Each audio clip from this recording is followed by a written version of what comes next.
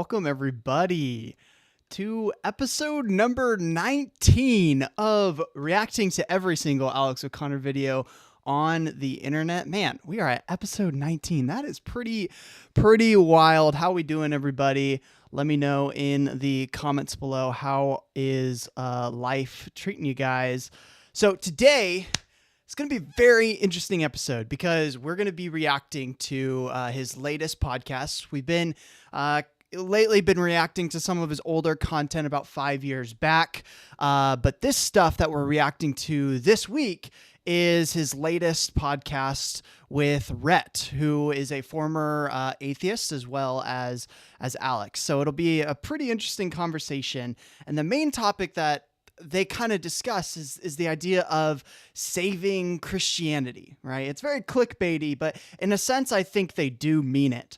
And in the sense that they mean it is in saving it from becoming a political statement, or saving it from becoming this sort of stance against liberalism or pro-capitalism, pushing a lot of those kind of narratives, those ideas, and instead of that being kind of the basis of Christianity, which if you read the Bible, it's definitely not capitalistic. You kind of have to read that into the text, but with that comes a lot of different ideas about being worried about the future, being worried about who's going to be the president, who's going to be in charge of the country. And so at the end of the day, I think what they're really concerned about is Christian nationalism taking over the fundamental idea of Christianity. So, but how are we doing, guys? Give me a rating out of 10. What would you say is your current attitude today? And as you do that, let's look at where we are at in terms of reacting to every single Alex O'Connor video. So far, I've watched 186 of his videos. Now, Alex, in terms of just videos alone, he has released 404 videos. So we're close to halfway. I'm hoping to be done this entire series by August 20th. So I'm very excited about that. And then in terms of these live streams, we have reacted together to 39 videos. Give yourselves a hand of applause. Come on. 39. That's pretty cool. And this week we're going to get to the 4th decade. So that's pretty cool. We're going to hit 40. Maybe we'll do more than one video. This next one's kind of longer, so it'll probably just be one. But I mean, if you guys are up to it and I'm feeling good, I say we go for it. So, and then, as always, we do Alex O'Connor Bingo. So if you want to go down to the description down below and play along with Alex O'Connor Bingo, then go right down there and click Let's Play Bingo and play along. And as we are watching this, we'll see what Alex mentions. If he mentions something like he went to Oxford, or if the Big Bang Theory ends up coming up, Richard Dawkins, Islam, any of these sort of topics that he normally brings up, if they come about in the conversation, then you'll get to mark it off and I'll shout you out. And if you're watching this afterward, I will shout you out in the next conversation as well. So that'll be something to keep an eye out for. If you get the bingo on this, actually, you'll be the first bingo, because I've been adding to it in order to hopefully get a bingo. And no, it's been absolutely insane I don't know how we haven't gotten a bingo yet, but yeah. So anyway, it's kind of crazy. Clinton, welcome to the stream. Well done. We're getting through it. We're done 40 almost for this, so it's pretty stinking cool. But yeah, so this one, as I mentioned, is with Rhett, and I always say his name wrong, McLaughlin, I think. I think he joked about that in a different video. I haven't seen it yet, but I have seen this clip here where Rhett kind of talks a little bit about, it's just a clip from the podcast itself where he talks about Christian nationalism specifically. So, but I'm excited to dig into this whole conversation because, I was a huge fan of Good Mythical Morning. Were you guys a big fan of Good Mythical Morning? Let me know down below. And yeah, I'm just excited to dig into this and see what this episode has in store for us. I think, so this is, before we get into it, this is a little bit of my thoughts here. I grew up in, evangelical Christianity, right? No longer in that sphere anymore, but I grew up in that sphere. And the thing about evangelicalism is publicly, they're very political.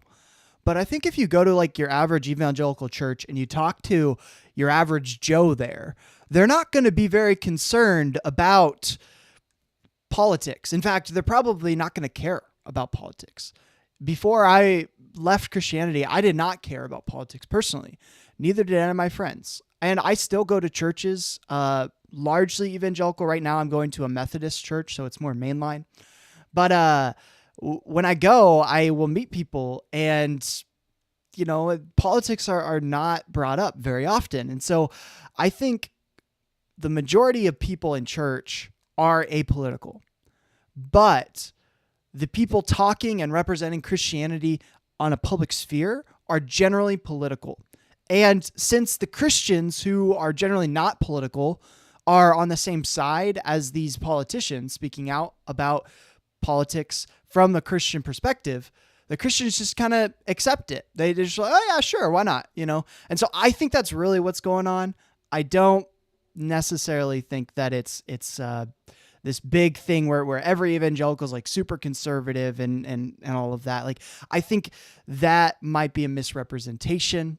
I don't know if that's exactly what they'll bring up in this conversation, but I honestly think if you ask your average not conservative, that's against my point. If you ask your average Christian in an evangelical church, I don't think you're going to see that they're largely into politics or largely conservative. So Riley says, I'm chilling. I ordered a pizza for dinner. Come on now. Come on. It's good stuff. Good stuff. Can you refresh where we are at in the conversation right now? Well, we are at the very beginning. We have not even started. So right now I'm just kind of talking preamble to the conversation. But yeah, we're about to dig into the very beginning of it. So I did see a clip, right? This clip here from the conversation where Rhett talks a little bit about Christian nationalism. And so that's what I was responding to, was Christian nationalism as a whole. But yeah, let me know in the comments below too. Do you think they actually speak out about Christianity and represent it appropriately? Especially if you're a Christian, I want to know, do you think they represent Christianity well in this conversation? Obviously, you don't have to say yes or no if you haven't seen it yet, but as we get along, let me know. I would love to hear your thoughts. But here we go. We need to save Christianity from Christians with Rhett McLaughlin. Going on a tour of the United Kingdom. If you've ever been interested in that big question of God's existence, or tried to make sense of religion in the 21st century, or consciousness, or anything philosophical, then join me on stage as I try to work out some of these topics with you. I'll be in conversation with a good friend, but also bring questions because there will be an extensive Q&A, and maybe even an opportunity to hear and rate some of your philosophical hot takes. The tour dates are on screen, the link to buy tickets is in the description, and I hope to see you there. Did I say your name wrong last time? Because I would say McLaughlin, right? And that's maybe my sort of Irish heritage. Bro, he literally brought it up. I think it's McLaughlin, but yeah, it's funny that he actually brought it up in the conversation. Scottish or Irish? Well, that's an interesting story. I thought it was Scottish. I took my entire family to Scotland. No way. Dressed up in the traditional garb, got pictures taken by what I thought was our ancestral castle, the Lachlan Castle, and then we learned that right after my mother broke her ankle at the castle, we learned that the spelling is most likely Irish. Cultural appropriation. There's like 100 different spellings of it. Yeah, right. And so there's no doubt that McLaughlin is more close to the original. Son of Scandinavian or something, it means, right? Well, you know more Something than I like do. that. I just looked it up in the bathroom. But the Son of Scandinavian. That's crazy. You know, I've always wanted to do one of those like 23andMe kind of tests to get my, or Ancestry.com. Have any of you guys done that? But like, I've always wanted to do that because I've been told by my family that we are related to Captain Kidd, the pirate. And we have the last, I don't personally have the last name Kidd, but like my grandma, she had the last name Kidd. And so Kidd. So potentially we're related to Captain Kidd, a criminal. So you might be listening to a criminal right now. I don't know. So you probably said it more accurately because the McLaughlin is like an Americanization of it. McLaughlin is what you would say, right? With like the well, accent. Growing up, I would say McLaughlin. Well, whoever you are, welcome back to the show. I was just trying to avoid the comments again because some of them were sort of like, oh, like, you know, it's funny to hear his name like that. I think that's how it's. Well, it seems to be I always said McLaughlin, so I was wrong. McLaughlin. I see. The MO of anytime someone makes like a reaction video to anything, if your name is a little bit hard to pronounce, the beginning of the video is them trying to figure out how to say the name. Yes. For me, it's people just making fun of my British accent and talking about tea. They got to find something. I always make fun of Alex in the way that he pronounces airplane. He's like airplane. He's just like a emphasis on the R. So, but no, that's really fascinating. I'll listen to like audio or not audio. Oh yeah, I'll listen to audiobooks, but then I'll listen to like people reviewing books who have read it physically. So when I hear them reviewing the book, and I heard it in Audible, so I know how names and places are supposed to be pronounced. A lot of the time they'll pronounce it wrong because they were reading it and that's just how they read it. And I just find it so funny. They'll do that all the time. And then they'll get corrected after like a few chapter reviews or whatever. But yeah, no, it's just so fascinating. Then happens all the time. Speaking of which, our last episode. Yeah. I thought it's great. It's one of the most viewed episodes we've ever done, which like in a way is unsurprising because people like you so much, but also like it obviously just captured a great deal of attention and interest. And yeah, it was very well received. Also, you know, for some a bit controversially received. Right. We were just talking about this. I put that episode out on Easter Sunday. Yes, you did. It wasn't on purpose. I genuinely like, because we talked about like. Well, it's really funny. So I'm subscribed to his Substack, and he released that episode like 2 days prior to Easter Sunday. And so I listened to it on the day that it came out, and, you know, I just was like, oh yeah, okay, that was a cool episode. And then people started reacting to it like a few days later, and I was like, oh, okay, cool. But then the big title on like all the titles was like, he released it on Easter Sunday. He bashes Christianity on Easter Sunday or whatever. And I was like, oh, was it Easter Sunday? And then I looked back and I was like, oh, I listened to it a few days prior to that. You know, because all these episodes are done a few days before they're released to the full public. But I just thought that was interesting. Like the resurrection and Jesus and stuff. And we put out episodes on Sundays, and an episode has to go out that week. And right. I was excited to put out this episode I've done with you. And I put it out. And it's only afterwards that I'm seeing people commenting like, oh, man, this is brutal. You know, right. talking about the resurrection. And I was like, oh, gosh. Yeah, and I know that wasn't your intention, and it wasn't my intention. I mean, it's definitely not your fault. I know that much. Well, it's funny because let's all blame Rhett for that. Just you know, let's stop watching his videos for that reason. Because you know, we talked about doing another episode. You know, when next time you came into town, and I know we talked about, is there like something in like responding to the responses or whatever? And I think we both agreed that we're not interested in doing that. That's right. And it's funny because a friend of mine, Paula Gia, who's got a great YouTube channel, he's a former Christian that examines the claims of Christians. Yes, Paula Gia. He just did an episode. He had just released a video. I haven't seen it yet, on why Paul might not be a Christian. Like the Apostle Paul might not actually have been a Christian. So I'm excited to dig into that. He talked to, I forgot who it was. You guys can let me know in the comments below who you think that might have been. But yeah, I'm excited to dig in that one because that's a really fascinating topic to me. That's insane. He took all of the sort of major channel responses to our video and he made a response to it. And the name of that video was, "Did Rhett just break Christianity on Resurrection Sunday?" Yeah.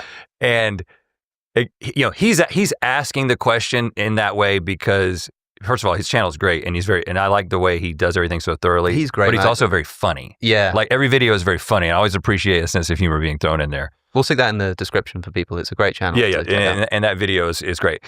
Yeah, for but sure. He's asking that question because it's like you would think that was what we had set out to do. Right. Was that our conversation was setting out to like be a critique of Christianity or to break Christianity or to like make a case against the resurrection. And honestly, it may seem ridiculous I kind of forget that is how things are interpreted a lot of times, right? Because I see it like we're sitting down to have a conversation. I'm trying to be descriptive and not prescriptive. Mm-hmm. But I think a lot of times, obviously, if you're talking about, well, I'm not a Christian anymore, and here's a couple of reasons why. I'm not going into some really well articulated case against the resurrection, but it's implicit that I'm critiquing or I have something against Christianity or I don't believe in it.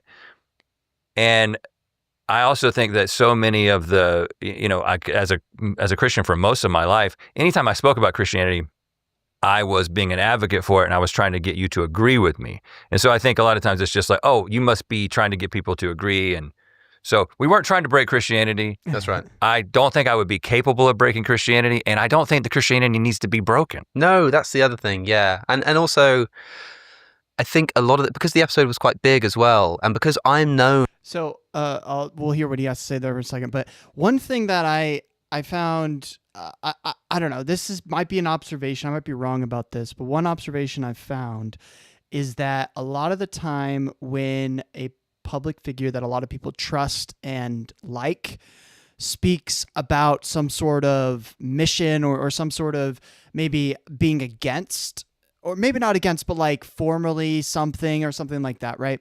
A lot of the time it's interpreted as them trying to convince other people that to agree with them because they have such a large platform and they're talking about it. And so like naturally people are going to be, swayed and convinced by that, even if that's not their intention. And so people interpret it that way and get afraid of it. And I think another reason why people react to something like that, rather than, if someone puts out a video talking about a recent religious paper that's come out, there aren't going to be a lot of reactions to that because there aren't a lot of people who know about that and who are listening to that, right? A lot of channels that talk about religion as an academic study rather than as a faith, a personal journey or anything like that. A lot of those channels do confront traditional Orthodox faiths regularly, but people don't have this like major reaction to them. Like there aren't a ton of apologists talking about every single, I don't know, like, this channel's pretty tame with it, but like Religion for Breakfast, like whenever he releases a video, it's not like every single person out there who's an apologist is freaking out and reacting to all of his videos, even though sometimes he'll bring something up that is, gonna raise some eyebrows for Christians or for Muslims or a lot of different religions, right? Primarily Christians because it's English speaking, right? I think that's probably the reason it's primary. But the reason I bring this up is because when people react to big names like Rhett here, it's mostly out of fear that people who haven't really looked into it a lot are going to just be convinced emotionally or because he's like a nice guy and not convinced because of using logic, right? And I think that's fair. Like when a lot of, big name people, like a big celebrity who isn't Christian then becomes Christian, I feel like there's probably going to be a decent amount of people responding to that who will want to say, hey, look, this is why Christianity is probably not intellectually correct, and pushing back in that way. Because a lot of people who aren't normally thinking about these things now have a reason to start thinking about them. And the person they trust and care about and look up to is telling them what to think just based upon their perceived friendship or perceived liking of that person. So I think that's really what's going on a lot. Dr. Paula Frankenson was the guest on Apologia. Yes, thank you. Yeah, you guys can check that out. I'm excited to dig into that. So did you like it? Was it a pretty good video? I just saw it on my feed earlier today and I was like, I don't have time for that. But yeah, so I'm excited to dig into that. Also, I fact checked Alex. He's right. Son of Lachlan, and Lachlan just means Scandinavian. Could be son of Viking. So maybe he did some pillaging. His ancestors did some pillaging in the back. Dum dum dum. Scandal. Scandal alert.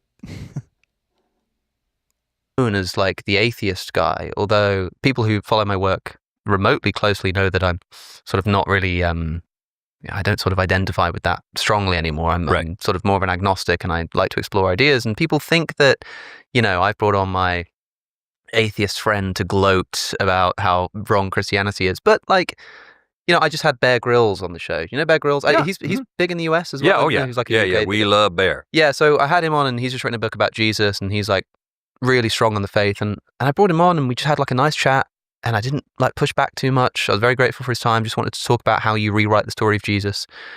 And I do that too. I just like hearing people's stories. And I didn't get any atheists, actually, somewhat surprisingly, in the comments of that section being like, why are you trying to promote Christianity? It's like, I'm not just trying to have a nice chat. But I know what you mean. Like, it's not necessarily Christianity that needs breaking, but I think we can both agree that there are certain ways that Christianity expresses itself in the modern world and throughout history that probably need rethinking, right? Yeah, I mean, I would go as far as to say Shots that fired. I don't know. I can only One thing before we get into that topic, because that's the main thing, that's the main deal. Alex mentioned basically him just talking about Christianity and scholarship and things of that sort, and people perceiving that as him trying to tear down the religion or the ideology and disprove it or what have you. I think what's interesting is Alex used to be more of an advocate for things. Like right now we've been getting through his series, him advocating a lot for veganism, which has actually been really cool and super influential in my life. So it's been cool to hear that stuff. But if you haven't seen any of that content, definitely check it out. But he was that for a while. Before that, he was an advocate against Christianity. He would have considered himself as someone who thinks the world would be better without Christianity. That's in some of the earlier conversations, that's what he would have said. And actually he wouldn't say Christianity, he would have said religion, but a lot of the examples he was giving was either Christianity or Islam. So I don't think he quite had as much of a scope of what religion is as a subject as he does today, which is, obvious from his recent, more earlier conversations. So, but to me, I think having gone through this series, I'm starting to realize that Alex was a big advocate for things, and now he's become less and less of an advocate for things. Because I think when you learn a lot, when you dig into a subject and you learn a lot of facts and counterfacts and a lot of arguments and counter arguments, it becomes so just jumbled together that it's like hard to know what to think and hard to be like sure of anything. The only thing you're going to be sure of after digging into a subject for long enough is that you don't know. You're unsure. You're going to become more sure of how uncertain you are of things. And so to me, it shows his authenticity in the search, But it also is interesting to just kind of see that development over time. He's definitely not really much of an advocate for things anymore, whereas before he was. He definitely advocated for things, and not like in a negative or bad way. I think he generally was kind and polite when he did those kind of videos, but it was a lot more forward and forcing behind it. So it's interesting to see that kind of evolution over time. Guess as to where I might be if I came from a different Christian background, or if I had a different set of beliefs, or I approached this differently. There's definitely, if multiple worlds theory is true, there's definitely a lot of Rhetts out there who are still Christians. It could have gone a different way. And I think that now on the other side of it, as somebody who's no longer associates with it, but is still so interested in it, right? I'm always going to be interested in it because it's formative to who I am. Yeah. And I'm just interested. It's so wild. I'm the same way. I'm just so fascinated by Christianity because it's just so much of what I am and what I was. Interested in the ongoing conversation. I've seen the way that Christians have approached a lot of things, and I kind of realized that I had sort of developed some ideas about, I've got advice for Christians ultimately, I think is what it is. Like, if you've got people like me who are currently in the flock and you want to keep them there, I think there's some things that you could do differently, right? The crazy thing that's happening is that you've talked about this a lot, but there is a crisis of purpose and meaning, right? Like, we are experiencing people feeling this sense of hopelessness and disconnectedness. And then you've got the church kind of stepping in. It's kind of having a cultural moment, right? Yeah. The church is stepping in, ready-made purpose and meaning. You've got this tested philosophy that's helped millions of people, billions of people. It's showing up in the stats.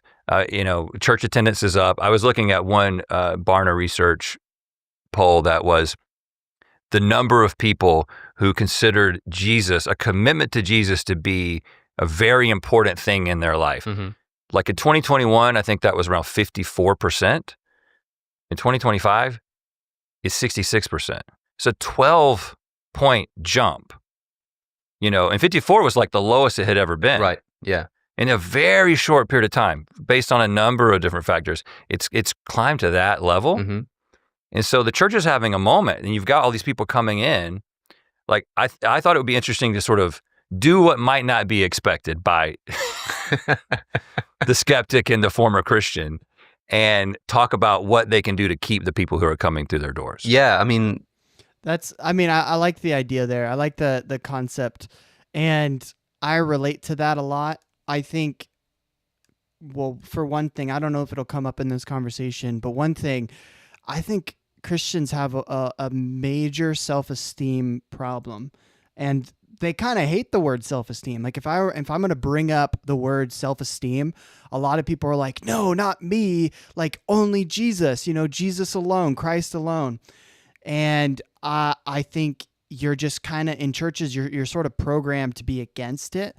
But there is a lot of health benefit, psychological benefit to actually believing in yourself and actually thinking of yourself in a positive way. If you're always telling yourself that you are dead in your sins, dead in your trespasses, and that only Christ can save you, that's going to have long-term psychological hardship for you, right? I don't want to say word trauma because it's not necessarily trauma, but it is going to be very hard for you, right?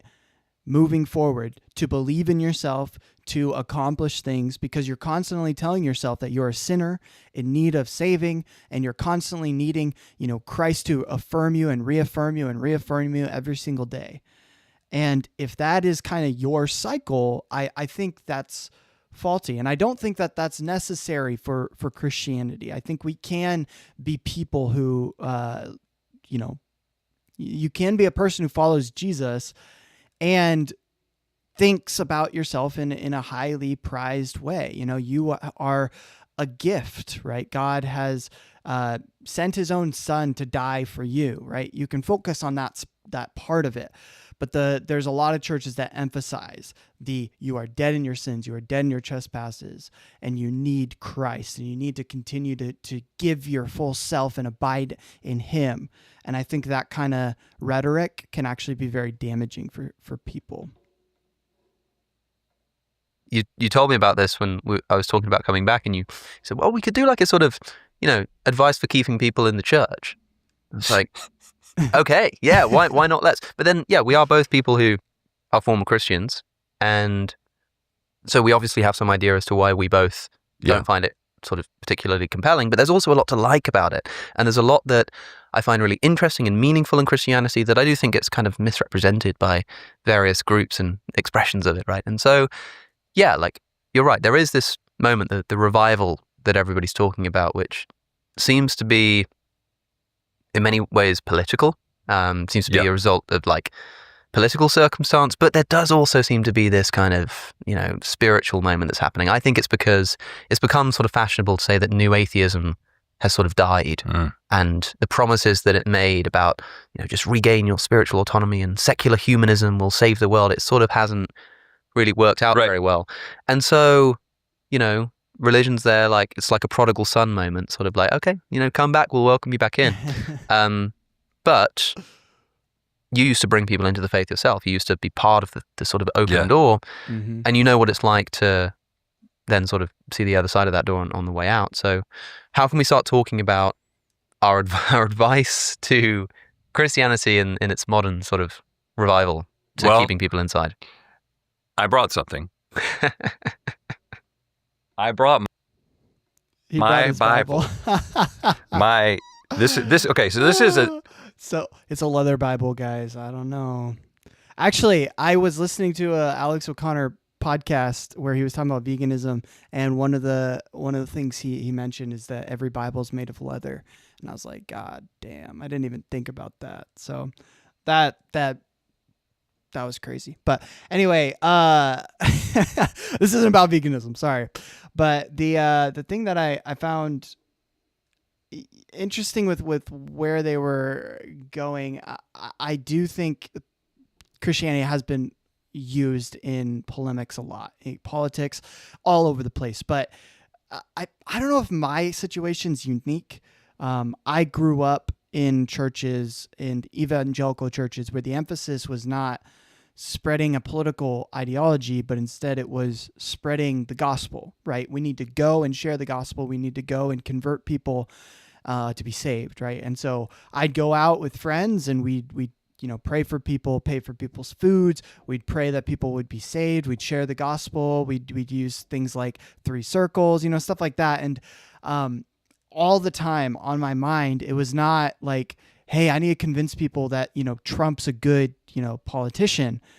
It was, man, I need to share the gospel with this person or they might be going to hell. And that was constantly on my mind. It was constant, just like, oh my God, if I don't share the gospel with this person, they might never know. They might not meet a Christian who actually is going to love them and care for them.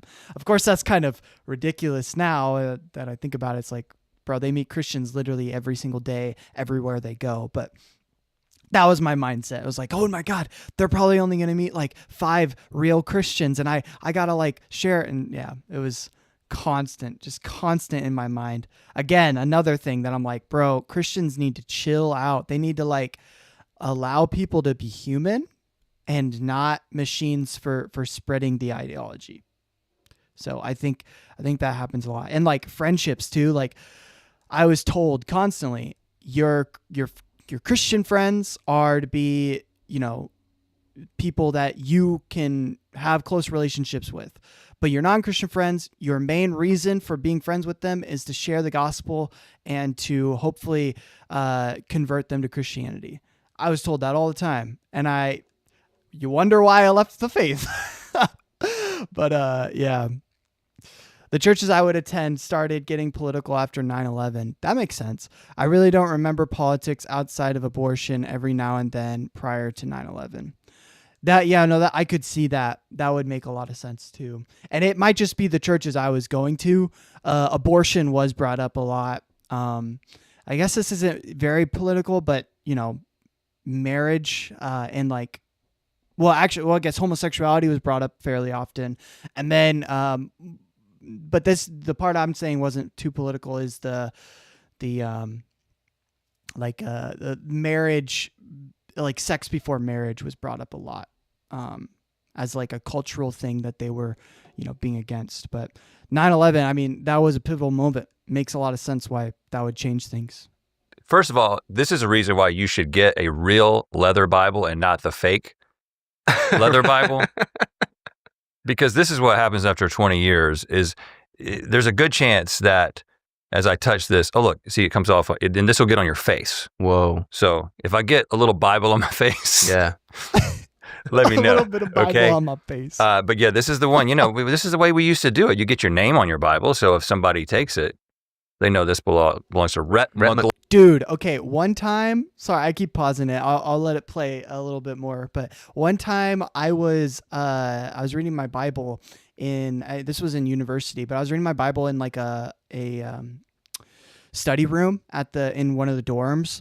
And while I was there, I was kind of reading it, and then my friend comes in, we start talking, and I leave my Bible in the study room. I just left it there. And then I went to his dorm. We hung out for a bit. I was filming YouTube videos back then with that friend. And so we actually were talking about a video at his place. And then I was like, oh my gosh, I forgot my Bible. So I ran into the study room to grab it, and it was gone. It was gone. Someone had stole my Bible. And like I looked all over the place, and I remember where I left it. I left it on like one of the couches on like the far left side. And I remember I left it there, and it was just gone. And I was like, maybe it fell through the couch. We like moved the couch, everything just gone. And I was like, well, I was really bummed because I had a lot of notes in there and like annotations and everything. But my thought at the end was like, okay, you know what? If someone's gonna steal something, at least they stole my Bible. Maybe they can read what's in it and they'll change. that was my thought. But yeah, it was wild, crazy. McLaughlin. Yes, there it is. No, but I thought it would be interesting. So I think that I think about the way that this happened for me, and I kind of see this as, again, and because I come from this background, it's just like there's a good 3-point talk, good 3-point sermon. It kind of hit me that there are 3 pieces of advice that I would give to Christians if they want to hold on to these people. Now, let me just say that one of the reasons I'm motivated to do this is because the church isn't going away. The church is going to evolve. The church has always evolved, and the church continues to be a really important cultural force. And in the United States, they basically have the biggest influence on the direction of our country right now. Mm-hmm. And I think that as a citizen of the United States and a citizen of the world, I have a vested interest in the church being healthy and the church being a force for good. Mm-hmm. And I think there's a little bit of that. There's also some other things that are happening in the church. So that's kind of the perspective that I'm bringing to this. But I see it as sort of 3 points. I would say they need to embrace faith, they need to embrace truth, and they need to embrace Jesus. Mm. So the first thing, when we talk about faith, I think in many ways, the modern Christian church, and I would say this is most pronounced in sort of American evangelicalism, mm-hmm. Kind of took the bait of the Enlightenment, right? So you've got this 1-2 punch of the Reformation and the Enlightenment. Reformation, of course, when faith became more personal and the access to Scripture and the experience of God became something that could happen on an individual level, right? Mm-hmm. And then you follow that up with the Enlightenment, where we go from truth being determined by dogma, by tradition and authority, mm-hmm. to truth being determined through observation, evidence. Mm-hmm. And I think that fast forward to modern times, and you've got Christian apologists who spend a lot of time making the case that Christianity is the most reasonable worldview that you can have. Right. That the resurrection is the best explanation for the start of the church. Like the literal bodily resurrection of Jesus is the most reasonable explanation for the start of the church. And I don't think that's true. I don't think it's the most reasonable explanation for the start of the church. But I think that what ends up happening when you have a brain like mine and you are sort of motivated to try to get the things that you believe to line up with reality, you're told this is the most reasonable thing. And so you really jump in with the reason and logic, and then you encounter a faith that says that reason and logic can be a little bit overrated. And what I see in the Bible from Jesus and also whoever wrote Hebrews, Paul, I see a completely different message. Conversation there. So I'm sure these are all verses that you're familiar with, but just to explore the idea of what faith looks like in the Bible. Let's take a look. Follow along at home. Bible study. Yes. Yes, follow along at home. Let me grab my Bible.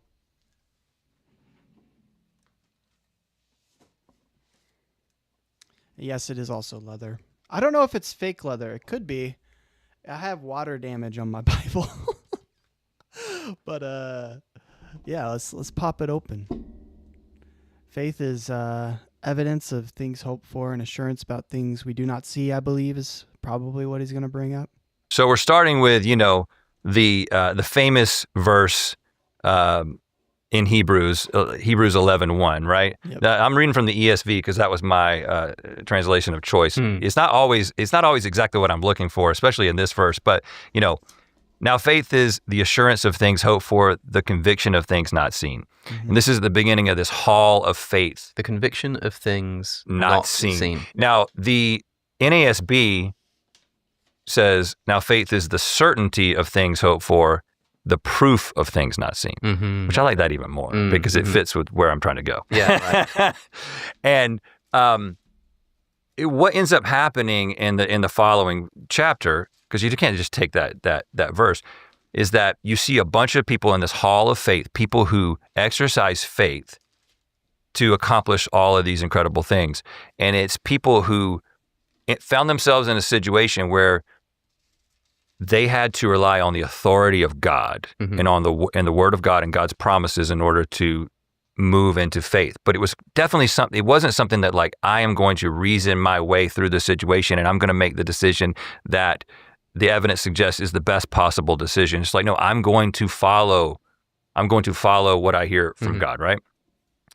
So right there, we see that in it's said in another place, we walk by faith, not by sight. So again, is this evidence and observation, or is this faith, right?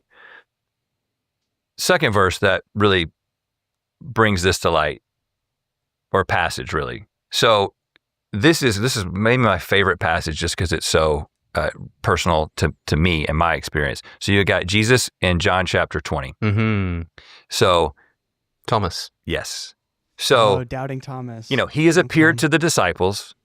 And he's shown them the holes in his hands and the hole in his side where he was pierced. And then, of course, Thomas, I don't know what he's doing. He's not there. And then Thomas shows up later, and they're like, "We have seen the Lord." And he's like, "Okay, well, that might be good for you, but I need to see him, and I need to literally place my fingers in his hands. I need to place my hand in his side." And what does Jesus do? Well, he comes back a week later and he's like, "Okay, you want to do this? Here, touch my hand, touch my side." And there's a great painting, The Incredulity of St. Thomas, which I want to get a print of this. Yeah. But interestingly, he's sticking his finger in the side, not his whole hand. Yeah. Missed opportunity. Yeah, I think so. Although, interestingly, I'll get to this in a moment, but it's not clear from the text. And this actually works really well with what I'm presuming you're going to say. It's not actually guaranteed by the text that Thomas ever actually touches Jesus. We only know that Jesus shows up and offers, "Come on then, like touch me." Right, because he kind of continues in that and says, "Stop doubting and believe." Yeah, exactly. And then, of course, he says the thing that, and I've heard you talk about this as well, he's like, you have seen because you have believed because you have seen. Blessed are those who believe who have not seen. Yeah. We'll get back to the show in just a moment, but first... Oh, he's going to do Huel. That's cool. Yeah, so to kind of confirm what Alex was saying there, in John chapter 20, verse, 27, "Then he said to Thomas, 'Put your finger here and see my hands, and put your hand and place it in my side. Do not believe, but believe.' Thomas answered him, 'My Lord and my God.' Jesus said to him, 'Have you believed because you have seen me? Blessed are those who have not seen and yet believe.'" So he does not say at all. John doesn't describe at all Thomas putting his hand or his finger in there. It was only Jesus saying, "Hey, do this. You asked for this. Here I am. You can touch the wounds." And he doesn't do that anyway. It's cool. Like he's gonna talk about Huel here. And there's a YouTuber, Joey Kasparov. Is that right? I might be totally butchering his name. Alex had him on a podcast, one of his earliest podcasts, and he goes into like factory farms and does a lot of filming there. But I think Alex, maybe I'm wrong about this, but I think Alex started drinking Huel after he left veganism because it's a very taxing diet for sure. Like there's a lot of preparation you have to do, and if you're on the go a lot, it's hard to keep up with that in a healthy sense. So, but this guy, I'm totally blanking on his name. I think it's Joey Kasparov. I'm sorry if I'm butchering his name, but he reacted to Alex's video on his community post saying he's no longer going to be vegan. And he says, "Bro, you should start drinking Huel." And it was, now he's starting to promote Huel as something that he's been drinking for a while. So I'm wondering, I wonder if Alex was influenced by that video or not to drink Huel. So, but it's pretty cool. It's vegan, so that's cool. If you're anything like me, then getting the right kind of food in your diet can be a bit of a challenge. And in times that I've been struggling to get all of the vitamins and minerals that I need, it's these guys, Huel, that have come to the rescue. This black edition is a complete meal. 400 calories, 35 grams of vegan protein, 26 vitamins and minerals. It's high protein, low sugar, and 45 grams of protein? Damn. And low cost, all while saving your time as well. I like this pre-packaged edition. This is the chocolate flavor, but it also comes in chocolate peanut butter, salted caramel, iced latte, all kinds of different flavors. So just go to huel.com/Alex O'Connor. And if you use the code Alex O'Connor at checkout as a new customer, you'll also get 15% off. Complete nutrition while saving your time and your money. And with that said, back to the show. Which again, considering this sort of essence of Enlightenment values of empiricism and observation, to say blessed are those who believe without seeing. When I ask Christians about this and I say, look, what's Jesus saying here? Is he saying that you're supposed to believe without evidence? They say typically, no, it's more that Jesus thought that Thomas already had enough evidence based on the witness of the disciples. Like blessed are those who could believe based on that amount of evidence. And even if that's the case, we're still talking about sort of belief in something which you have not directly observed for yourself, but rather heard through essentially a kind of authority. That is the authority of trustworthy friendship, which is much more in keeping with the sort of traditional view of authority than this Enlightenment scientific approach. And it takes into account the experience of almost everyone who's ever responded to the gospel. Yeah. I think we talked a little bit about this last time as well, but it has only until a very recent point in history, if I were to share the gospel with you and tell you about the risen Jesus, would you have said, well, let me see if I can verify if that's true. Mm-hmm. Because you wouldn't have had any tools to verify that was true. Yeah. Like there was no scholarship on that anyone had access to.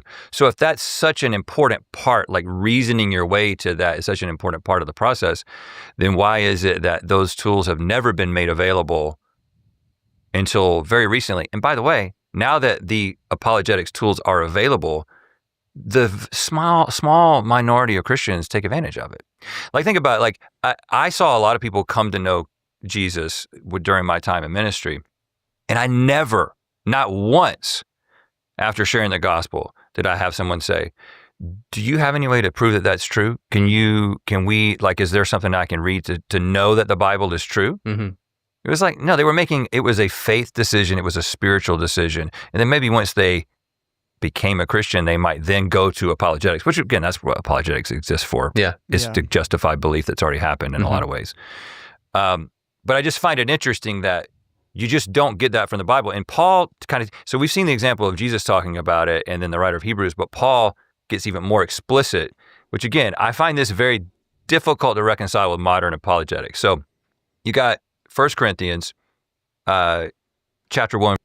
So we'll hear what he has to say there in a second. But I do agree. Like when I was a Christian, that was the main thing. That was like every single time I'd share, it was never, hey, this is why you should believe because it's historically, reliable to believe in the resurrection, right? Or, hey, look at this, piece of archaeology that proves, that, the disciples were here. Or, look at the letters of Paul. They date really close to when Paul was when Jesus was alive, right? Paul was just after Jesus. And hey, look in 1 Corinthians chapter 15, there's a verse here that's actually in an early church creed that dates within 10 years of when Jesus died, So like, that was never the conversation. The conversation was always like, hey, are you broken inside?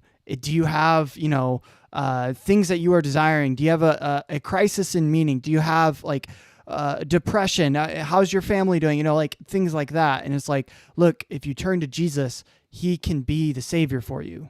That was always the emphasis of sharing the gospel. I'd use this tool called 3 circles where the first circle was a circle to represent the world that we live in. And then the second circle next to it would be the circle that represents the Garden of Eden, the world that God desired it to be, right? And then there'd be a third circle below it. So it'd be kind of like a Venn diagram, but they don't intersect. So circle 1 here, which is the world we live in, which is broken. Then here, circle 2, which is the circle that represents the Garden of Eden, the world that God desired for us to live in. And then third circle is Jesus coming down into the world and providing a connection from this world to this world. So we can then enter into eternal life again with Christ, where there is no pain and suffering and sin, right? So that was always the connecting factor. And it seemed to be fairly convincing to people because they'd write in like different things they were struggling with in the world that was of suffering. And then I'd talk about, hey, look, here's Jesus. He came in and to help you through that. And, to me, it's always this sort of personal, in-depth, like, can Jesus be my savior? That was always the emphasis of sharing the gospel. So 100%, I agree. One verse, what is that? I need my readers. 18. For the word of the cross is folly to those who are perishing, but to us who are being saved, it is the power of God. And in other translations, it says foolishness, right? Mm-hmm. And then he expands on this at the top of chapter 2, where he says, and when I came to you, brothers, I did not come proclaiming to you the testimony of God with lofty speech or wisdom, for I decided to know nothing among you except Jesus Christ and him crucified. And I was with you in weakness and in fear and much trembling, and my speech and my message were not in plausible words of wisdom, but in demonstration of the Spirit and of power, that your faith might not rest in the wisdom of men, but in the power of God. Mm. This is not Amen. a plausible argument that you're trying. Yeah, I agree with that. I mean, the main emphasis was like, I believe it's at the chapter where he says, in my weakness, I am strong or something like that. Basically like my weakness shows the glory of God. And so I boast in my weaknesses. And the emphasis is like, I am strong in boasting my weaknesses because it shows the power and the glory of God to have been someone to save me, right? So yeah, that's always been one of my favorite chapters from Paul. Super cool. Trying to make, and again, the reason I think this is so important from a Christian perspective is that when you tell somebody like me that the resurrection has incredible evidence, that is the most well-attested event in the ancient world. And then you look at what the evidence is that exists, and you're like, well, that's not. There's no contemporary evidence, no physical evidence of the resurrection, bro. There's none. It's only literary evidence that is decades afterward. Hell no. Like there are countless events in history way more attested to. In the ancient world. Absolutely ridiculous. But yeah. Not true. Like that's not true. It's coming from people who aren't historians and who haven't actually looked into what the normal criteria for a historical event to be legitimate is, right? If it's only testimony, not even eyewitness testimony, that's very weak. It's very weak. It's not implausible, right? There's other reasons to believe, like the continuation of Christianity. Where did it come from? Why were these people willing to, die for their faith? That itself is probably lesser than what is presented to as well. But anyway, I'm getting on a tangent here because that does annoy me because I believed it. I believed it for years. And I espouted it, it was the most historical fact in history. And it's like, no, it's not. Like, there's so many other things that are way more attested to in ancient history. So, yeah. Like, you can choose to believe it is an explanation of the beginning of the church, but there are natural explanations that can explain everything that we know about the church. And of course, they're more plausible from a just reason and logic standpoint. And if you think about any other religious claims, like I always find it really interesting the way Protestants don't give any time to the Marian apparitions, right? Yeah, right. Like when I was a Christian and basically kind of a Baptist, like a non-denominational Baptist, I heard about these Marian apparitions that had happened throughout history, some very recently and some very well attested. Some with like newspaper, like you can read press interviews. Is that the one in Zitoun?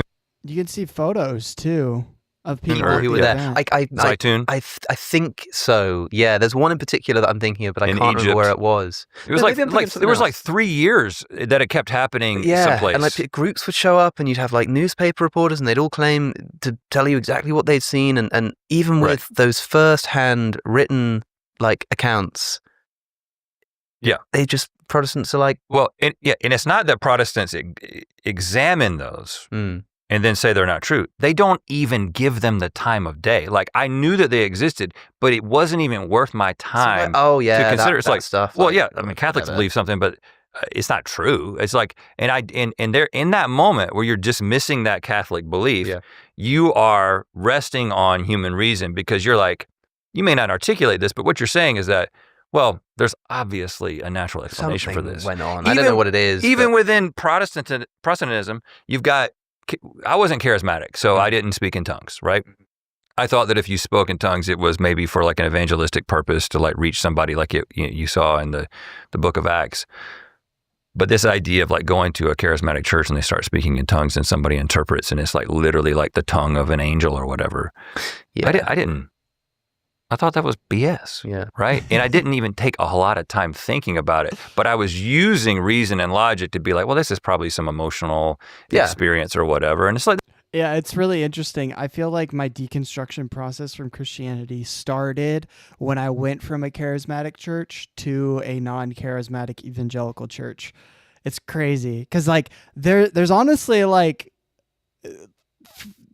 They get along, but there's some like tension, I think, a lot of the time. And it's because people, the charismatics are like, bro, we need to go be healing people. We need to go, pray over people. We need to be listening to the people who are making prophecies, all these things that they're really like pushing. And the non-charismatics are kind of like, whoa, chill. Like, I don't think any of that's legit or true.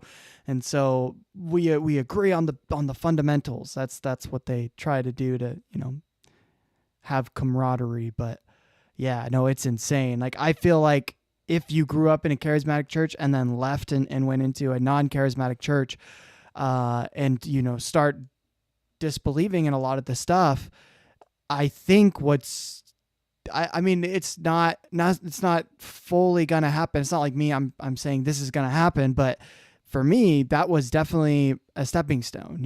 I started to disbelieve in the baptism of the Holy Spirit and in the speaking in other tongues outside of interpretation of tongues. I started to disbelieve that, it was always God's will to heal. I started to doubt whether I'd actually prayed over people and who I thought I had been healed were actually healed. It's a slow, long process where you start to question, I don't actually think that was legit. That one moment I laid down because I felt, emotionally stimulated, and it was thought it was the being slain in the spirit, I don't think that's biblical, and I think I was mostly doing it because everyone else was around me, and I didn't want to look like an idiot. Like that kind of stuff starts happening, and you start questioning, and then over time, I think it leads potentially into full deconstruction. But I think it's a stepping stone, because he's totally right. You're emphasizing the logic. You're emphasizing rational thinking over a personal, relational faith in God, and just like trusting that God's got your back. If the emphasis is more on apologetics rather than, God's got my back, and I'm gonna seek first the kingdom of God and righteousness, and in all these things will be given to you as well. I almost butchered that verse. If that's your focus, that's a Christian who's going to stay. But a Christian whose focus is, I need to prove this, I need to prove this, I need to prove this, they're going to get tired out, and they're not going to stay. I just don't think they will. So, but that's not the majority of Christians, which is why I think most Christians leave, not because of logical arguments. The ones who were Christian because of logical arguments leave for that reason. But most Christians who leave, they leave because they had a bad experience in the church, or it's a mix of both. They're still Christians. They're still in the fold. Catholics, I don't know about them. Yeah. And even you know about this rainbow body stuff? Rainbow body. So this is fascinating. Dale Allison talks about this. I had never heard about it, but wait, I have heard of this. Tell me about this. It's in Tibetan Buddhism. Yeah. And there is this idea that if you are a very enlightened individual, like fully realized, I guess like Dalai Lama level, that when you die, your body transforms into light directly. Mm. And so what they observe is that the body gets smaller and smaller. And I think they call it rainbow body because you'll see a rainbow, like wherever they're entombed or whatever, there's like a rainbow that's coming out of it as they transform into light. Yeah. And the only thing left is a lot of times hair, teeth, and fingernails. Mm. And of course, if you don't have a reason to believe that, then you're like, well, that didn't happen. That doesn't happen. That's not real. But people are probably thinking that didn't happen, even if that's the first time they've ever heard of this. If you're a Christian listening, you've probably gone like, oh yeah, well, like you haven't looked into it. You don't know what the evidence is. Yeah. I'm sure there's like a wealth of... Dude, that's so true. And I mean, and you can't really judge someone for not having looked into it, because every little thing you could spend an entire lifetime looking into and still not know enough to determine with absolute certainty of whether or not it is legit or not. It's just, it's a crazy thing to ask of someone. But yeah, no, it's crazy. Great attestations. Yes. And but like, it kind of doesn't matter because like that obviously didn't happen. Right. There's a Catholic, I need to read more about this, but there's a Catholic priest who went to spend time, like in the last 100 years, spent time over there and investigated these claims directly, and basically says, I interviewed all these people. I don't know if he saw it for himself, but he's like talking to all these people and he's like, this is very, very well attested. Yeah. It doesn't seem like a hoax. It doesn't seem like something they're making up. He was actually trying to make a parallel between rainbow body and the resurrection. Right. Interestingly, and I don't want to speak too much on it because I don't know too much about it. But Interesting. if the central claim of Christianity was rainbow body, Jesus rainbow body, which that would really confuse things with the pride flag and everything. Yeah, what do we do at that point? No. Reclaiming the rainbow for Christ. Yes, the rainbow. But like if that was the central claim of Christianity, that would be the thing that apologists are defending. Yep. But we're not even considering it. We don't even know about it. It's something that there's like this tertiary knowledge of it. And I just think that, again, you're digging in, and again, if you look at like Muslim apologetics, which I've looked at a little bit, but there's certain miracles and and it's just like you see kind of a one-to-one apologetics channels that if you want to find those of like defense of things like the splitting of the moon and things like that like it just feels very, very similar. So anyway, I think the point is that it seems that according to the way that Jesus talks about it, the way that Paul talks about it, that if you make a decision, like this is happening on a spiritual plane, And this decision that you make to believe in the resurrection is not because it's the most plausible thing, not because it's the most reasonable thing, because it's not. It really isn't, right? Paul Agea's got a great video and a great theory on this called the minimal witnesses hypothesis, which I think is a great. I love the guy, and I think it's a great channel. But just Peter and Paul, basically saying that, like, here's a natural explanation for how the church started that is plausible. Now, do we know that that's what happened? No, we don't have the level of insight that we can have into these events. But you can choose to believe. I think it's just ultimately what I'm asking for. I think is just embrace the fact that it's a faith. And if you're saying that you believe this in faith because you trust God, and then there's a legitimate spiritual transformation that takes place, why is that not a good enough argument? Why do we have to get into using reason and logic? Because for me, I was told it was true because it was reasonable. When I found out it wasn't reasonable, I concluded that it wasn't true. Yeah, it sort of sets up the way in which it could be falsified.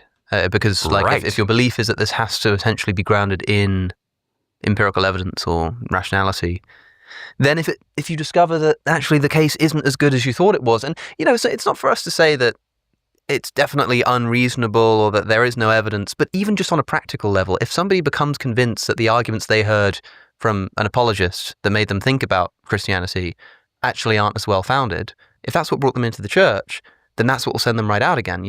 It's the same hand that leads you in also pulls you out. Okay, and so in that case, is it not better to ground Christianity in what historically people have claimed is the most sort of important part about your relationship with God, which is the experience, the faith, the sort of personal commitment to a relationship with Jesus, that kind of stuff. And yeah, you're right. I mean, the thing that you guys should check this out if you haven't. I listened to this podcast a lot before, but it's Christianity on the Spectrum, and very extensive research. This guy has had thousands of conversations with different people who are on the spectrum. The podcast host, he himself was on the spectrum and left Christianity.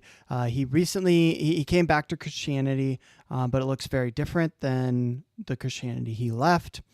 And he talks a lot about apologetics, because for a lot of people who are on the spectrum, apologetics is a major reason for their faith, right? Because they love kind of like digging into things, right?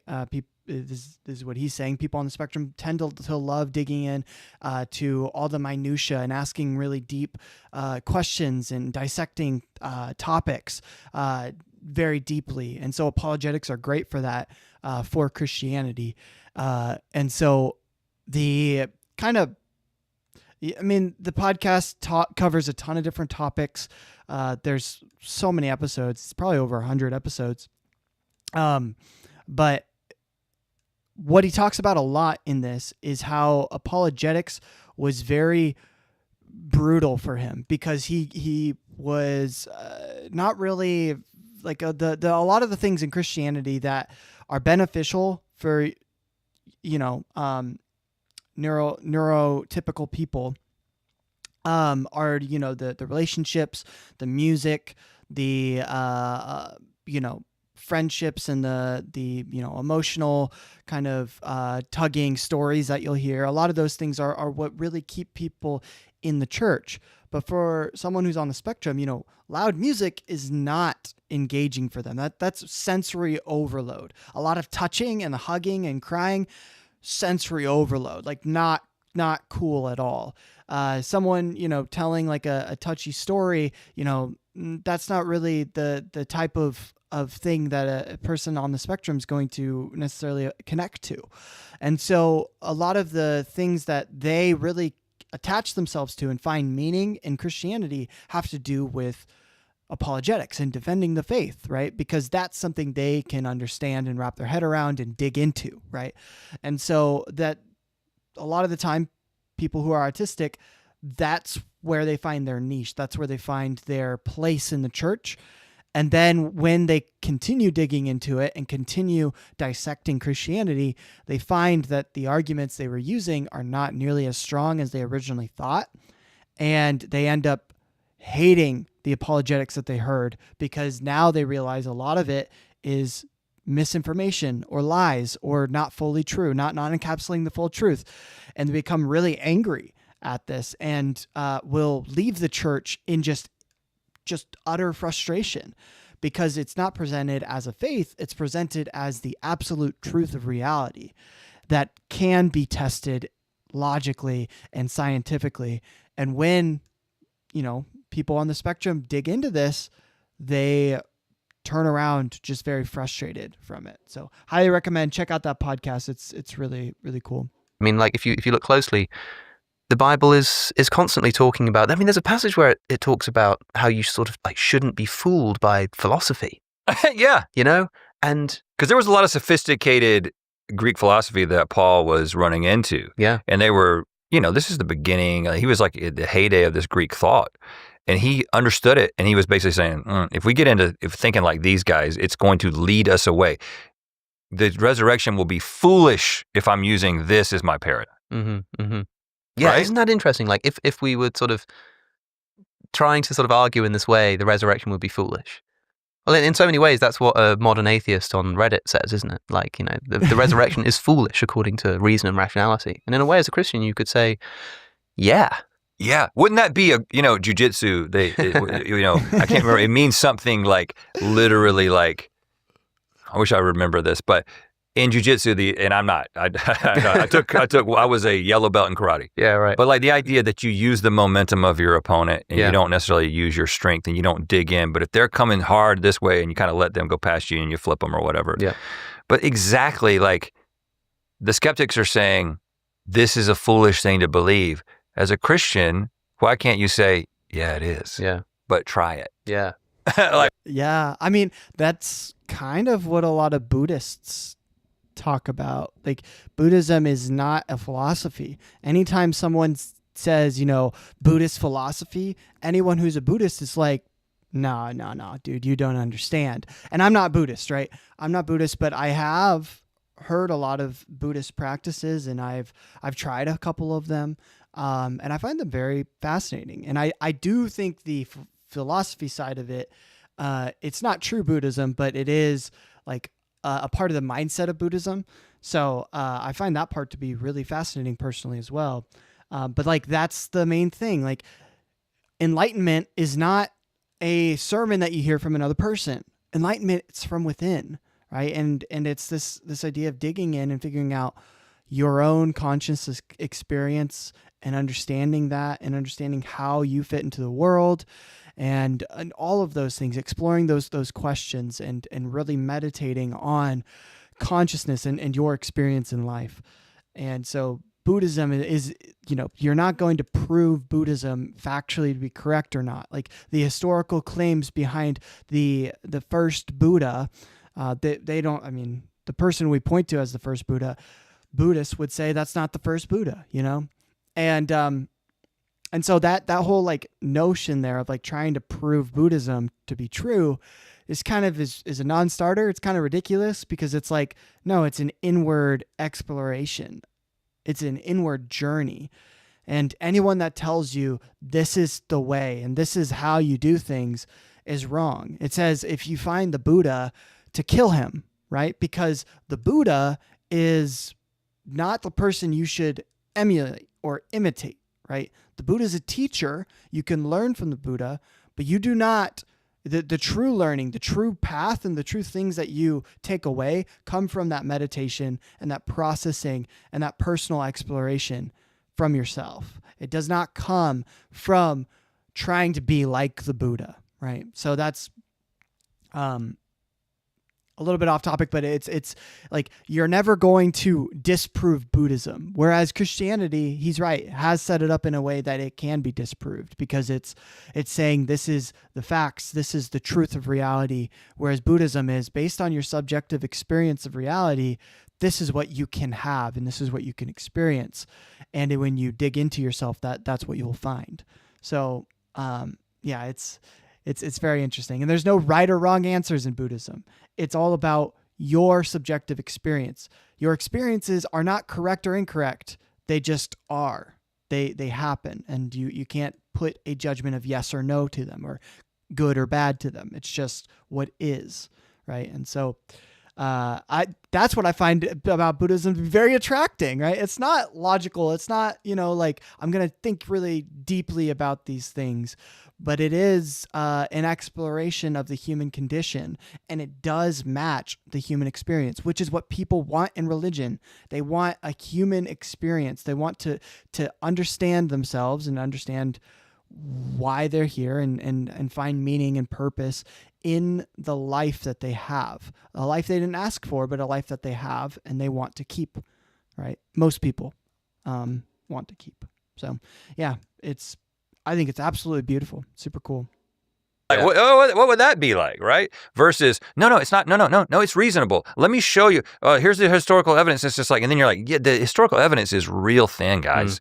And there's very few Christians who are willing to admit that. Dale Allison is my favorite of all of them because he is willing to admit that he has made a faith decision, because you can't look into this cloud of history and come to confident conclusion. He's phenomenal. I just, I had him on my show, I think between seeing you last and now. I think I hadn't had him on when I last spoke to you, but I've had him on the show.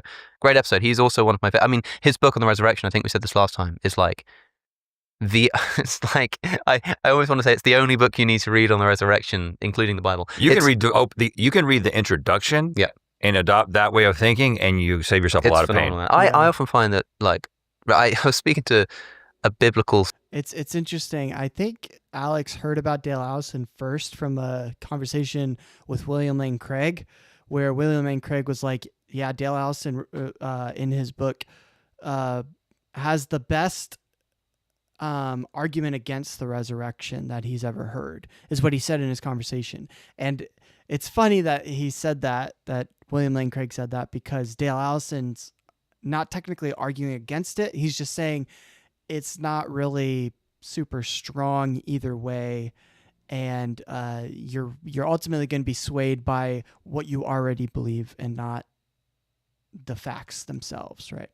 So it's kind of funny. And William Lane Craig, has a rebuttal to it. You guys can read that online as well, but to Dale Allison and his book on the resurrection. So definitely an interesting read. That one's a bit shorter than the book. So if you want to have a grasp of the book, you can do that, or honestly just read the introduction. It's really cool.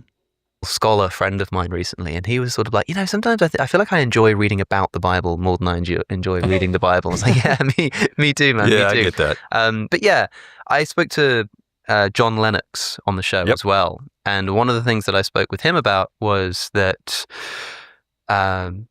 if you believe that Christianity is based on rational argumentation, now it may be that Christianity or theism in general can be supported by evidence. Maybe the complexity of, a biological cell points to God, or, language or whatever. The problem is that if you think that that is what you need to, like, ground the faith, that's what you need to sort of get the faith going, then what this does is it creates an intellectual barrier for entry. Yep. It means that if you are not smart enough to understand the Kalam cosmological argument, if you don't know how premises lead to conclusions, if you don't know the difference between deductive and inductive logic, then you're not going to be a Christian. And because this is the way that Christianity is supposed to be proven to people, if you don't understand, historical methodology, if you don't understand what a criterion of embarrassment is, if you're not smart enough to work that out, then sorry, mate, Christianity isn't for you. Which is sort of unthinkable. When put in those terms, it is completely unthinkable that is what Christianity would be about. So this isn't to say that there aren't good arguments you can make and good evidences that you can discuss. But the idea that is like the way in, and that is the reason for your faith, I think is a mistake, at least as a practical measure for trying to bring other people. It's not biblical. Yeah, that's right. You're supposed to become like a child. That's right. Yeah. And so to me, it just feels like a temptation, a human temptation that Christians have fallen for. Yeah. To be like, well, no, I need to make this. I need to make this reasonable. Yeah. It's just like, do you trust God? You don't really have to make this make sense from a human standpoint. Does it make sense from a spiritual standpoint in your particular experience? And it's interesting because some Christian listeners might be thinking of Romans chapter 1. In Romans chapter 1, Paul says, I think Christian listeners who are doing apologetics are going to have a William Lane Craig kind of answer where it's like, I believe because of my personal faith, right? The personal evidence that I've had a relationship with God and I continue to have a relationship with God. And that's why I believe. These other things are supplementary and they're helpful for anyone who's struggling with their faith to have a larger grounding, right? I think I would disagree with that, but I think that's what a lot of Christians would respond with. And I can understand that. I also think this might be unique to my experience, but I think Christianity is a religion that is supposed to be proselytized. You are to go into all the world and make disciples of all nations and baptize them in the name of the Father and the Son and the Holy Spirit, teaching them to obey all that Christ commanded. That's in Matthew. And when that is the emphasis of Christianity, it all becomes about sharing the gospel and making sure that everyone you meet knows about the gospel. And that's really what I think is the problem with Christianity, is you are having to go and share the gospel. And it's not just like, hey, this can help your life, but no, you need to dedicate your life to Christ. And once you become a Christian, now you need to go and help other people walk with Jesus and convert other people and plant churches and all of that. And hey, you have a passion. I think this is what it leads to, is you have desires for this world, passions, things you're passionate about in this world. But what's more important, what you desire from this world that's going to end here soon, or eternal life for every single person you meet on the street? And the obvious answer to that, if Christianity is true, is the people on the street and their eternity, right? So if you're going to critique Christianity, I think that's really the biggest problem, is it's telling people, look, you have dreams, you have aspirations, you have desires, things you want from your life. You have to get rid of all those, because what matters is the fact that everyone is going to hell automatically because they're born into this world, and you need to go save them. You have to go share the gospel with them.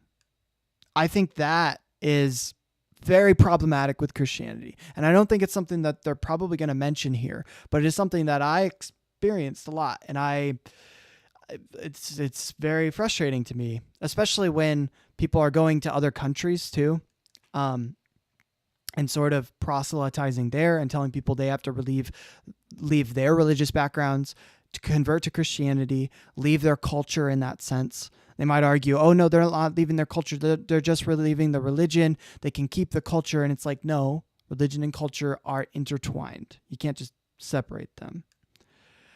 And so I find that to be very problematic. On top of that, there are Muslim nations that if you convert to Christianity, you will be persecuted and potentially killed for your faith.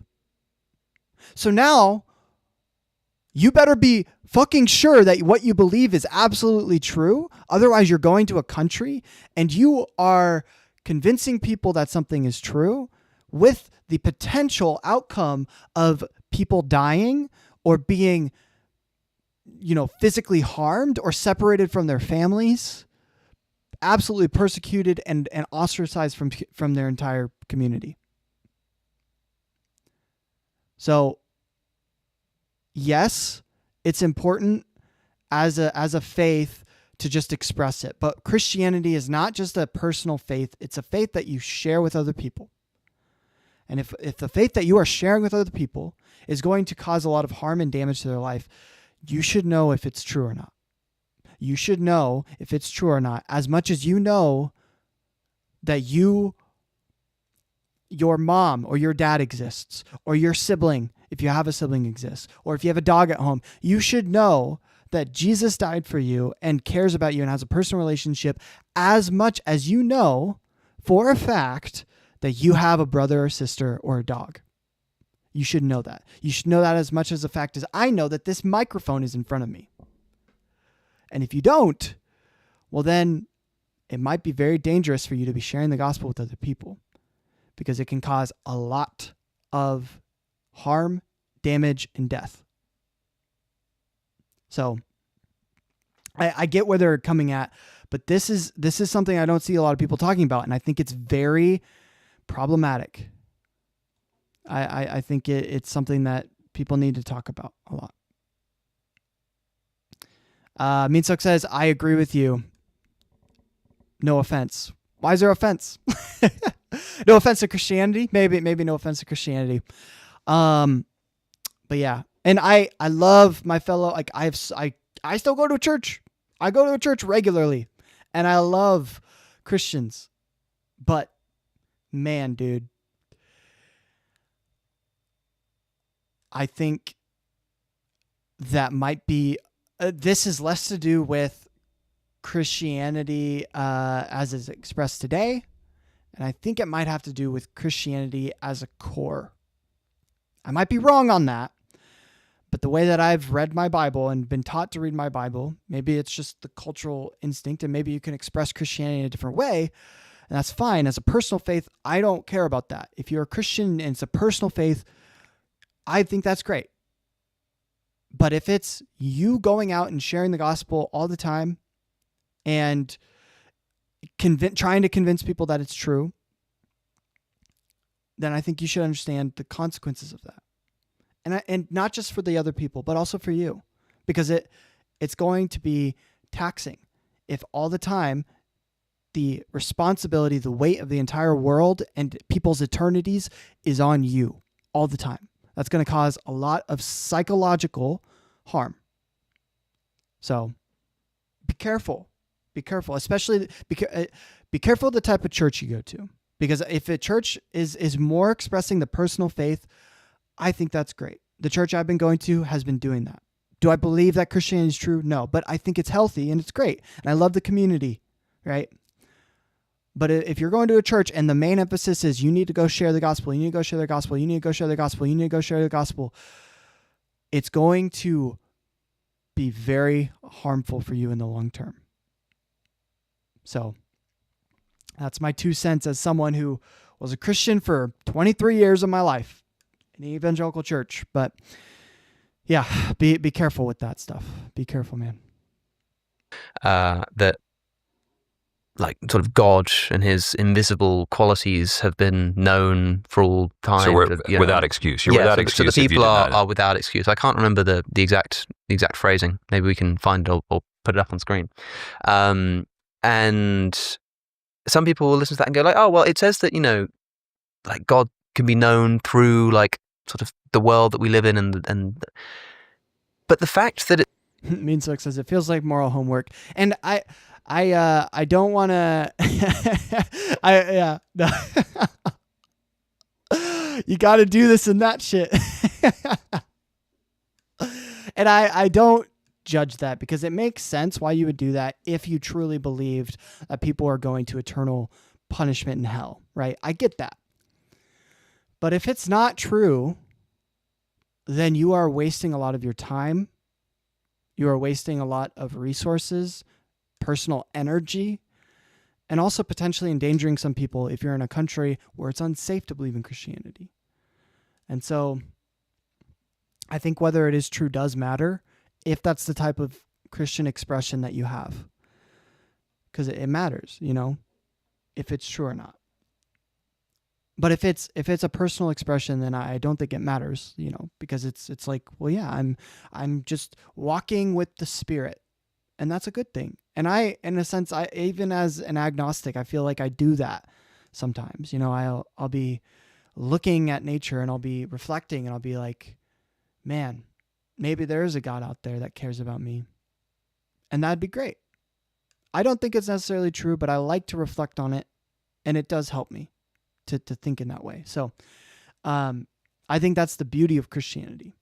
But the scary side that if you're not a Christian, they don't show you is the constant just like mental pressure to always go and share the gospel with everyone that you meet. That's the side that they don't show you. It says that no one is with excuse, that every single person knows God's existence. Also, I think implies that whatever it is that Paul is talking about there, the kind of thing which sort of guarantees that anyone can know God, cannot be some complicated syllogism or, biological observation through a microscope or something like that. It has to be something that is just present in every single person naturally. And that's not going to be something like apologetical argumentation, right? And even with that passage, if you think about... What is that? But can I borrow your Bible while you're talking? If you think about what... Pass the Bible on the left-hand side. If you think about who Paul was writing to and what they understood... Yes.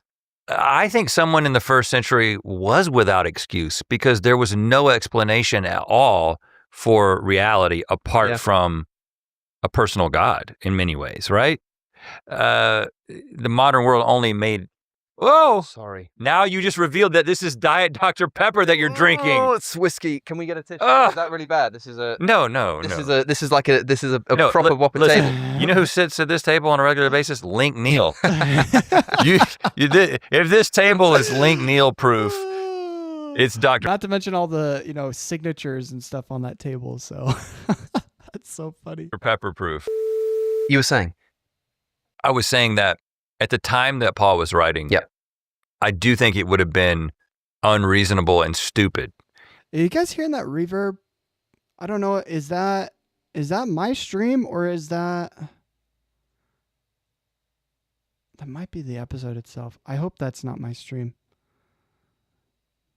Pikachu, I choose you. Go to Middle East. Lots of people says guilt and intimidation of hell really drove them out of Christianity. Yeah, I mean, that's definitely a thing. A lot of people who are just in utter fear. This was never me. I was never really scared of hell because I felt very assured that, Christ got my back. Like I was saved. So I never really felt fear of hell. And even after leaving Christianity, I never felt fear of hell. But I could see whether the people I was sharing the gospel with, whether or not they were afraid of hell, because I do think that was part of my message sometimes. So if I ever did that to anyone who's listening, I apologize. I'm sorry. I thought it was true. Okay. I thought it was true. So yeah, but yeah. To be like, there's nothing behind this. Yes. I'm looking at Romans chapter 1, verse 18, but I'm skipping forward importantly to verse 20 here. For his invisible attributes, namely his eternal power and divine nature, have been clearly perceived ever since the creation of the world in the things that have been made, so that they are without excuse. Yeah, it's odd reading it. Okay, I'm gonna quickly read it from verse 18. So this section is called God's wrath on unrighteousness. It's Romans 1, verse 18, and the end of the section is verse 32. I won't read the whole thing, but for the wrath of God is revealed from heaven against all ungodliness and unrighteousness. Unrighteousness of men, who by their unrighteousness suppress the truth. For what can be known about God is plain to them, because God has shown it to them. For his invisible attributes, namely his eternal power and divine nature, have been clearly perceived ever since the creation of the world and the things that have been made, so they are without excuse. For although they knew God, they did not honor him as God or give thanks to him, but they became futile in their thinking, and their foolish hearts were darkened. Claiming to be wise, they became fools and exchanged the glory of the immortal God for images resembling mortal man and birds and animals and creeping things.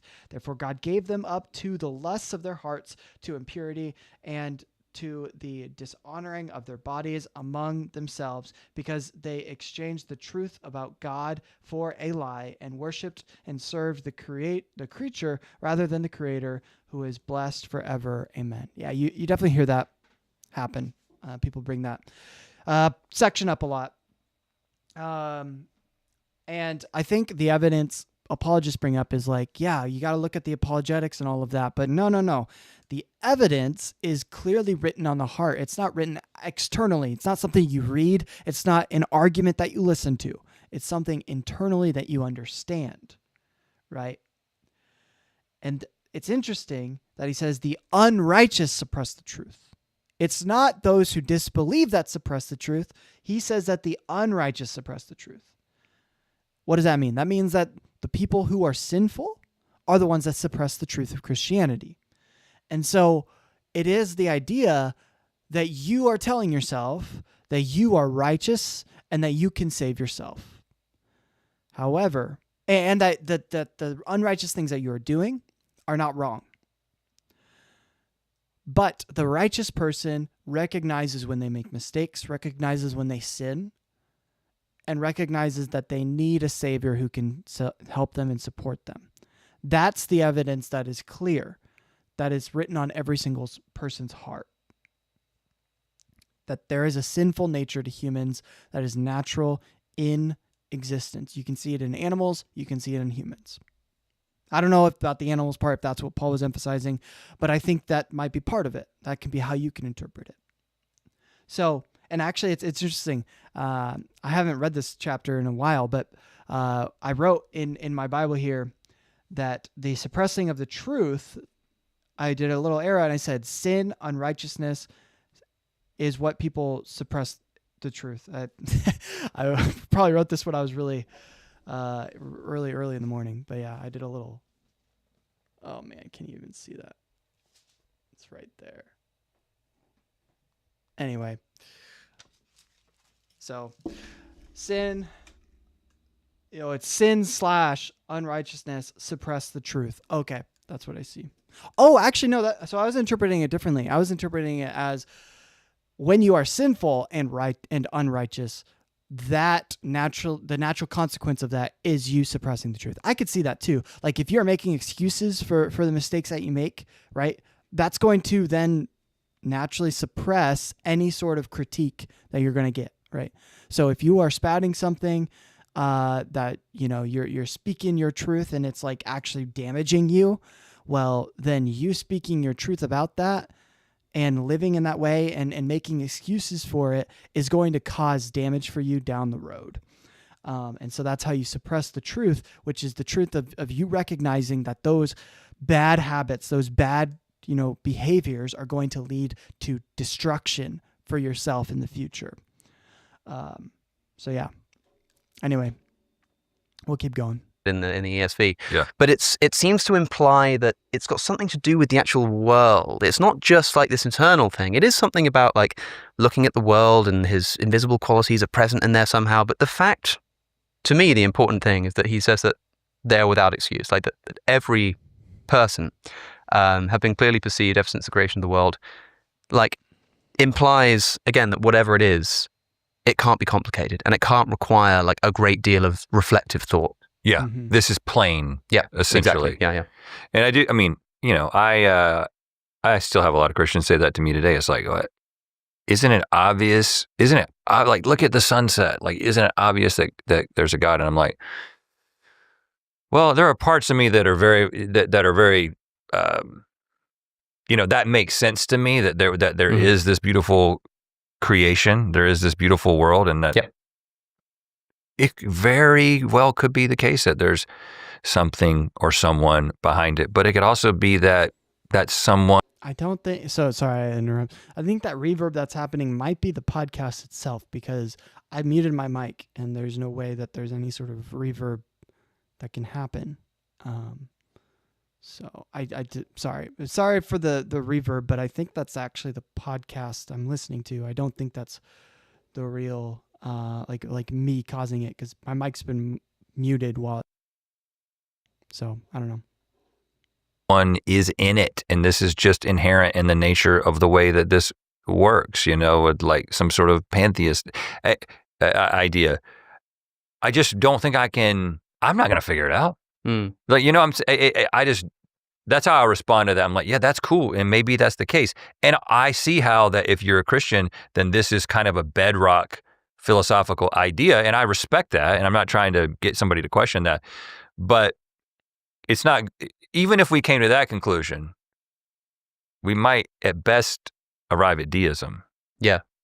I would really like to see the extent to which this revival, the people who are sort of going back to church, particularly young people, if I could interview them on the way in and ask them what is bringing you here? Specifically, and I really doubt that they would say, I listened to this lecture by William Lane Craig, and he was talking about the nature of causation, and the penny dropped. There's some people, maybe, sure, but I would just presume that it's much more experiential. Yeah. It's much more personal. It's much more subjective. I think that it's a sense of belonging. Yeah. And you know what the Enlightenment did, in my view? You know what the scientific method does? I talk about this all the time in the context of consciousness, which I won't get into. If you've got your sort of Alex O'Connor bingo cards at home, there's consciousness. We still need to do the Gnostics and. Oh my God, I haven't been doing it. Hold up. Let's pull out the bingo card, guys. Boom, there we go. So he just brought up consciousness. Actually, hold up. We gotta knock a few of these off. And if you don't know what I'm talking about, there's a link below in the description. Alex O'Connor Bingo. Click the link and you'll have your own Alex O'Connor Bingo that you can react to. And if you get a bingo, let me know. I'll shout out your name. Even if you're watching this later, I will shout out your name in the next episode. So, okay, Huel. Oh my God. Huel, he mentioned Huel. Let's go. I forgot I even put that on there. That's crazy. I remember thinking to myself, man, I should put that on there. He did. Consciousness. We got consciousness. Let's see. Gospel. He said Gnostic Gospels. He mentioned Islam. Let's see. Agnostic, New Atheism. Let's see. Did they mention psychedelics? I don't think they did. I don't think they mentioned psychedelics. Let's see. I believe they mentioned no, I don't think they mentioned Big Bang. I think that's it on mine. That's it for now. Alex, please help us get a bingo. Please. Hold up. Let me just look through this one last time. Hey, they quoted Jesus. No, they quoted Paul. Actually, they quoted Paul talking about philosophy being foolish. So probably not a philosopher then. Okay, I think that's all of them for now. All right, we'll continue. I need to talk about triangles in the head. Right. Oh, triangle. There we go. Actually, I don't think I have that on mine. I don't have triangle, do I? No. He's talking about the wrong things. No. Oh, man. No triangle on mine. If you have triangle at home, though, click that one on. Click that one. That'd be good. But I talk about it when it comes to consciousness because my friend Philip Goff wrote a book called Galileo's Error. Yeah. He's a big panpsychist. He believes that, science can't explain consciousness. And Galileo's error was like mathematizing the world in such a way that it just precluded talk of consciousness. Galileo said that mathematics is the language of the universe, right? And as a scientist, that makes sense. Yeah, I can describe physical operations and stuff all in the language of maths.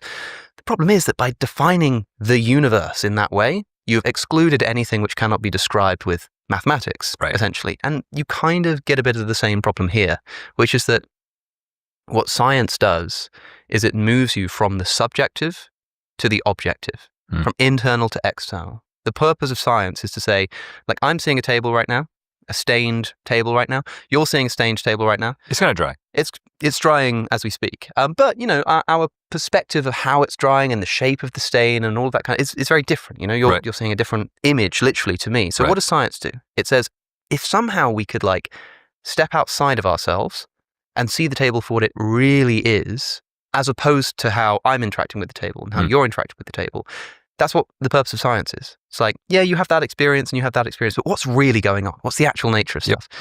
So it moves out.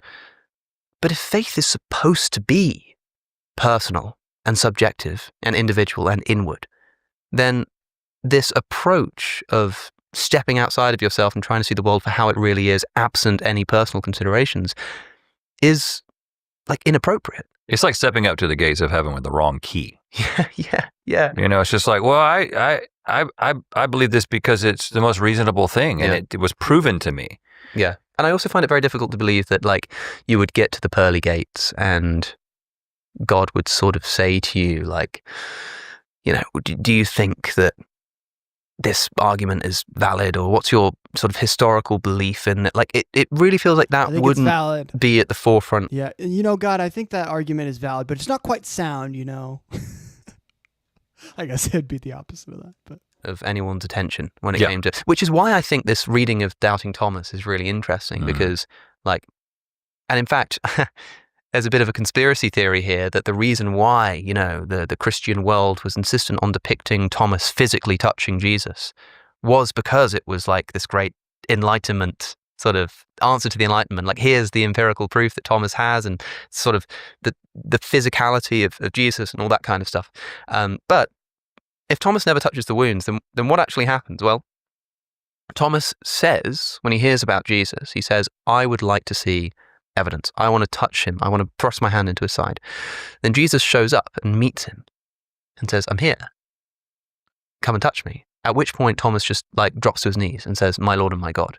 Yeah. And there's a reading of this, which, because it doesn't narrate him touching the wounds, there's a reading that says that what happened was Thomas demanded evidence, wanted evidence, but when he actually met Jesus, he instantly just realized how like silly that was, and was like, oh gosh, you know, my Lord and my God, you know. And Jesus is like, blessed because you believe because you've seen, not touched. Seen. Yeah, right. You believe because you've seen. The painting it was interpreted too much. Yeah. It's interesting to think about. This is a little meta. So I think I don't know who might be watching this right now, but I think a lot of the time people that hear this who are very kind of more on the intellectual side, and they don't really like hearing faith presented in this way. I think a good way that I like to think about faith and religion is kind of like a puzzle. And this is why I think I think everyone's religious. People say they're not religious, but the reason they say that is because it has a certain meaning to them that is about some sort of institution. But I think everyone is spiritual. So maybe that's a safer word, spiritual. And what I mean by this is that every single person experiences life and has an interpretation of the life that they have. They produce meaning and they give meaning certain things. They tell stories about what happened and everything like that, right? So there's the things that happen, right? For instance, you are watching this right now. You are watching this podcast. That is something that is happening.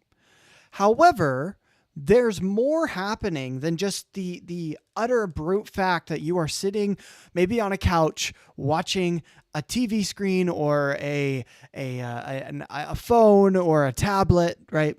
Those are the objective things, but there's a lot more happening. There's you thinking, oh, I'm thinking about what he just said, and oh, is that actually correct? Maybe you're Google searching. Maybe you're conflicting it with something else that someone else said at some point. Maybe you are trying to think of a rebuttal to what I'm saying, or maybe you're trying to really listen and be like, oh, that actually applies to what I had happen to me last Tuesday, right?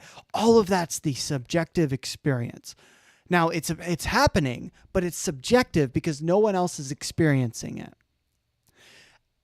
And everything you experience in life is subjective, right? Even the brute fact that you are sitting down or standing up or whatever, that is something we can observe externally, so objectively.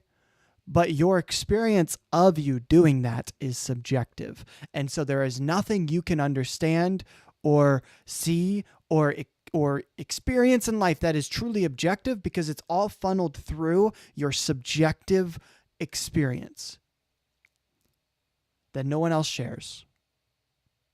And when we say that subjective experiences are invalid for proving things, they're invalid, we need to only listen to what is objective, what you are doing is you are saying that the human condition is worthless and meaningless. That's the intuitive conclusion of saying that the only thing I'm going to trust is what I can objectively prove. It's you saying that everything I experience in life, I'm not going to value. The only things I'm going to value are things we have proven that are external to me. And so what's important about religion, what's good about religion, is it helps you process and put meaning to the things that happen to you. So when something good or bad happens to you, you have an interpretation, you have a story that you tell yourself about what happened. That isn't the thing itself, right? Maybe I don't know, if you're married, maybe your husband or your wife, they walk in and you say, "Hey, how was your day?" And they say, "It was good." And then they just continue on. That is something that happened.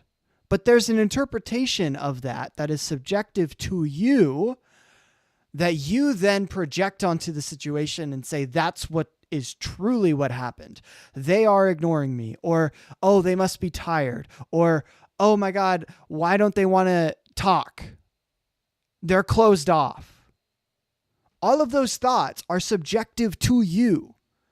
And when you say, I only believe in what is objective and what can be objectively proven, you are suppressing those thoughts and those mindsets and not dealing with them. But religion, what it does is it says, those are valid. You feel that way, and it's valid for you to feel that way. Now let's look at it in a different sense. Look, your husband or your wife, maybe they're ignoring you. Maybe that's true. But you also ignore people sometimes. And you also, make mistakes in other areas. And so maybe instead of feeling frustrated by them mistreating you in that way, maybe you can love them and understand that you are flawed as much as they are flawed, and can approach the situation from compassion and kindness rather than frustration, hate, and an argument that's going to be long. That's something that religion can do, and it can help you overcome the negative subjective experience and fill it with a positive subjective experience. And so that's why I think it's important to have this conversation, because a lot of people who are hearing this, who are, very intellectual, and it's good, it's not a bad thing to be very objective, are hearing this and like, what the fuck? Bro, we're supposed to be objective. Why would I listen to someone's opinion when I can listen to the facts? Give me the facts, right? That's what you're thinking. But you need to slow your horses, because every fact you hear is filtered through your own subjective experience. That's why when someone throws a statistic on a screen, it's not the statistic that convinces you, it's the person talking about the statistic and interpreting it for you that convinces you. Because they are projecting their meaning, their subjective understanding of that statistic onto you, and now you're accepting it or rejecting it based upon what? Your own subjective experience, based upon what you experience in life. A statistic has literally no meaning to it. But a statistic with a commenter who says, hey, this statistic is there and this means that, and you should think this about that, you're going to hear that and you're going to think one of two things. That contradicts what I think, what I've experienced in life. I disagree, or I'm going to consider it, but I intuitively disagree. Or that matches what I experience in life. I intuitively agree, and that's right. Hell yeah. That's literally what we do all the time. And it's the entire premise of reality. And so you can't suppress or say that the subjective experience is, wrong or idiotic, and you should ignore faith, right? Because that's what faith is. It's your interpretation of things and whether it matches that. It's like we are living in a world where we have a lot of unknowns and things that don't make sense. and we're trying to put together this puzzle of what is life about, why am I here, and all of those questions that come to mind. And as you're putting this puzzle together, some of the pieces fit in certain places and some don't. And everyone's constructing their own puzzle based upon their own experiences. So, yes, we should try to be objective. I agree with that. But for anyone who's maybe listening to this and is like, I don't understand that whole idea of like why we should have any sort of religion and let it not be objective. When you understand that everything you do and experience is filtered through subjectivity, even brute facts that you hear or research and come to an understanding of, those are filtered through a subjective experience, you're going to understand religion a little bit better. It's about your experience and coming to an understanding of the said experience. And that's the value of religion, because it brings meaning and purpose to the things in your life. But it's almost like if the story is a later, it's in John, so it's one of the last things, and it's like John is responding to some of the things and some of the critiques that have come along, and this importance of the bodily resurrection, which you don't see in Mark, has suddenly become central to the beliefs. And now that's a part of this. It's almost like even within the Bible itself, they're already responding in the wrong way. That's an interesting little rabbit hole. Yeah, because I mean, like some people think that John's gospel, being the latest, was written with some kind of polemical intention. That there were things going on in the early church community that John's gospel is written in order. I mean, my favorite example to talk about here is always John the Baptist, because in John's gospel, it's like, there was the first person named in the Gospels, unless you count the word in the Gospel of John, is John the Baptist. There was a man called John who was not the Messiah, and he was preparing the way for the Messiah because he himself was not the Messiah. He was just making way for the Messiah. And then John, who was not the Messiah, it's like really wants you to know that. Yeah, just so you know. Some people came and they asked him, "Are you the Messiah?" And he said, "No, I'm not the Messiah." Why would you think that? It's like, okay, what? And it seems to be that there were people who believed that John the Baptist was the Messiah. Yeah. So this is sort of a polemical attempt to reestablish, Jesus' position as the main guy.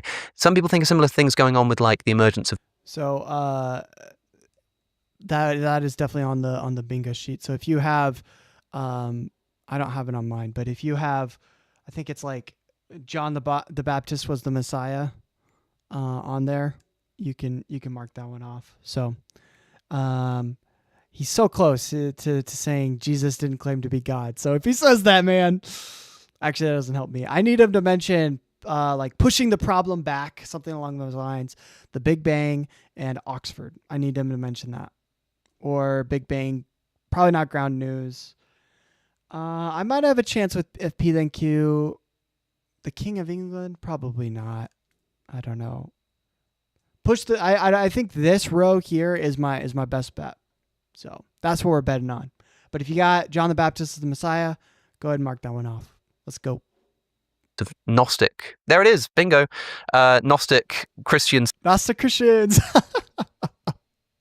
Sects in the early church that believe that Jesus is this like ephemeral spiritual apparition kind of, and it's like no, we're gonna emphasize Jesus' physicality with where he is physically presenting himself to the disciples, and so it's not quite clear that this actually happened. It also only shows up in John's gospel, the gospel of this story of doubting Thomas, and also it seems to serve some theological purpose, which is a lot of. I didn't realize this for the longest time. I can't remember exactly where I learned about it, but when Jesus says, "Anyone who's seen me has seen the Father," who is he responding to when he says that? He's responding to Philip.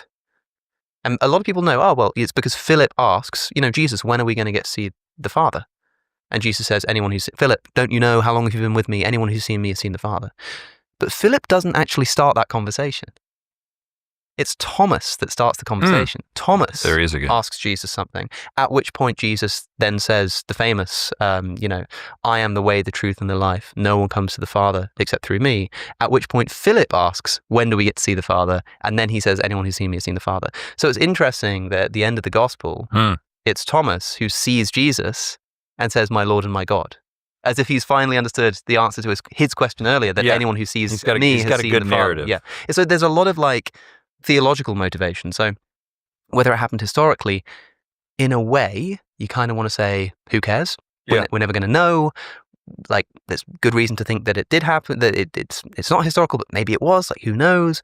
But what's the message here? What are we being told by this story? And I don't think there's a very easy way to read this as very pro-enlightenment. Let's put it that way. No. And I think this, I think that I'm speaking to an audience who believes that it's the inspired word of God, that it's all true. And so I'm like, okay, well, if you do believe that, then how does that actually impact the way that you think about this? Because I think that Christian apologetics has actually done a lot of harm. Maybe I feel like the apologetics is this double-edged sword, because there's a lot of people who, first of all, there's a lot of people who never think about their faith from an introspective way, and there's never any kind of self-critique. Those people don't have any use for apologists. Their pastor may occasionally preach a sermon that gets into apologetics, but they're just like, yeah, I know it's true. You don't really have to convince me. Then there's people who start asking questions, and the apologetics answers are satisfying, and that's it. They don't dig deeper. I think it is useful for those people, but for the people, and again, I think the church wants to keep these people, the most curious and the most thoughtful, who are like, well, let me look into the answers that I'm being given. And then that's when things begin to fall apart. And I just think they're being led down a road where they're being asked to really think about this very deeply versus experience this deeply spiritual. And so, yeah, we could talk about that point forever. We can move to the next point. Too. Yeah, well, I think he brings up a really good point there. And again, like I was mentioning earlier, it's really when you start to emphasize religion as this, as less of the human condition and spiritual experience, and more of this sort of, like it was for me, a project where I had to constantly share the gospel with people. And the only reason I was doing that is because it was absolutely true and there's no question about it. Well, it's no wonder that I'm going to look into this a little bit further, because the entire love that I had for Christianity became ultimately nothing anymore, because now it's just this sort of thing where I have to go and share the gospel all the time. And while I used to find a lot of joy in that, I used to love telling people about Jesus, and I'd be very bold in it. That was a huge love of mine for a period of time, because Jesus had changed my life. But when that's all the religion becomes, and there aren't, people to help you out in your faith, to grow spiritually rather than to grow intellectually and to grow in the works that you do, you're going to fall. So I think there has to be shepherding, right? Pastors have to shepherd their flock. They have to take care of their flock, and they have to understand that, the people in the church are not going to be convinced by arguments, but what they need is the love and the tender care. And I love what Rhett said earlier, which was someone saying, look, I don't think this all makes sense logically. And him saying, yeah, it doesn't. And that's okay. I love that answer. I think it's a really great answer. I love that. Well, yeah, let's move on. But I think I mentioned earlier this quote about philosophy being, it's Colossians chapter 2, verse 8, which perhaps you can find in this Bible and read out, just because I think this is essentially, in summary, what we're talking about here. And I think it's summarized perfectly well there. Okay. So he said, quotes okay, so I have this one, quotes a philosopher. He didn't quote a philosopher, but he was talking about Paul, and Paul does philosophy sometimes in the Bible. And he is mentioning a quote about philosophy. So you know what? I'm gonna count it. We're literally revolving around it. You know what I mean? But I'm gonna count it.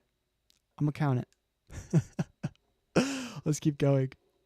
Yeah. So it says, Colossians 2:8, see to it that no one takes you captive by philosophy and empty deceit, according to human tradition, according to the elemental spirits of the world, and not according to Christ. Again, this is the same. He's just like hitting the same message again. Yeah, and I think that the most important part of that is the human tradition. Yeah. Right? It's like, and I don't actually know what the word philosophy would have meant to Paul. Like, it probably would have meant something quite different to what we mean. I mean, philosophy being a Greek term, like love of wisdom, philo and sophia, I would presume that it was literally the same word being used in the Greek there, but like, we don't know exactly what it meant, but it quite clearly is talking about like human tradition, human thought, human ways of thinking. Don't be held captive by them.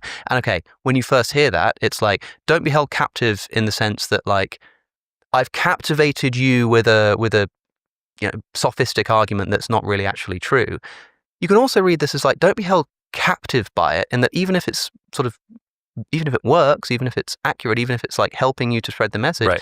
it will keep you captive in the sense that now you've defined the terms that you have to play by, such that if somebody's got a good reason against your faith, or if someone's got a doubt of your historical methodology or something, Yeah. well, you've made that bed, and now you have to defend it on those terms. Don't be held captive by this approach. Right.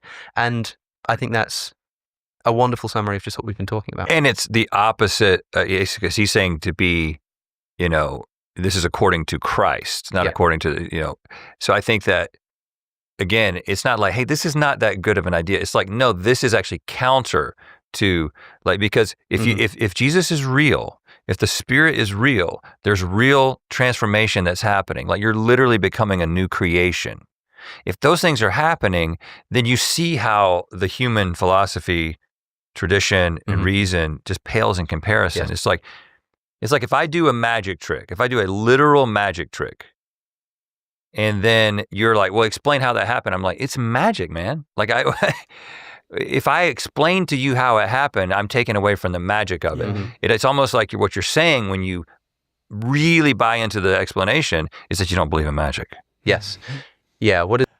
Well, yeah, and that's probably why like Penn and Teller, they'll when they're trying to guess like the magic trick, they don't actually guess it in front of everyone else. They code it in the way that they describe the act, and then they use keywords. And then the person who did the magic trick in front of them will then know whether or not they figured out the trick or not based upon the keywords in the response. So it's kind of a fun way to do it. I like that. But yeah, no, it's a good point. What is it? What is it? C.S. Lewis said, I believe in Christianity. I need to add C.S. Lewis to the bingo sheet. He's brought him up a lot recently. For the same reason I believe in the sun, not just because I can see it, but because by it I can see everything else. Yeah. He had some good ones. He's got some bangers. He's got some bangers. Okay, moving on. We've done one. So yeah. So this middle one is really fast and actually doesn't rely on the Bible. I mean, I'm sure we could find some verses that support this idea, but it's embrace truth, right? Again, we talked a little bit about this last time. I think the biggest example of this being that the church has a truth problem is that at least within the United States, about, depending on what poll you look at, but about 60% of the church does not believe in evolution. They think that humans were created in their current form. Bingo. Evolution. If you got evolution on your sheet, go ahead. And this is the crazy thing, right?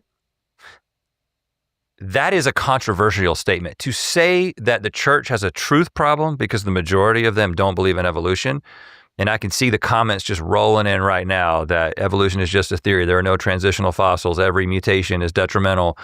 Evolution is falling apart. Even the evolutionists don't believe in it, and they're fighting all the time, and the mechanisms don't work, and all this stuff, all these platitudes and tired things. The fact that these, I like to call them high confidence, low information people, right? Which that's a great recipe for leaving a YouTube comment. Yeah, it makes it irresistible. The fact that effect. What I'm saying right now, that being stated as a truth problem, is just evidence of the truth problem. Because this is, again, I'm not going to give a case for evolution. Lots of people have done that. But this is the most well-attested fact of the natural world. It's the only way that we can make sense of what we actually see, including the human. Like a lot of people are like, I believe in some sort of evolution, but humans are separate from. Microevolution is what they'll say. There's microevolution. There's microevolution within humans, right? That's how we get different, skin colors and eye color and hair color and different heights and things of that sort. And it's like, well, yes, but that's not any different than other types of evolution. Like, you make the category difference, but evolutionary biologists don't make that difference. Why? Because it's the same thing. It's crazy. It's absolutely crazy. From that. Well, that doesn't, you can't do that. Humans are part of it very clearly. There's no like qualitative difference. And it's very clear that we are related to all animals. Why is this such a big deal? Well, because anyone who actually, and I use this as a litmus test, and I'm going to sound a little bit like an asshole when I say this. I understand that, because if you're coming from a certain worldview where you think this is not true, the disinformation campaign that the church has successfully pulled off to make people misunderstand evolution and think that it is incompatible with their faith or is just not true has been so successful that it kind of makes talking about it this really controversial thing. But the thing is that if you don't believe in evolution, I know one of two things. Number one, which is most common, is you really don't understand what evolution is and you don't understand the evidence for it, right? Or number two, you do understand it, but yet you hold to a dogma so tightly that can't let it in, that you find some way to have this cognitive dissonance where you can kind of push it to the side, right? And again, that will be insulting to a lot of people, and I apologize for that, because I know it's not a question of intelligence, it's a question of dogma and a question of misinformation. But the crazy thing about this is that, and I talked about this before, this idea that people are like, why is this such a big deal to you? Because there's plenty of Christians who believe in evolution. Why did you let this affect you so much?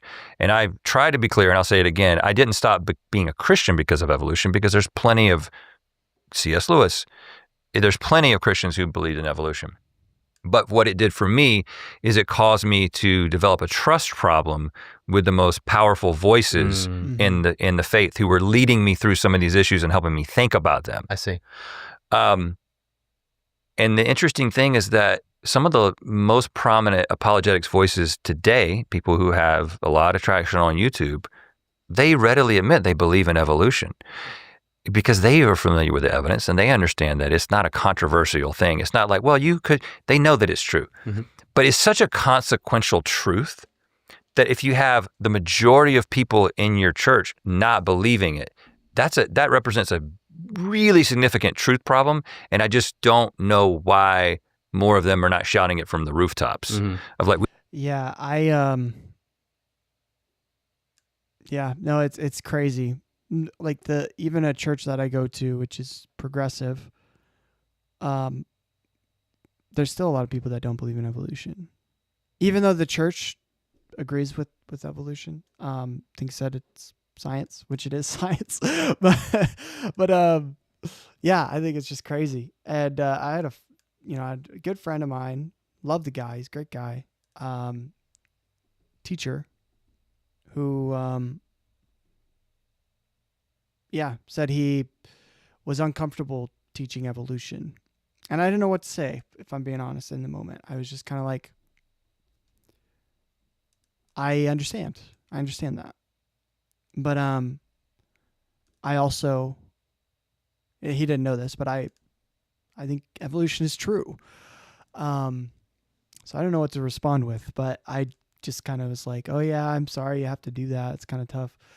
But yeah, it's crazy that something that like evolution can be just so diverse, so controversial, and can cause a lot of just separation and division between people. That's tough. I'm hoping they'll on a lighter note, I'm hoping that they will bring up Richard Dawkins here, because they bring up evolution, but I just need Richard Dawkins, then we got a bingo. So hopefully we'll see. Let me know. What do you need for a bingo at home? What do you got left? We got to get this right. Like, we have to accept this fact. If we're going to move forward in the long term, we have to accept this fundamental fact about reality. Mm-hmm. Mm-hmm. And I think there's some downstream effects, like in your conversation on Diary of a CEO with was it Greg Koukl. Again, we're doing Greg Koukl. the same thing. Yeah. You can't talk about somebody with a weird name without saying it wrong. I think you say it focal or Kofel. I think it's the. It's Greg Koukl. He's the guy that wrote Tactics for sharing your faith. American way. You kind of got into, which is inevitable a lot of times with an apologist, a little bit of the moral argument, right? Mm-hmm. We're talking, anytime a skeptic says anything about right or wrong, there's this appeal to, well, what's your basis for that? And then we were into the moral argument. But there's an interesting thing related to this, that a lot of times they end up having to dismiss the evidence for the development of ethics and morality in humans. So you've got these, precursory moral intuitions that you see in non-human primates. So you see empathy and you see sharing and you see these other things. Like, we have a good natural explanation for the nature of morality as it exists in humans. Mm-hmm. But that research has to be dismissed because that can't be true, because those animals don't actually have precursory morality. They might have some kind of common gray. I don't know how it's explained really. But what I'm getting at is that not accepting this core truth, you end up not accepting other truths. Like, now we can't really talk about ethics in a meaningful way without just appealing to there's some objective standard that God has given us, mm-hmm. and that's where morality comes from. And it's like, well, actually, if you look at the latest research, we've got really good reason to believe that these moral intuitions evolved. Well, what do you think is the resistance then, if there are so many Christians who accept evolution? I remember, because this is a point that Alex brought up in a conversation with Richard Dawkins. And Dawkins actually, not that in total, because I think he's right here, that morals were something that evolved in the evolutionary process. But something that Dawkins brought up that I thought was really interesting is actually the idea of empathy for anyone outside of your sort of clan.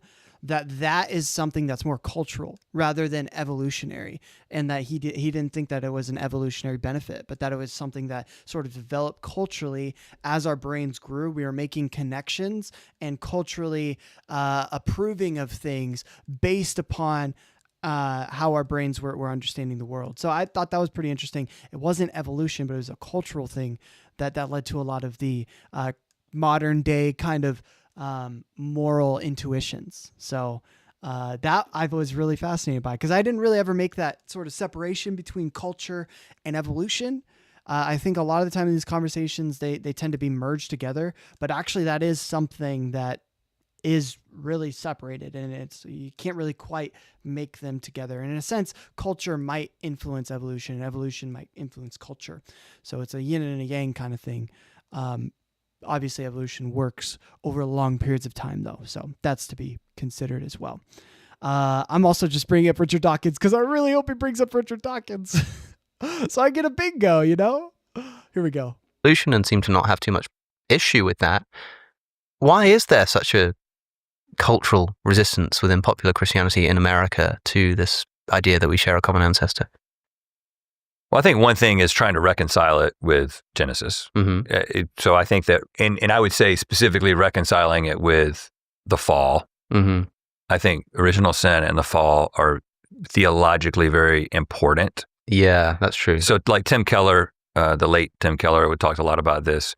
He accepted evolution. And again, I read a lot of these guys when my faith was floundering, because I was like, well, there's a lot of really smart guys that believe evolution, but how do they reconcile it? I wasn't satisfied. Again, I was operating completely in reason and logic. Mm-hmm. I wasn't satisfied. I didn't feel like there was an actual great explanation for this. There's like, oh, well, we know from genetics that we probably only got down to about 10,000 people. I can't remember the exact number, but we never got down to 2 people. Mm-hmm. Even like the mitochondrial Eve and the literal Adam and Eve, like the male and female who are the progenitors of the human race. They didn't live at the same time, but like there's a male that everybody's related to, and there's a female that everybody is related to, but they were at different times, like according to genetics, and it's kind of interesting to look into that. But I think it's hard to reconcile what you see in the Bible when you're like, well, I'm going to start taking this account literally, and I'm going to take the entire Pentateuch literally, and I'm going to look at the flood story and all this stuff. And so I think there is a real reticence to just be like, guys, all of this part of the Bible, this early part of the Bible, is a polemic against the Mesopotamian myths that they were exposed to. The creation story itself is taking the same imagery, the chaotic waters, the separating the waters from the waters, the formation of people from clay, but it's taking those things that were understood culturally and it's resetting it in a monotheistic framework. The flood story is clearly dependent upon earlier Mesopotamian myths, right? I would slightly disagree with what he says. I mean, I agree with the point he's making, but the point on like these Mesopotamian stories are to make a monotheistic version of it. I think maybe that's a potential option, but I think a more likely potential is actually that monotheism kind of came a little bit later, but that these sort of tellings were more to emphasize Israel as an independent nation or an independent group. And also it's not just Israel, but it's also oh my gosh, Jews, the Judaism, right? So these would have been two separate nations. So there would have been Israel and the kingdom of Judah, which in the Bible says they were one and then separated. Historically, though, they were separated. Like that, they were two separate nations. So the idea is that a lot of these stories would have been ways for them to establish themselves as independent nations, especially since there was the fall of the Hittites that came at the end of the Bronze Age. So at the end of the Bronze Age, there was a major nation, the Hittites. They fell, and then the area that we think of in Mesopotamia that we center on in the Bible, which is the Canaanites, they all scattered into smaller nations, and they all then had to make and establish their own sort of identity. While that was happening, there was the flood story in Babylon. There was the Assyrians who were becoming more and more prominent, right? There was the Egyptians to the south. And so there was all these big influences. But in Cana, no longer were they under the influence of a major power. Now they were becoming their own independent nations, and they had to establish themselves in their own cultural identity. And so they took pieces and bits from other major cultures, things that everyone was familiar with, and they put their own spin on it so that they could establish themselves as their own sort of independent nation. And so I think that's what's happening. There's the kingdom of Judah and the kingdom of Israel. They're doing that. And then eventually, once monotheism becomes a thing, they take these two stories, the Israel and Judah, combine them together and make it a polemic for monotheism. So it is something that does happen later to be a polemic for monotheism. But the original like stories about Adam and Eve and the flood, I think those would have been independent stories for Israel and Judah, not necessarily monotheistic at the time, but would have been a little bit more henotheistic at the time. So it's a little minutia there. I think this stuff's really interesting though. And if you're interested in what I'm talking about, you should read this book right here by Kip Davis, God's Propaganda, where he talks about the Bible, the Hebrew Bible, and how there's a lot of propaganda in there, not like modern propaganda. No. He's talking about like ancient propaganda for the people who the stories were written for. There's propaganda in there to, showcase, King David as greater than he might have been. That's just one example. So highly recommend. Super good read. Came out last year. Hoping to talk to Kip once I finish the book. I'm almost done. We're getting there. Almost done. It's a thick read. A lot of information, but super cool. Highly recommend. I'll put it away. I'm going to play the video. But I think that people start getting, and there's progressive Christians who accept this, but people start getting really, really scared, because then that's when things seem, you can't walk out of that exercise with a belief in inerrancy. Yeah. Well, but it's not like it's like modern response to modern science that we need to reinterpret Genesis. I've talked about this a bunch on the show. Like, people have thought that Genesis is non-literal as long as Christianity has been a thing. Like, church fathers thought that Genesis was not literal. I mean, one of the big reasons we'll have like for Thomas Aquinas, not thinking things are literal is just because a lot of the time these stories don't make sense. Like I there's some discussion about the temptation in the desert in the Gospels, for example. Yeah. And Satan takes Jesus to the top of the mountain and says, we'll get to that and shows him the whole world, right?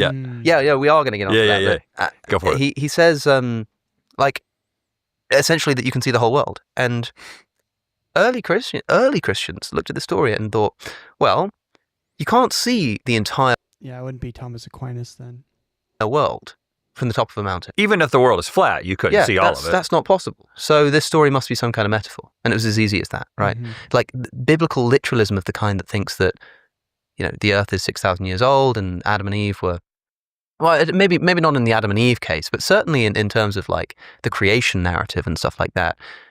It's a relatively like modern phenomenon to be like, no, this is like a literal. Yeah, that's the other thing. There's two creation narratives, right? There's the one where God speaks everything into existence, and then he creates man out of the dust, right? And then there's the other one where it's a story of Adam and Eve, right? And God walks in the garden with Adam and Eve. These are two separate stories, but they've been combined together. One is most likely a story from the Judahites, right? And the other one is the Israelites. But people don't discuss this, right? This is kind of the basics of the documentary hypothesis, which isn't largely agreed upon. But these are dualistic stories, right? And these are very fascinating things that I think a lot of people who are fascinating the Bible are going to love to hear and explore. But because you have to hold to biblical literalism, you can't even accept such a scholarly idea, despite the fact that it's the main consensus of most scholars that there's a dualistic nature to a lot of these ancient stories. So it's just crazy to me. Account of what happened. Like so many Christians throughout history, not just, I just want to clarify, not just like in the modern day in response to science. Oh, let's reinterpret Genesis. Yeah, that was just a given. For a very, very long time, yeah. And so, when you say embrace truth, you're talking here mostly about evolution, and I think I'm talking about we could have a whole discussion about the historical critical method of looking at. I think he's talking about Richard Dawkins, right? Richard Dawkins, because I can, because it's right there. It's right there. You just have to say the name. Just say his name. God damn it, say his name. That's it. That's what he's talking about, right? Right, guys? That's got to be what he's talking about. The Bible. And again, this gets dicey because it feels like the other side of the coin of the embrace faith that we talked about, right? And I think that if you're a Christian, you're holding these two things. If you're a thoughtful Christian, you're holding these two things in tension because I have faith about the resurrection and my relationship with Jesus and the things that are the power of God that I can't have historical insight into. But evolution, you have a lot of evidentiary insight into, right? We can know kind of beyond a shadow of a doubt. But there's also things that we can know about the Bible, like talking about Genesis. Well, it's pretty clear that there's two accounts of creation in Genesis from two different sources. That bingo, just mentioned it. That's crazy. Whoever put the Bible together decided that even though they were contradictory in some ways about the order of creation, the emphasis, the name of God and these things, that these two theological perspectives were important to include. So do you have to take the edges off and insist that it's one voice and that Moses wrote it? Or can you be like, no, for some reason God decided to have these disparate accounts in his word that may be different than you actually think about. Or when you're talking about prophecy, like you've got examples of Matthew, especially because he loved to do this, essentially inventing things that no other gospel has, that there's no historical records of, to fulfill Old Testament prophecy. right? Yeah. The Yes, dude. Anytime a Christian apologist is like, there are over 10,000 prophecies that Jesus fulfilled in the Old Testament. And the likelihood of him doing that is like super unlikely. Here's a mathematical equation of how likely it is. And it's just like impossible that it was by coincidence. Well, yeah, it's going to work. It's going to work that way when you set it up to work that way, when you make the prophecies afterward, or when you reinterpret what was clearly not supposed to be a prophecy as a prophecy, right? Like this happens all the time. Isaiah 9:6 is a classic one where it says, "For unto us a child is born, unto us a son is given, and the government will be on his shoulders, and his name shall be called Emmanuel," which means God with us, right? Isaiah 9:6 is not talking about Jesus. Like if you read that text in its context, historical context, it is clearly talking about Hezekiah, King Hezekiah, who Isaiah would have been in relationship with, raising him up to be the next king of Israel. That after his dad dies, and in the political, hardship that they were going through with a lot of pressure from Israel to try and to get Judah at the time to rebel with them against Assyria, that whole thing was adding a lot of pressure onto Judah. And Isaiah is just simply saying, look, we got a kid. He's going to be king. His name's Hezekiah. And the government's going to be on his shoulders. He's going to save us. He's going to be the guy. He's going to be the GOAT. He's prophesying it because he sees Hezekiah every single day and knows that he's going to be a great king. And according to the Bible, Hezekiah was one of the best kings. So what Christians do, what Matthew did, is he took Isaiah 9:6 and he said, it'd be very convenient if that was applying to Jesus. And look, here in the Greek, it says that it'll come from a virgin, right? The child will come from a virgin. Well, that's very convenient for the story. But when you look at the Hebrew, it's not a virgin. It's a young woman. That's what it means. But Matthew's not reading it in the Hebrew. He's reading it in the Greek. And so that's why it made sense. So literally everything starts to add up. It just makes sense when you look at it from this perspective, but you have to go deny to hold the biblical inerrancy. And to me, it's like there's so much gold here. There's so much beauty right here. And you just have to deny it and ignore it and say it's false.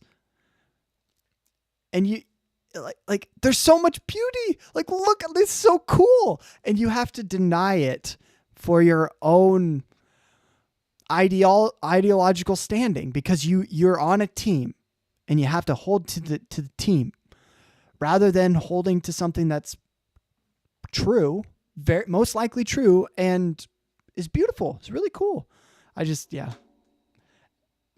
it's frustrating. The best example of this is when he talks about Jesus having to flee to Egypt to escape Herod's massacre. Entirely made up. And it fulfills two prophecies. One, out of Egypt I'll call my son, and the other one is Rachel is weeping for her children, which was a reference to the massacre.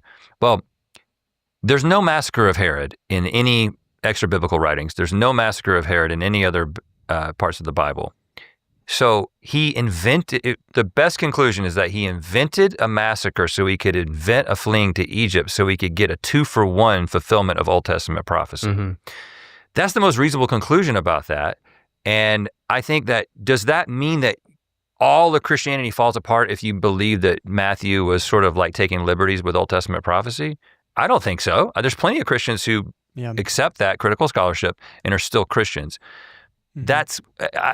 This embracing truth it gets dicey for sure. Mm-hmm. But I just think that when you've got really thoughtful people who are looking at the stuff that you're saying and they're looking at something as evident as evolution, but then they're getting into this historical critical scholarship, and they're like, these guys have a lot of points. Yeah. You can just put the blinders on and just be like, I'm going to believe, I'm going to believe, I'm going to believe, quiet, quiet, quiet. Or you can be like, I'm going to go into this unafraid.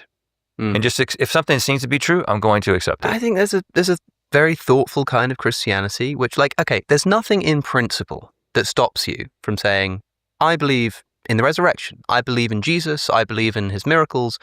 But when someone says, but did you know that like this particular passage, most scholars think it was added in later. It was an interpolation. That you go like, oh, okay, well then I don't believe he did that. And that's it. And you just accept it and just move on. There is a version of Christian belief that does that. Interestingly, man, one of my biggest gripes is that I try to be very, very nice to my Christian listeners. I'm very grateful for them. I have wonderful conversations with Christians. I'm deeply interested in Christianity. But people on the internet keep... Yeah, no, dude, Alex is becoming a Christian, guys. Guys, Alex is becoming a Christian. I believe. I have faith. Oh my God. No, it's crazy. Saying that I'm about to convert. Oh my God. And it's because, for me, it's just the lowest bar in the history of intellectual thought that me not saying to people, you know, they're a bunch of idiots and they've got absolutely nothing going for them. The only way that can possibly be explained that I'm actually listening to them and hearing them out and going, that's really interesting, actually, it can only be because I'm about to convert to Christianity. And man, it gets on my nerves because people do it on... like YouTube shorts. There's this one YouTube short of me, which people keep telling me about because they see it on their feed that someone made. And it's like me speaking on a podcast and they put that music in the background. It's all that kind of stuff. And I'm saying like, you know, there's the story of Jesus where he comes across the woman caught in adultery. And, you know, they say, you know, the law says that we should stone him. And he says that he who is without sin cast the first stone. And it's just, I mean, it's so based. It's so brilliant. It's just it's a perfect encapsulation of the ethic of Jesus and the real ends. If you go and look at the podcast, the very next words out of my mouth are, but of course, most scholars believe that this was a later interpolation. Right. It wasn't originally in the Bible. And so, you know, it didn't really happen. Right. That's why I was talking about it. It doesn't matter, brother. The Lord is drawing you to him. And do you know what? The person who made that reel knows that's the next thing I said. Yeah. They know that. Of course, because they had to edit it. And they put the music and everything. I'm just like, come on, man. Well, it's just, so as we were talking about, I've started. Well, bro, when everyone's going to hell, right? Just automatically when you're just going to hell because you're born into this world and you need Jesus, you're going to do that kind of shit. You're going to do that kind of shit because, bro, whatever it takes, as long as I can save you from hell. If I need to, you know, make it look like an atheist said something Christian, I'm going to do it to save your soul. And that's what Christianity is all about. Amen. My own YouTube channel. After That's 20 right. years on YouTube, I've decided to start my own channel. yes, we'll put that down in the description. But I made, I don't know how often I'm going to do videos on there, but because we're stopping the podcast, it's going to be the place that I talk about this type of stuff, maybe other stuff as well. But I made this one video that was about why I don't fear hell. And then I got caught up in the Christian algorithm real fast just because it was a new channel and they were like, who's interested in this? And people comment, a lot of Christians comment on my stuff anytime I talk about this stuff. But this was like a new level. And there was like this one night where like comments were coming in every like couple of seconds because it was like, it really hit the algorithm.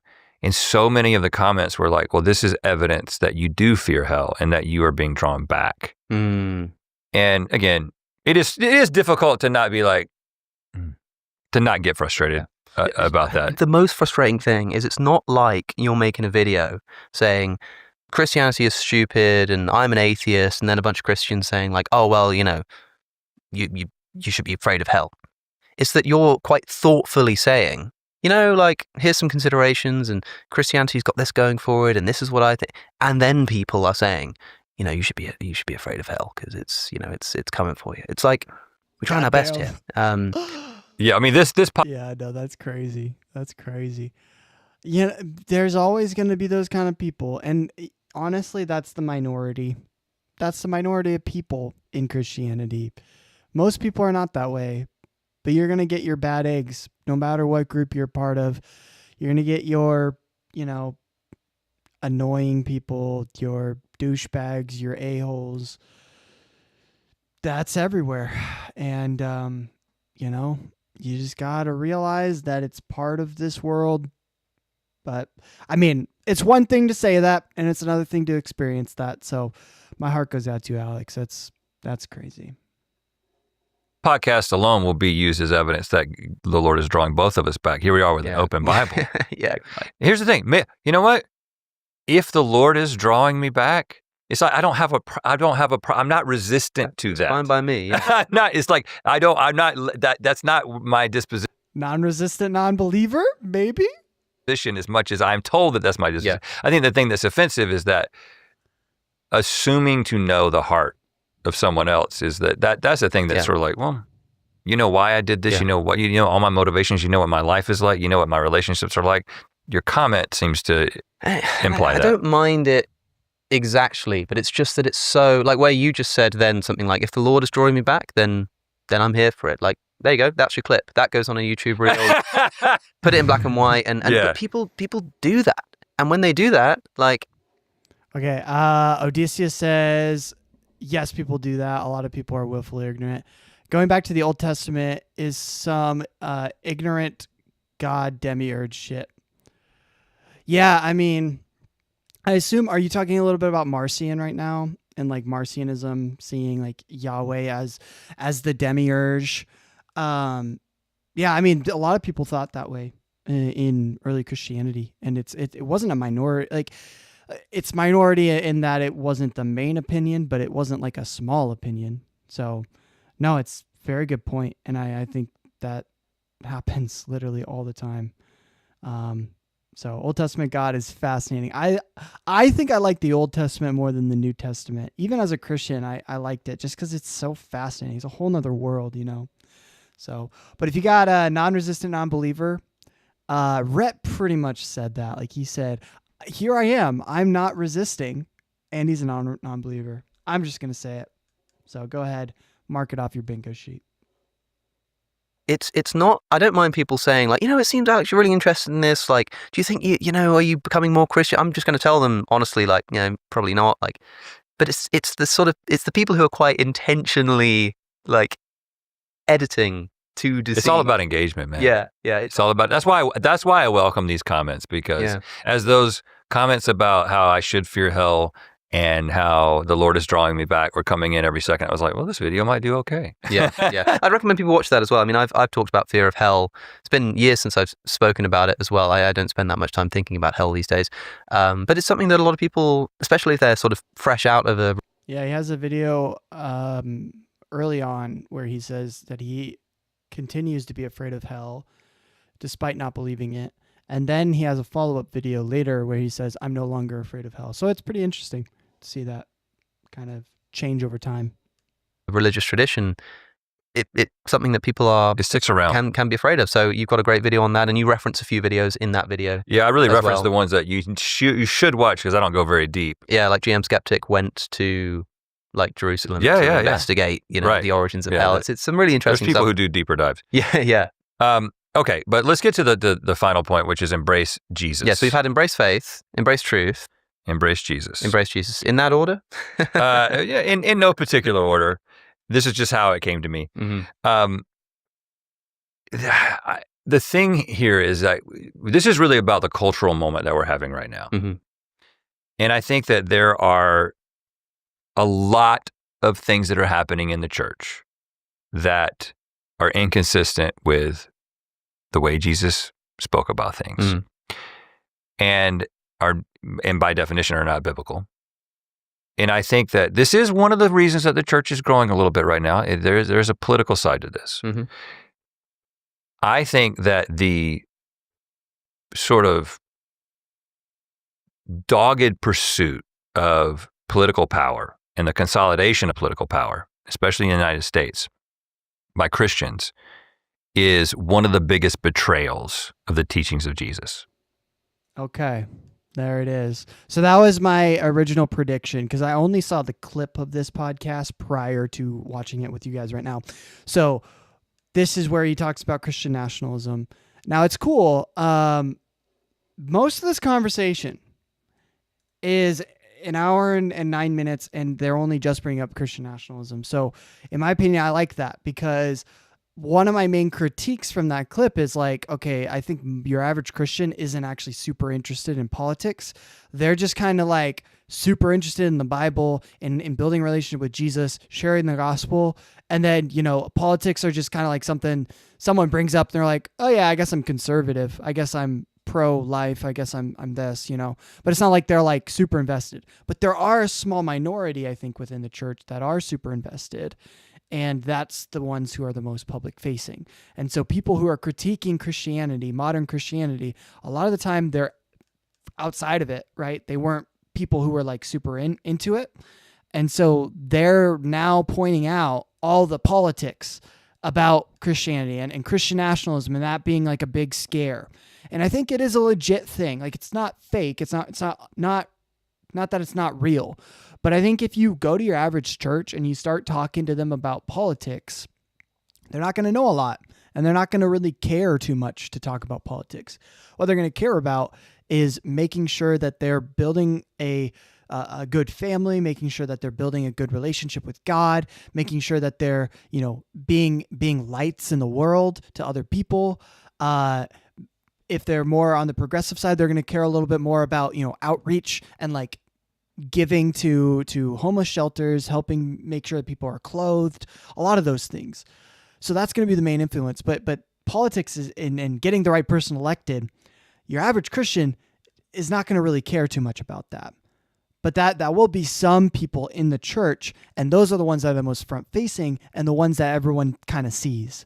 And so I think that's really the real issue here, is there is a lot of ignorance, and this might get back to the point of truth as well, but there is a lot of ignorance to a lot of churches there too.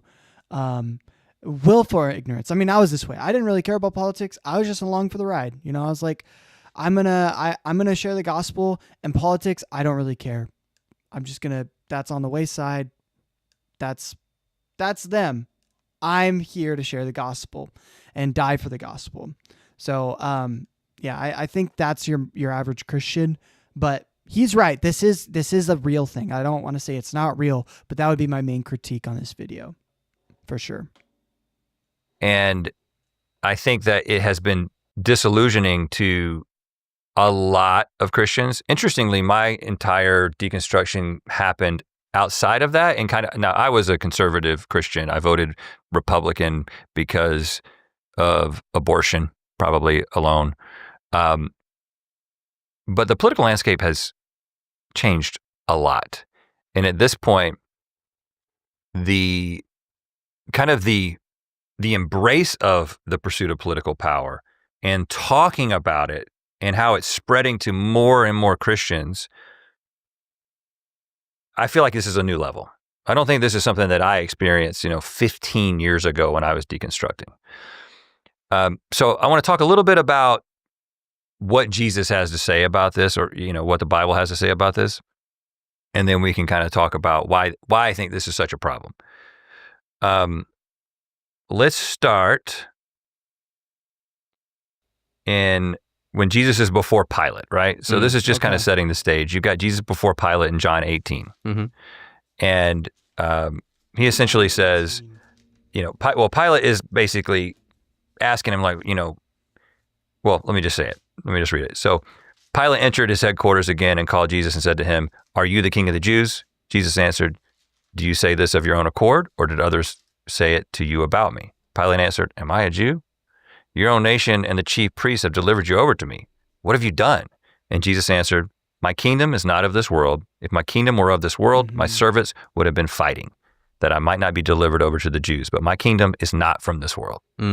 So again, I agree. And I think that's probably why your average Christian does not care about politics, is because of verses like this. There are a lot of Christians that do, though.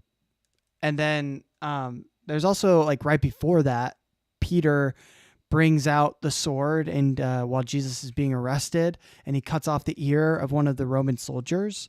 And, Jesus is basically condemning that action of battle and warfare, not the sword, right? I have not come here to bring the sword, right? But to bring salvation. I'm butchering his words specifically, but that's the interpretation.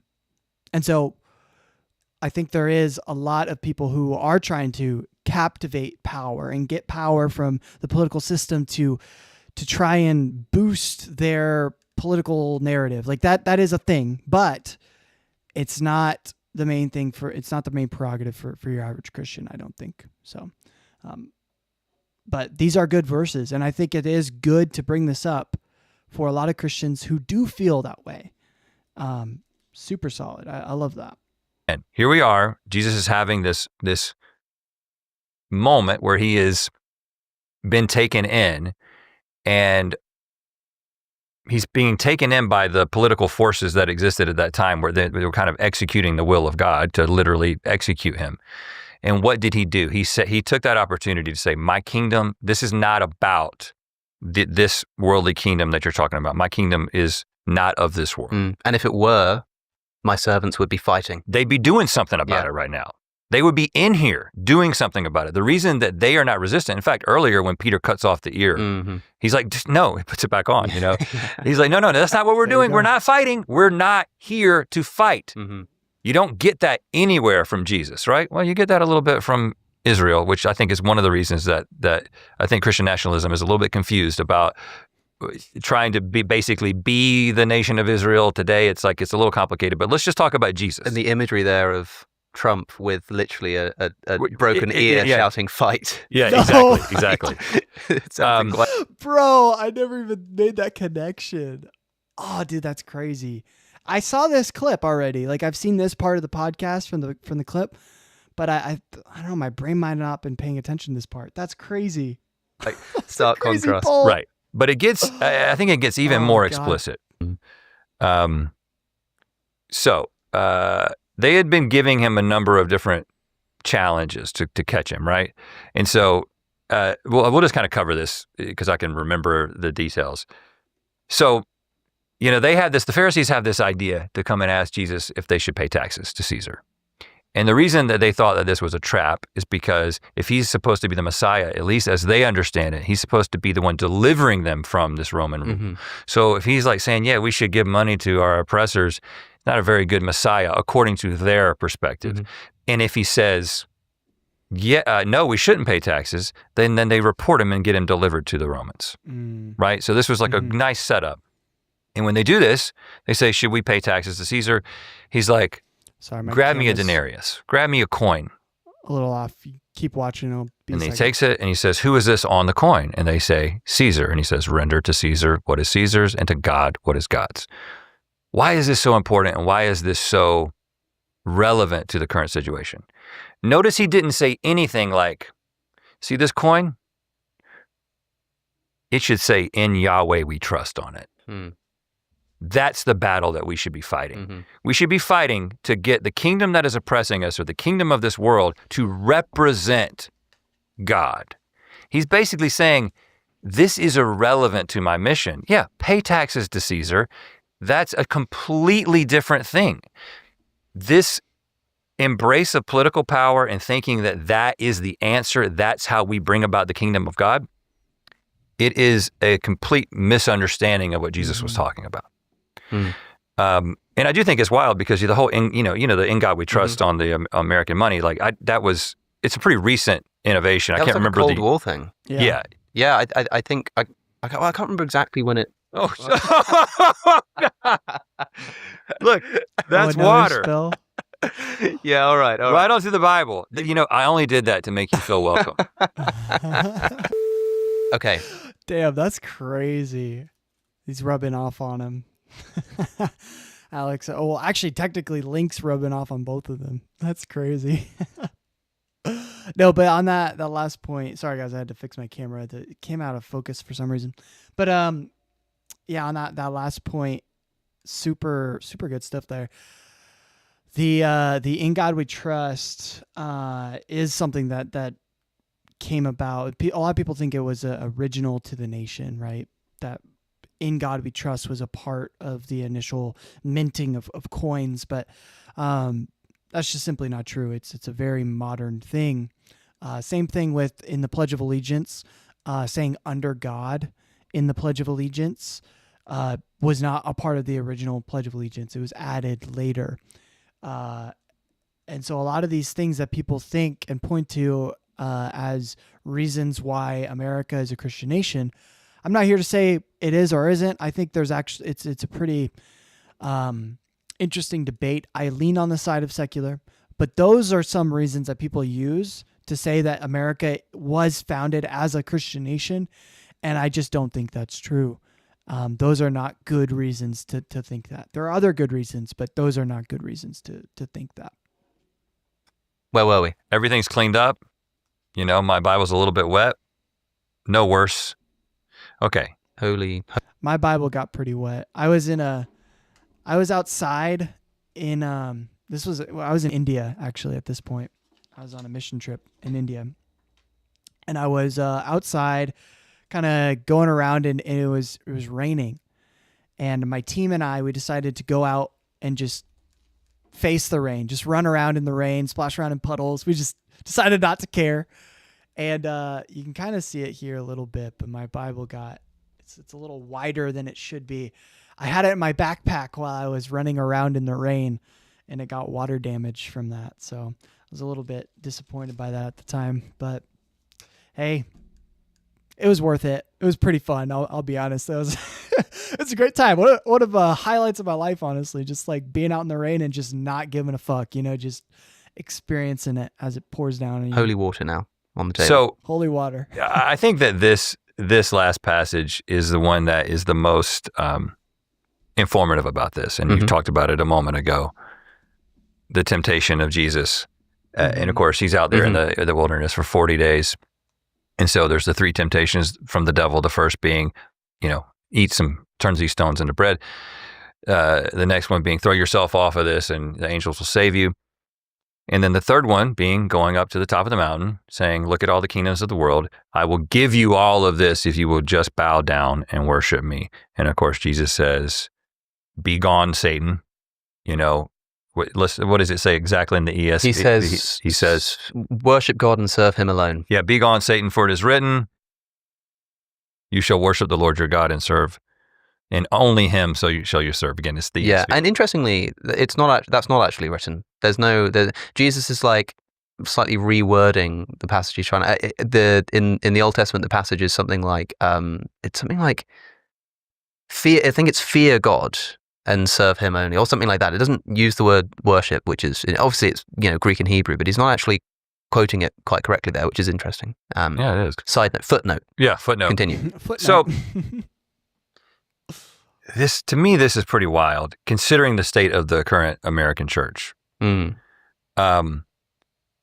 Because there's a lot going on here theologically, of course, but the one opportunity that Jesus has to make a commentary about embracing political power over the kingdom or the kingdoms of this world is presented as a temptation of Satan.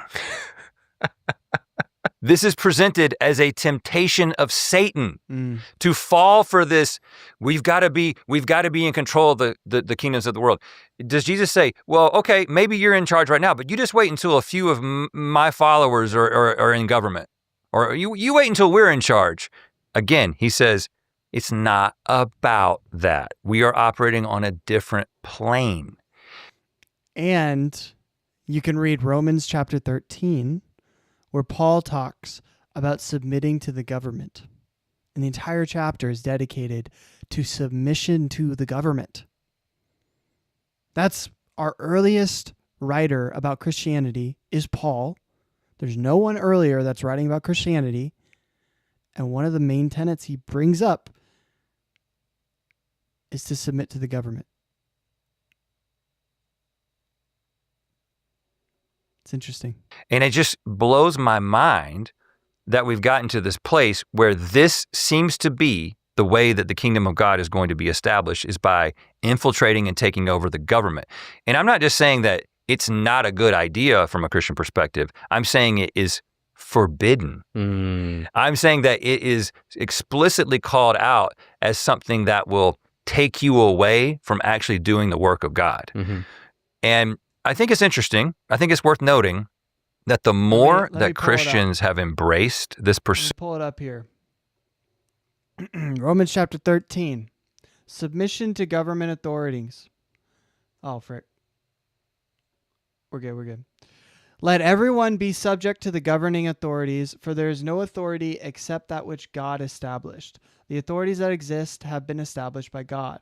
Consequently, whoever rebels against the authority is rebelling against what God has instituted, and those who do so will bring judgment on themselves. For rulers hold no terror over those who do right, but for those who do right, and you will be commended. For the one in authority is God's servant for your good. But if you do wrong, be afraid for rulers. Do not bear the sword for no reason. They are God's servants, agents of wrath to bring punishment on the wrongdoer. Therefore, it is necessary to submit to authorities, not only because of possible punishment, but also as a matter of conscience. This is also why you pay taxes to the authorities. Pay taxes, for the authorities are God's servants, who give their full time to governing. Give to everyone you owe them. If you owe taxes, pay taxes. If revenue, then revenue. If respect, then respect. If honor, then honor. I don't see it more clearly than that. Alex doesn't know that the fear of the Lord also means giving reverence. Oh, yeah. That's a good point. Yeah, giving reverence to God. I guess I'm curious what that's in response to from what he said. What did he say that made it seem that way? I'll keep playing it, but yeah, I'm curious what you mean. Political power, the more they have embraced political leadership that looks a lot less like Jesus and a lot more like the devil himself. Is that not crazy? Yeah, I think it's true, but it's also maybe it's a bit easy to say, like, you know, that if you pursue political power, you begin to sort of betray Christian principles. And some people will listen to this, and I think there are two things which people will say in response to this. One thing is they'll say, okay, but if you look at the Old Testament, you know, God is constantly installing literal political kings. There are at least some contexts in which God thought that it was necessary to have, you know, his rulers on earth. I think I know what I would say in response to that. I wonder what you would say. And the second thing is then, okay, I'm a Christian. I'm sat at home. I'm listening to this. Don't clip that either. And I would like to know what to do then, because I care about what's happening in my country, and I want to vote for somebody who shares my values. But am I supposed to look at anybody who says I'm a Christian and I'm running on Christian motivations and say, no, I'm not going to vote for you because, you know, that can't be true. Whereas I feel like I want someone who's Christian to, you know, run my, like, what can they actually do? Yeah. Those are good questions. To answer the first, I think that the kingdom of Israel, of which was, you know, sort of preparing the way for the Messiah that he comes out of, that's a different thing. That's not America. That's, you know, that doesn't apply to these kingdoms. That's a different thing. I don't. That's a theistic nation that's ruled by God, right? And even when they were ruled by kings, it was only begrudgingly that God allowed kings to be over the kingdom of Israel. Prior to that, it was judges who were under the authority. Well, that happens every once in a while. It's crazy. But judges who are under the authority of God, right? And there's actually a huge conflict in the Hebrew Bible between those who are like, yes, we should have kings, and those who are like, no, we shouldn't have kings. And you see both sides expressed in the polemics of the Bible. Again, we're getting back into God's propaganda, where there was a big controversy about there being a king over the nation, because it was less to do with monotheism and God ruling the nation. That's what's presented in the Bible. But it actually is probably a little bit more because ancient Israel would have been made up of a lot of small tribes, right? You think of the 12 tribes of Israel. Probably wasn't 12. It was probably a different number, but it was tribes, and they were different groups, and each tribe was kind of its own group, its own nation, but they would have all been made up of small communities, right? And these small communities did not like big cities. Why? Because at the end of the Bronze Age, a lot of big civilization, big cities were destroyed. And what was left was some kind of smaller towns, as well as a few big cities where the majority of people lived, right? So things like Tyre, things like Sidon. So these would have been big cities that the majority of people would have lived after the collapse of the Hittites at the end of the Bronze Age. Now, when Israel was becoming a nation at this time, they would have been kind of the outer group. They would have been the small town hick folk. And they didn't like big cities, right? And so how does this apply to what we're saying here? Well, what I'm saying here is that the small town kind of folk vibe would have disliked, what was the original point I was trying to get at? It was something about what small town folk would have disliked. I'm sorry, I totally lost my point there. Damn it. Anyway, this is an interesting point about Israel, though. But basically, they would have been kind of small town folk that would have disliked what was going on in the cities, and for some reason, that was on topic to what I was saying. Maybe I'll keep playing and see if I think there's a theological justification for for why. Okay. For why the kings versus non-kings ideology. Yes, I'm back on track. So the reason why there was a conflict about there being a king over Israel was less to do with monotheism and going away from a theistic society, and probably more likely because Israel was initially a ton of small town hick folks living in the mountains, and they didn't want to make a city. They didn't want to culminate in one area because cities represented sin. Cities represented destruction. A lot of major nations were culminating cities that were destroyed at the end of the Bronze Age. They saw it and saw it that it didn't work. Look at Genesis. What does Cain do? Cain, who's the first murderer, the guy who brings a vegetable a grain offering to God rather than a meat offering. What does Cain do after he kills his brother? He goes and establishes cities, and these cities become evil and disgusting. Look at Sodom and Gomorrah. These would have been major cities at the time. What are they representing? They're representing the culmination of utter sin and depravity from God. But who's our main protagonist in the Genesis? Oh, it's Abraham, a guy who has a farm and just a family, and he raises his family on the outskirts. What's the sin of Lot? Well, Lot enters the city of Sodom and starts to be acquainted with the city and becomes acquainted with city lifestyle, which is sinful. So we see traces of this ideology of like the city is bad. We should avoid the city, avoid that. We should welcome the traveler. We should welcome and be a kind of small town vibe. And with that comes the notion that kings are bad, because king means civilization and civilization means city. So that's probably a lot of why kings were seen as bad, that there was ideology against kings in the Hebrew Bible. But none of that is presented. People don't know about that because, this is scholarly work. This isn't like what you're teaching at Sunday school. But I think it's really fascinating. That's probably the main influence for why people wouldn't have liked kings at the time. So a little tidbit in there. Sorry, that was off track. But it came into my mind and I was like, oh, this is so interesting. Yeah. Applying principles of the way that God was establishing and upholding his nation for his people. Mm-hmm. And then trying to apply that even to modern day Israel, or definitely to any other kingdom. That just feels like that you can't, that dog won't hunt, as they say. To the extent that we can make sense of God having like a chosen people and a chosen nation, it seems like America, despite what they think, might not be that. But even so, there is this... Maybe not. Please don't revoke my visa. The problem, the other thing is that like Jesus is presented as this fulfillment and sort of fulfillment of, but also like, in many ways, like he sort of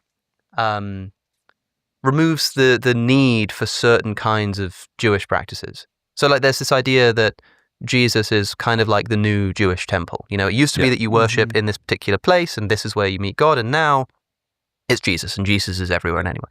And a similar kind of thing is happening here with like authority. I mean, the Jewish kingdom was waiting for the Messiah who would be, you know, their ultimate king. And when the ultimate king comes, he's not a political leader. He is the opposite of a political leader. So I think that the extent to which this is specifically So I recently did a stream where I did a tournament bracket of all the 12 disciples and who would win in different challenges and be the ultimate disciple. It was just a fun live stream I did last week to celebrate doing this for a year. And it's interesting that he brings this up because Simon the Zealot, he would have been a zealot, right? And the Zealots were a political group. Some of them got violent and things of that sort. And so historically, we think that Simon the Zealot might have been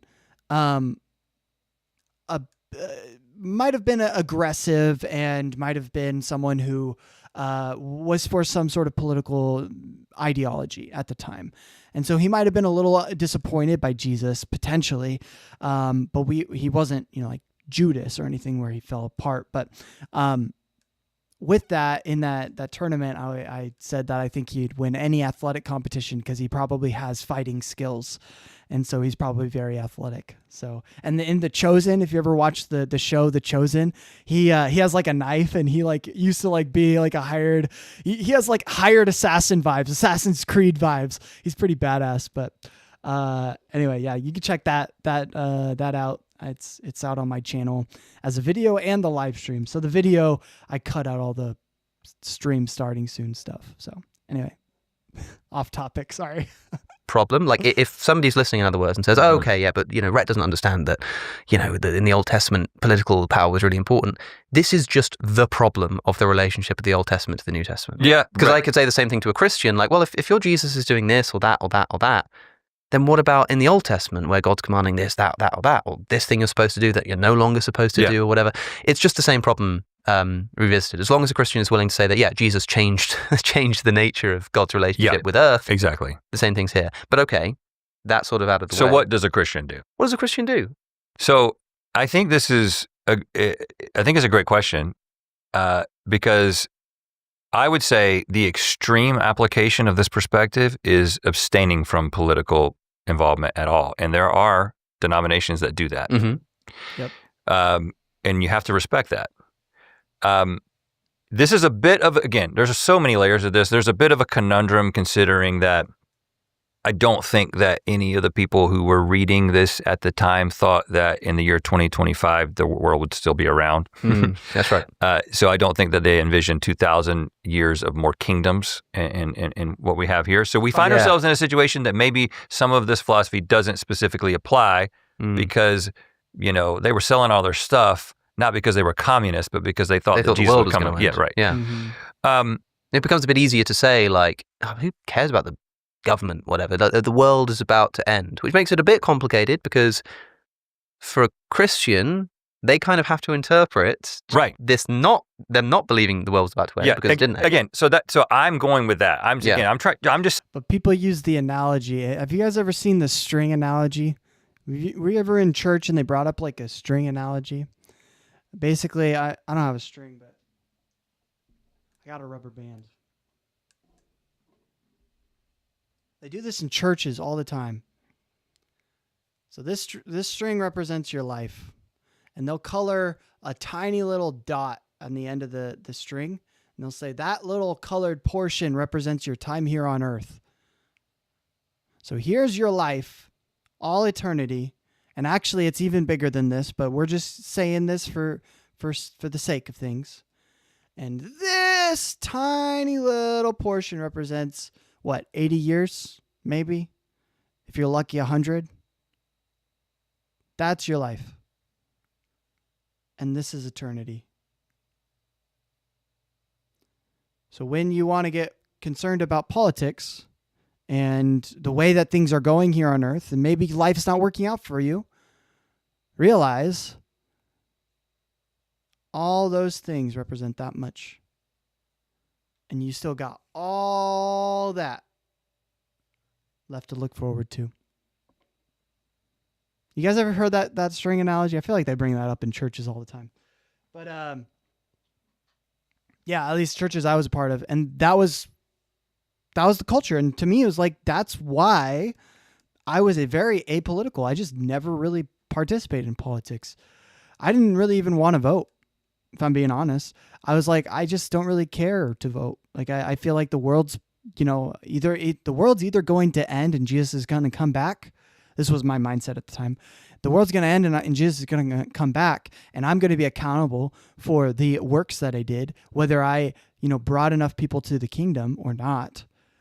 Or I am going to live my entire life and die in old age, and I'm still going to be accountable for the works that I did and whether I brought enough people to heaven or not. And that 80 years of my life is nothing in comparison to the potential infinity of heaven. So to me, I never made this correlation between Christianity and politics, but I know that it is a thing for a lot of people.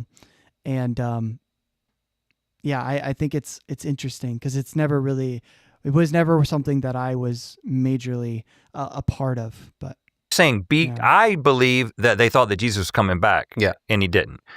But as a Christian, you believe that he wasn't intending that, and that he knew that the world would still be around in 2025.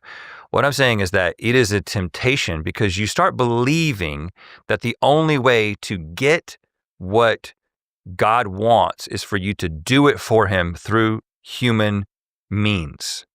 And I think that ultimately, when you feel like the people in power politically have to represent your worldview, it indicates that you're fearful that if that wasn't the case, that God couldn't do what he needed to do. And so I think this is a higher calling to a level of spirituality and commitment to the kingdom that does, I think that if you follow this wholeheartedly, I think it means that, I'm not saying you don't vote, but I think that the idea that the answer is to install Christians into political office. Yeah, and I agree. I don't think the way I did it was necessarily the right way. I think that it's probably good to vote. I think it is good to think about who's in charge in this world. You decide for yourself. Don't listen to this bozo on the internet and say, oh, he knows everything, and so I'm going to listen to that. No. Fuck me, dude. Listen and think for yourself. Be a self-thinker, right? That's what I want to encourage here. Think for yourself, man. And if you're a Christian and that's what you want to be a part of the political system, hear this out. Hear these arguments and make a decision for yourself. Hear counterpoints, all of that. Make a decision for yourself that's going to work for you. That's what I encourage you guys to do. Office, and that's where your hope lies, and to work very tirelessly for that. It's not biblical. And I think ultimately, I don't think you can hold on to political power and Jesus at the same time. I think that if you're going to hold on to Jesus and you're holding on to this world, you've kind of got to drop that pursuit in the same way. And the crazy thing that happens as a result of this is you end up like you said, you end up aligning yourselves with people who do not represent, the fruit of the Spirit. You've got people who are living in fear. I think this is another aspect of this, is that so much of the current political pursuit of political power is based in fear. You've got people all across the United States mainlining Fox News and the like every single night. Like, give it to me. Give me that stuff that makes me fearful every single night. I got to be afraid of the brown people who are going to take my jobs, or, I got to be afraid of the people who are going to come take my guns. I got to be afraid of the trans woman who might come into my daughter's restroom, right? And so, frankly, that whole thing pisses me off because I feel like an entire generation has been stolen from us, because you have what could be older, wiser people who have perspective, but yet they have been completely captivated by fear and they tap into it every single night. Like, that pisses me off that a generation has been stolen from us. But what if, this is a hypothetical, what if Christians in America were not mostly known for wanting to have political power and all of the things that come along with that, and all the fear that is based in. And instead, they were cool, calm, and collected because they trusted that God was accomplishing his purpose, and they were busying themselves with the work of Jesus, being the hands and feet of Jesus, feeding the poor, caring for the orphan, caring for the elderly, caring for the That's good widow. stuff. Yeah. It seems to me that they don't believe that would actually do anything. Yeah, and he brings up a really good point on fear. Pull it up right here. 1 John chapter 4. Dear friends, do not believe every spirit, but test the spirits to see whether they are from God, because many false prophets have gone out in this world. This is how you recognize the Spirit of God. Every spirit that acknowledges that Jesus Christ has come in the flesh from God. Every spirit that does not acknowledge Jesus is not from God. This is the spirit of the Antichrist, which you have heard is coming, and even now is already in the world. You, dear children, are from God and have overcome them, because the one who is in you is greater than the one who is in the world. They are from the world, and therefore speak from the viewpoint of the world, and the world listens to them. We are from God. Whoever knows God listens to us, but whoever is not from God does not listen to us. This is how we recognize the spirit of truth and the spirit of falsehoods. So that gets into the idea of why it's important to emphasize the spirit here. But it culminates. So this entire passage talks about not having a worldly view, not getting caught up in the problems and the things that the world says. And what does this all culminate in? Verse 18. There is no fear in love, but perfect love drives out fear, because fear has to do with punishment. The one who fears is not made perfect in love. We love because he first loved us. Whoever claims to love God, yet hates his brother or sister, is a liar. And whoever does not love their brother or sister, whom they have seen, cannot love God, whom they have not seen. And he has given us this command: anyone who loves God must love their brother and sister. Bro, Christians should be all about love. They should not be about fear. There is no fear in love. Verse 18 right here. But perfect love drives out all fear, because fear has to do with punishment. And Christians aren't going to be punished. They're going to have eternal life. To be fair, there are many stories in the Old Testament that feature God retreating from his people because they failed to listen to him. Yeah. And that's why there's such a thing as Marcionism. Because they don't quite fully agree. You do have a good point, though. That is a very good point. I don't mean to brush off, but yeah, no, it's a very good point.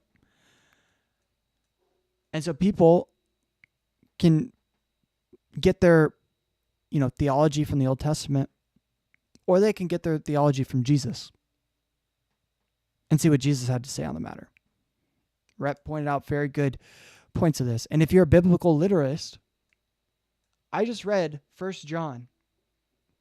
So who do you think knows about Jesus better than, and I don't think 1 John was written by John, but if you're a biblical literist, you believe that 1 John was written by John. So who knows Jesus' words better than one of his own disciples? So, but no, it is a good point. And I think that gets to the idea of like how there isn't really a great consistency from the Old Testament to the New Testament. But if your Christianity is not focused on love, then it's not focused on what Jesus was all about. If it's focused in fear, then it's of the spirit of the Antichrist. I mean, that's what 1 John chapter 4 was saying. A worldly view of fear is based on the spirit of the Antichrist. So, no, but it is a good point. So thanks for bringing that up. That level of spiritual commitment to being like, I'm going to be about the kingdom, and I'm going to trust that God will accomplish his will through me in that. I just think it's a lack of faith. I think it kind of goes back, we come full circle, is that there's not a real faith that God can accomplish his purpose apart from you putting the 10 commandments up in every courthouse. Really? Like, you really think that that's what's going to do it? Yeah. Have you seen that clip? I can't remember where it was. I can't remember which, like, it might have been some, like, state government legislature where they're sort of debating putting up the Ten Commandments, and there's this guy, some politician, where... The other reason I brought up earlier that I think the average Christian does not really fit into this, but that this is a minority that is the loudest, is because what did Rhett say there real quick? It was something that he said that made me think about this. There's not a real faith that God can accomplish his purpose apart from you putting the 10 Commandments up in every courthouse. Yeah. So I don't think your average Christian is like gonna really care a lot whether that happens or not. I think a lot of Christians do care that the Bible cannot be spoken about in schools, right? Because I have a lot of friends who are Christians and are teachers, and a huge concern of theirs is I can't talk about Jesus to my students, and I want to, right? I want to share the gospel. I want to talk about Jesus. I want to share about my personal relationship with God with these kids, but because I work for the government as a public school teacher, it is illegal for me to do that. And I feel for them in that. I actually don't agree with them on that, but I feel for them on that. And it's actually somewhere where I'm a little bit torn, because it's like, in a sense, it's restricting their religious expression, because it restricts the Great Commission, which is to go into all the world and preach the gospel to all nations, technically make disciples. But in that is embedded the idea of sharing the gospel in making disciples. So, but yeah, I don't think your average Christian is too concerned with this. But it is a minority that is. The New Apostolic Reformation wants the 7 mountains, one of them being the political power. Damn. That's crazy. Yeah, I'm not too familiar with the New Apostolic Reformation, but I think it's absolutely ridiculous. And I think a lot of Christians are probably pissed off a little bit about this stuff too. I think there are a lot of Christians that hear that Trump is holding a Bible and says that 1 Corinthians is his favorite, book of the Bible. When he says stuff like that, Christians get pissed off because they're like, you're using us for your political ends. I don't think that's every case, but I think a lot of politicians are doing that. I think Trump is a very good example of that. And Christians are pissed off because they're like, dude, you're making a mockery and trying to manipulate the fact that I believe that Christianity is true. And you clearly don't, but you know that it's a large part of the population, and so you're using that as a way in order to win me over. I think a lot of Christians do see through that, and they get pissed off about that. But for those who don't, it is very clear in the Bible that, fear-based, worldly mindset, being very concerned about the politics of the times, that's all very condemned by Jesus, and it's condemned by his earliest followers if you're going to hold to church tradition about the Bible. So that's my 2 cents. Really? Like, you really think that that's what's going to do it? Yeah. Have you seen that clip? I can't remember where it was. I can't remember which, like, it might have been some, like, state government legislature where they're sort of debating putting up the Ten Commandments, and there's this guy, some politician, where maybe we can play the clip. I don't know. We'll check the copyright or whatever. What is the 4th commandment? Keep the Sabbath. Part of keeping the Sabbath holy is not working on the Sabbath. That is, yeah. What day is the Jewish Sabbath? It is on Saturday. And what day is it today? It is Saturday. Here we are. The Christian Sabbath is what day? Sunday, in honor of the day that Jesus rose from the dead.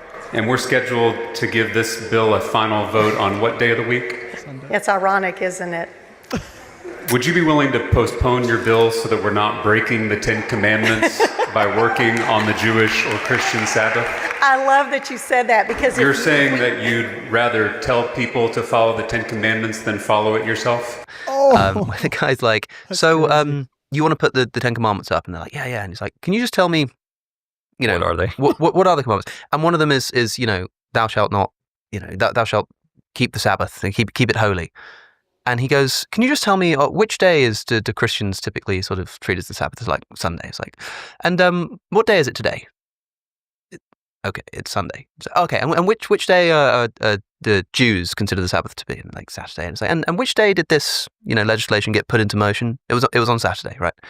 And it's just like, it's one of the funniest clips I've seen because it's so easy. It was just such an easy move to make because it's so ridiculous and so antithetical. Well, just look at what's happening. Oklahoma is probably the best example of this. I think a Bible in every classroom and all this stuff. But the real travesty here isn't just that it's not biblical and it shows a lack of faith, but the people. I mean, I think there's probably a lot of Christians that are probably shouting at the screen. If you got that on your bingo card, screaming at the screen, that one's on there. But they're probably saying those are just bad actors representing something that should be a thing, right?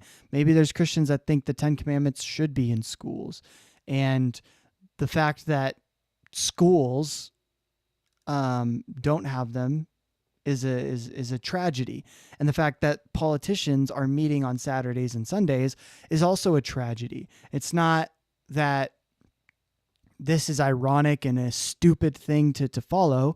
They might be thinking that it is a good thing to follow. We should follow the Ten Commandments. We should have them in schools. And we probably shouldn't be passing legislature to put them in schools on a Saturday or Sunday. There's probably a lot of people that think that. I mean, why do you think that Chick-fil-A isn't open on Sundays? It's because it's owned by Christians who hold to the value of Sabbath. So, I mean, it is still something that people practice. Although a lot of the people who are swayed into these political things, they're probably not the people practicing Sabbath. People who are enticing Christians into this pursuit of political power, they don't care about the kingdom of God at all. They see Christians as a powerful political group. Voting bloc. It's a voting bloc, very powerful, and they can cater to them, they can pander to them, and frankly, the Christians are eating it up. And I just think that they're falling to a temptation that it's worth aligning yourself with the types of people who are currently in charge of the Republican Party. That if you stopped and just thought about it a little bit, you would be like, is this worth it? Like, you don't even have to, if the Bible didn't address it at all, I think you could come to the conclusion that you could just decipher that this is not a good idea to align ourselves with the type of people and interests, the things that Christians are celebrating right now that just are not consistent with Jesus at all. But I'm just making the point that Jesus seems to be very clear that there's a temptation. I get it. There's a temptation. You're going to think that you have to take over these institutions, these kingdoms of the world in order for my will to be done. But I'm telling you that that's a temptation and you shouldn't go down that road. I think people are going to think, sometimes people vote for parties that they know maybe don't actually in their heart of hearts represent their interests. Well, but they do represent their interests, but they might not be doing so honestly. So, everybody knows that, this political figure that they're voting for isn't really a Christian. But because they're trying to essentially cater for Christians, well, they are pro-life, for example. I mean, you spoke before about how that was, an important influence on you. And they might say to you, like, Rhett, I hear what you're saying, but like, I care about unborn children. I want to vote for a politician that's going to protect that. And okay, sure, you're probably not really a Christian. You're probably not really like a Jesus figure or whatever. But what am I supposed to do if me sort of being like, well, I'm just going to be like Jesus and I'm just going to, walk around and give people, money on the street and stuff. Meanwhile, like abortion becomes legal and they really care about that. Like they'll still want to apply some Christian political pressure. And it does feel as though fully taking your foot off the pedal there would be essentially like a removal of your interests from those who are governing you. And I think that's why it's a temptation. Yeah. Again, and I'm not, I do vote according to my political interests because I'm actually not, I love the character of Jesus and I love these stories, but I don't apply this stuff to my life in the way that Christians do. Yeah. And so what I'm doing is I am kind of calling them to the carpet a little bit and saying that, hey, this is just not consistent with, because you can reason your way and be like, well, yeah, but don't I need to vote for, things that are consistent with the Bible? It's like, well, I'm not really talking about who you vote for. I'm talking more about the fact that the entire right at this point is, and they're using Christian, and so many Christians, like if you go on Christian Facebook, if you can bear it, and see how they're celebrating what is happening and the things that are being won back, as if it's like, praise be, amen, praise God that this person won an election. And I'm saying that specifically of thinking that that's where your hope lies, that's not biblical. I think it's also worth pointing out that you might say, yeah, but if Jesus were around, he'd be pro-life and he'd care. It's like, you don't think that the Roman government were doing things too that Jesus probably thought weren't that great? I mean, in the ancient world, people would like take live newborn babies and like throw them in the dumpster because they're disabled, right? And it's Christians who had like a really, really strong role to play in the undoing it. They called it exposure in the ancient world, you know? Yeah. And Aristotle says quite plainly, like, you know, if a child is deformed, just, you know, leave them out to die. And There's Aristotle. So if you got him on your bingo sheet, go ahead and mark him off. it was Christians who played a huge role in turning that into something that we weren't allowed to do anymore. But it wasn't through political pressure in the traditional sense. It was sort of like the transformation of culture. Yeah, like if at the time, it's worth remembering, in other words, that there were like political issues like of the Roman world in Jesus' time, and even in the faith, which were probably much worse and more extreme than basically anything that's happening in our But current the only thing he seemed to care about when it came to authority was the religious authority. Yeah. They were hypocrites. Yeah, that's where his anger lied. Like he wasn't sort of shouting at the political authorities in the same way, which shows us at the very least where Jesus' interest lies, and I think gives us an indication as to maybe what he might be more like if you saw him today. Like, yeah. I think you'd be more likely to find him like, you know, under the underpass, like talking to a homeless guy, than like in a voting caucus, trying to rally votes for. Yeah, or in a church, basically telling people, "Hey, I fulfilled this," and then trying to push him off a cliff, something like that. But yeah, no, he definitely would be more about critiquing the religious leaders of our time and helping the poor and needy just in the local community.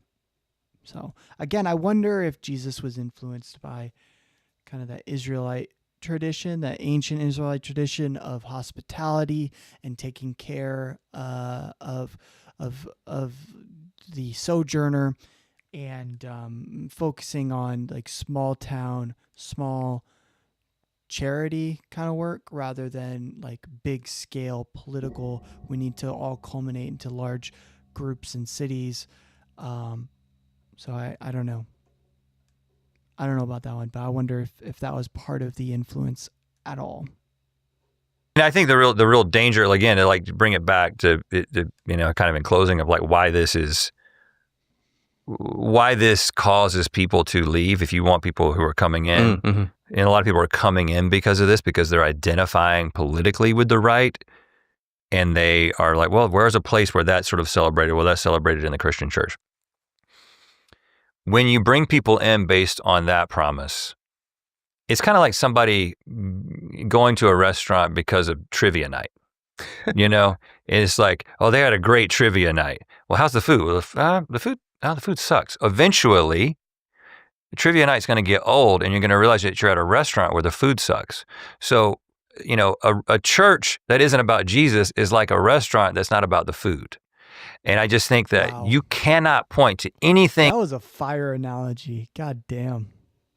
Wow, that was awesome, Rhett. in this Damn. political movement that is like, yes, that is really representing the heart of Jesus. I think you can point to a lot that seems to be going directly against the things that he said and taught. Mm.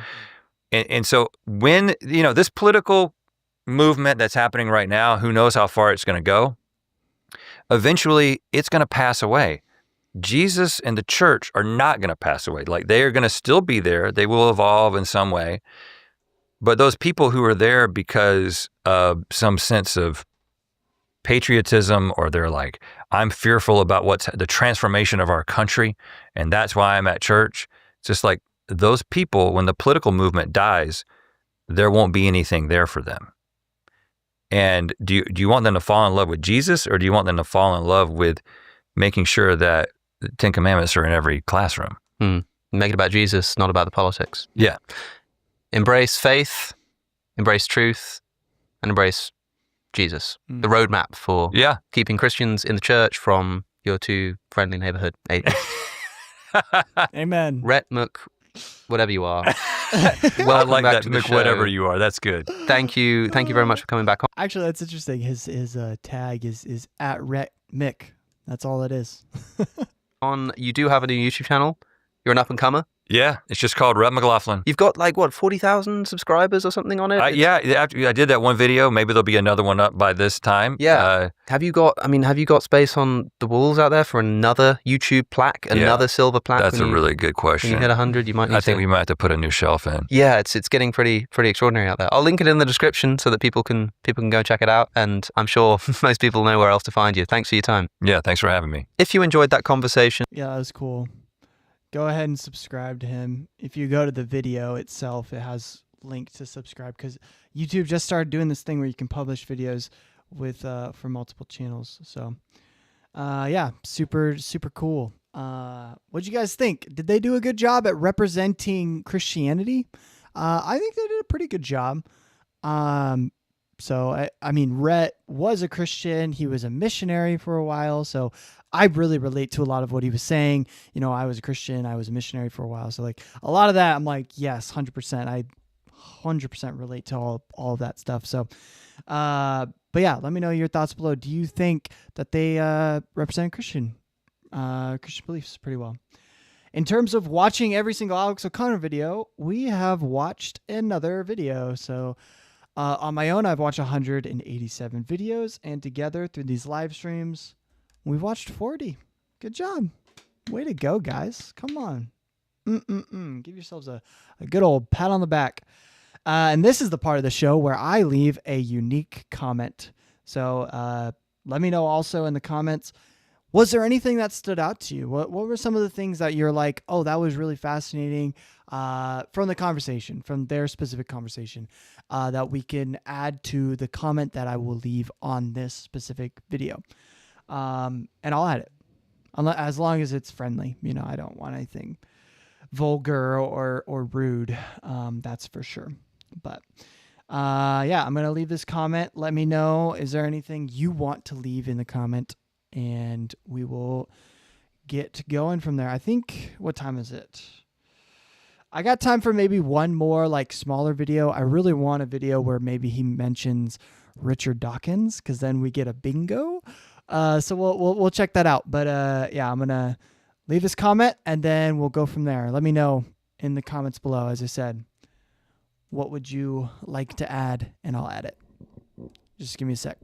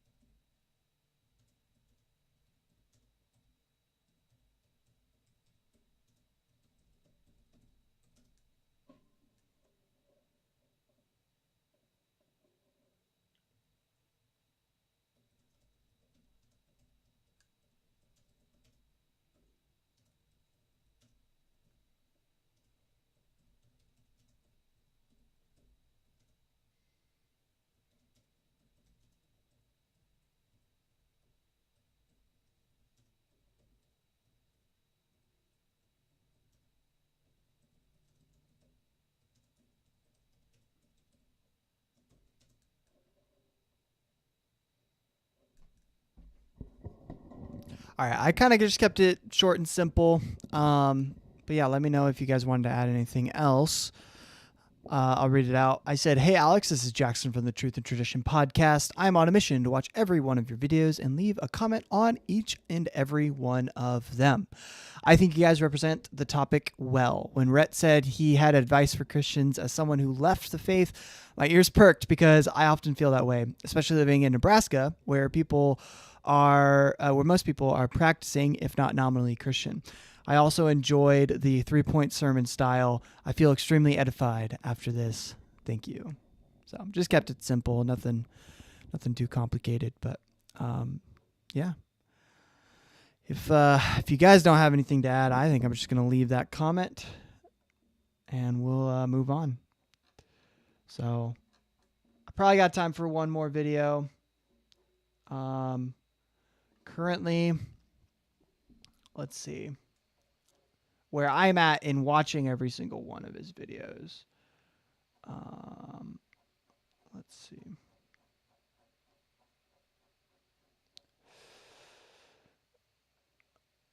Maybe I should have went from the old videos first. Okay, we're getting there. Here we are. Yes. So I'm up to, oh wow, Christianity's biggest problem. That's like kind of on topic, actually. An atheist critiques Christianity. Yeah, let's do that one. Christianity's biggest problem. Feat Alex O'Connor. Here we go. Guess what? I gave a TEDx talk, which you can now watch via the link in the description. It's quite exciting, if you ask me. I've never done one before, and it'd be great if as many of you as possible could go over, watch the video, and give it as much engagement as possible. Speaking of... That's super cool. Actually, hold up. Give me 1 second, because he mentioned TEDx in this video, which you might not be familiar with it, but you should check this video out. I think it's really interesting. He went on an Omegle and confronted strangers about his veganism and asking them why they're not vegan. So he was like, what was it? "I'm vegan, change my mind," is what he did on Omegle. And I thought that was a pretty cool video. He's only done that once. That was his only time doing that. So when I meet him after doing this series, I definitely want to ask him about that. Be like, "Bro, you should do more Omegle stuff." But anyway, in that he brought up the TEDx talk, which is why it came to mind. So yeah, check out his TEDx and check out this video. It's a pretty fascinating one. Only has 253K views. So let's get it up there. Let's get some more views on that. Guess what? I gave a TEDx talk, which you can now rate if as engagement. I've also been trying recently to put more content on my Instagram page. That's exclusive Reels and IGTV videos. So it'd mean a lot to me too if you could follow me on Instagram if you're not doing so already. It's only a tiny proportion of the people who are subscribed to me on YouTube who are following me on Instagram, but I'm trying to boost that platform. So if you can go over there and give me a follow, that would be greatly appreciated too. But anyway, let's get on with today's video. Now, I know that it's quite a bold claim that I've made in the title to have put my finger on the single biggest problem that Christianity as a religion faces. Also, on the bingo card, there's the wooden play button. So if you got wooden play button on your bingo card, go ahead and knock it off. But let me explain. I want to put forward in this video what I think is the hardest objection to respond to if you're a Christian. Now, as you'll probably already know, the most famous problem that you have if you want to say that the Christian God, that is an all-loving, all-powerful God, exists, is the positively colossal amount of suffering infused into the human experience. Suffering is so omnipresent that most of our time spent existing is time spent trying to avoid it. Eating to avoid starvation, working to avoid poverty, sleeping to avoid fatigue, watching YouTube videos to avoid whatever it is that you're supposed to be doing right now. And that's when things are going Avoid your homework. well in life. God also throws into the bargain of living existence, which nobody agrees to enter into, by the way, unpredictable diseases, miscarriages, natural disasters, and the existence of TikTok. Why would an all-powerful God, who truly loves us, permit such suffering to overwhelm our living existence? And this problem for religion is called, as you'll likely know, the problem of evil. But there's something missing from this picture. I'm not just here to restate the problem of evil as if it's anything new. There's something else. There exists such an obvious and overwhelming version of the problem of evil that it bemuses me that so many philosophers leave it entirely out of the discussion, or at best relegate it to a passing paragraph or a footnote. Is it the animal suffering problem of evil from evolution? I'm talking, of course, about the problem of animal suffering. Boom. Now, before you think I'm just getting all vegan on you again, don't worry, that's not what this is. I know how sensitive some of you are to me pointing out that our own treatment of animals is so poor that it almost reaches godlike proportions. But that's not what I'm here to talk about today. Right? Animals suffering in factory farms, for instance, can easily be explained away by the Christian as a result of human free will. I'm talking about something else. Right? I'm talking about the suffering of animals that isn't human created. The suffering that exists in the wild as a result of natural processes. And by the way, the reason this video is called Christianity's biggest problem specifically, rather than just religion's biggest problem, is because I actually think that some other religions, like Islam, have bigger problems than animal suffering. But animal suffering is still a problem for other religions like Islam, so although in this video I'm going to respond to William Lane Craig, a Christian, on the subject, do bear in mind that these arguments should apply to any God who claims to be morally perfect. So this is the basis of my claim. If the problem of suffering is historically one of Christianity's biggest problems, then the problem of animal suffering is its biggest. So I should probably begin by unpacking why animal suffering is such a problem worth addressing in the first place. If human life is, as I've argued, infused with pain, then non-human animal life is defined by pain. Animals in the wild are subject to endless torment from all angles of their existence. They suffer from predation by other animals. Wild dogs disembowel their prey. Venomous snakes cause slow internal bleeding and paralysis. Crocodiles drown large animals in their jaws. And animals also suffer from rampant disease, dehydration, and starvation. They have to contend with forest fires and floods and a whole manner of other terrifying natural disasters. Not to mention that animals don't have as developed of a brain as we do. And so we as humans, we can sort of detach ourselves from our subjective experience because we have a larger frontal lobe. And so what that means is when you're in pain, what you can do is sort of understand that your body's in pain, but you can sort of detach yourself, distract yourself, maybe sing a little tune, think about something else, and understand you have that sort of control over your experience by detaching that part of you and focusing on a different part of you, right? So that aspect, though, is not available for most animals because the frontal lobe part of their brain has not been developed as much as it is in us to be able to detach from pain and suffering. So when we're in pain and suffering, we can detach, whereas when they're in pain and suffering, they have to focus on it. So that's another key part that I think a lot of people miss. David Attenborough, the celebrated nature documentary filmmaker, once said about his documentaries, "People who accuse us of putting in too much violence should see what we leave on the cutting room floor." Nature just really isn't a pretty place, and not only do wild animals suffer in these extravagant ways that humans generally do not, like having to live with the very real possibility of being mauled to death at practically any moment, it's also true that compared to humans, an astronomically higher number of wild animals exist. So unfathomably high, in fact, that we can only estimate how big that number actually is. He brought up an interesting point there, which is the idea that animals face just constant danger all the time. And there's this anxiety that's always built up that, oh my God, a predator could come get me. Oh my God, a predator could come get me. That's all you can really focus on. And he had an interview with a Holocaust survivor, one of his podcasts prior to this episode, where the Holocaust survivor talks a little about his experience.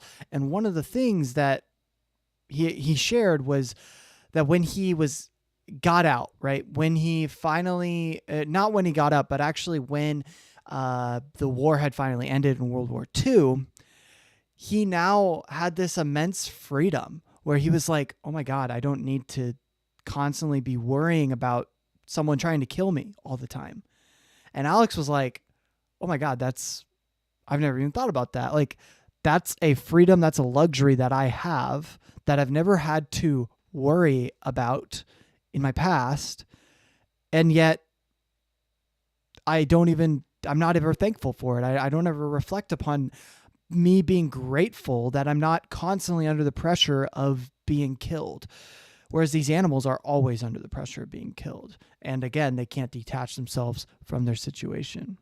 The number of wild vertebrates alone is thought to be somewhere between 10 to the power of 11 and 10 to the power of 14. That's 10 with at least 11 zeros after it. We're talking trillions of animals, each one of whom will, under the unerring supervision of an all-powerful, all-loving God, likely experience more fear, devastation, and suffering in their lifetimes than we human beings are even capable of imagining. So this is the problem that the Christian has to contend with. How can God permit such insidious levels of unthinkable suffering? Well, it's not like Christians don't have a response to the problem of evil. There are many quite famous attempts to reconcile the existence of evil with a loving God.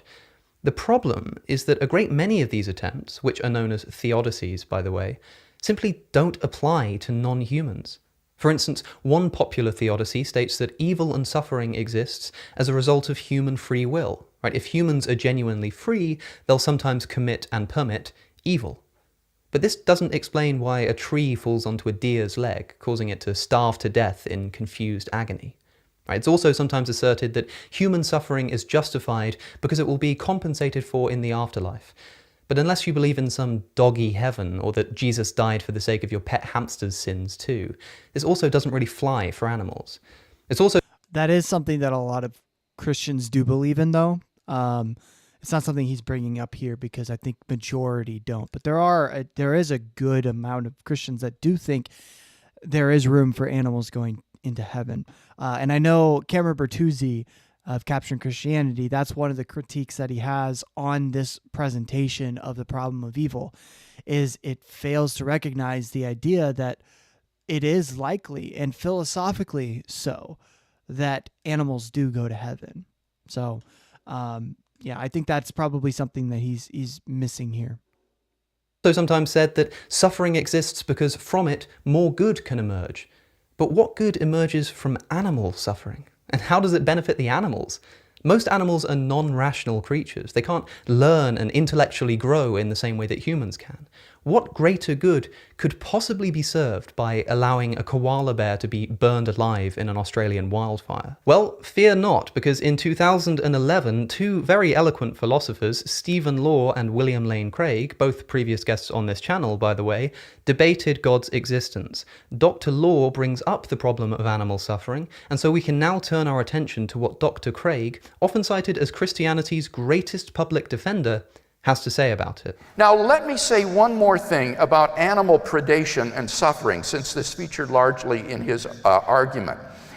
Number one, animals are part of a broader ecosystem in which the human drama is played out. And such an ecosystem must be balanced if it's to be viable. It is no accident that every ecosystem involves predators of some sort. For example, I also recently saw a program on television about how the Canadian authorities are reintroducing wolves into the wild in Canada. Why? Because in the absence of these predators, the caribou herds were overpopulating because there was no one to pick off the diseased and the aged, and as a result, they were overgrazing and therefore dying of starvation. The predators actually enhanced the survivability and the health of the caribou herds on which they preyed. Okay, so Craig's argument is this. If an ecosystem is unbalanced, leading to an overpopulation of prey, this prey will die from starvation since there won't be enough food to go around. By ensuring that predators exist to pick off the diseased and the aged, the ecosystem is balanced, preventing that starvation. But there are just... I mean, I'm willing to accept that as a notion, but here's the main kicker. Most species that have ever existed are now extinct. So if that were a thing, right, if you're going to introduce predators in order to save animals and species, I mean, first off, that's kind of a non-starter, but even if I accept that from an ecological standpoint, I could probably accept that. It still doesn't deal with the fact that most species that have ever existed are now extinct.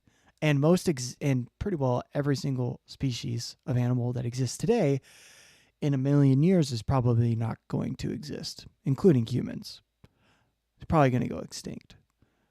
So what does that have to say about anything? You know, like the dinosaurs, they were apex predators. They are apex predators for way longer than we have even existed. Millions of years. Human race has only existed for about 300,000 years.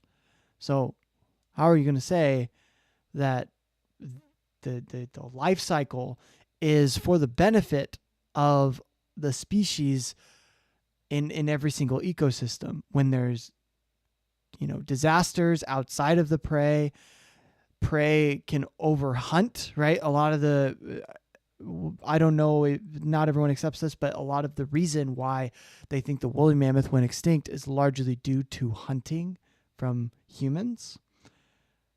So I think it's not a bad argument per se. Like, it makes sense. I can agree with the sentiment. It's a good philosophical point.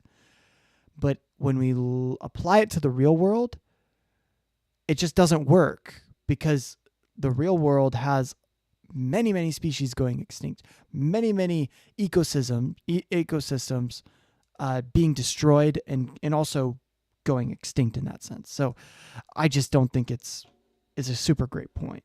Just a multitude of problems with this, right? First, it's of course true that in practice, any functional ecosystem we know of requires predators and prey in order to be balanced. But why does this need to be true in principle? Right? The laws of ecosystems, as they stand, require predation. But are we expected to believe that God couldn't have made these laws differently? Is God constrained by these laws? That's the implication of saying that an ecosystem must be balanced in this way, that God couldn't have created a balanced ecosystem. Yeah, no, that's a very good point. And the fact that we're talking about the problem of evil, that's why we're bringing up. It's a meta ethic. It's not working off of what we know. It's working off of what could be, given the fact that God is all powerful and all good. Very good point. Very good point. Using other, less painful methods. In other words, the laws of ecosystems somehow constrain what God is able to do. Are we really to think that the laws of ecosystems are more fundamental than God is? No, God is the creator of the laws of ecosystems, and so can't be bound by them. And besides, granting that God does need to balance an ecosystem, predation is not the only way to do it. God could have, for example, limited the number of times an animal can reproduce as a way of preventing overpopulation, a form of cosmic contraception. There's definitely a joke about a condom brand in there somewhere. But no, for Dr. Craig, God limiting an animal's... I wonder what he's coming out with his condom, merchandise. Follow him on Substack and get some cosmic contraception. Sexual potency or any other kinds of painless methods are not possible options for combating overpopulation. No, the only way that God can save these animals from overpopulating and starving to death is to introduce savage predators who maul them to death in some of the most painful ways humanly imaginable. That's the only way to balance the ecosystem. I mean, come on. When a lion kills a zebra, the zebra is usually too large to be killed instantly, and so is often asphyxiated to death, writhing in pain over a slow, minutes-long death.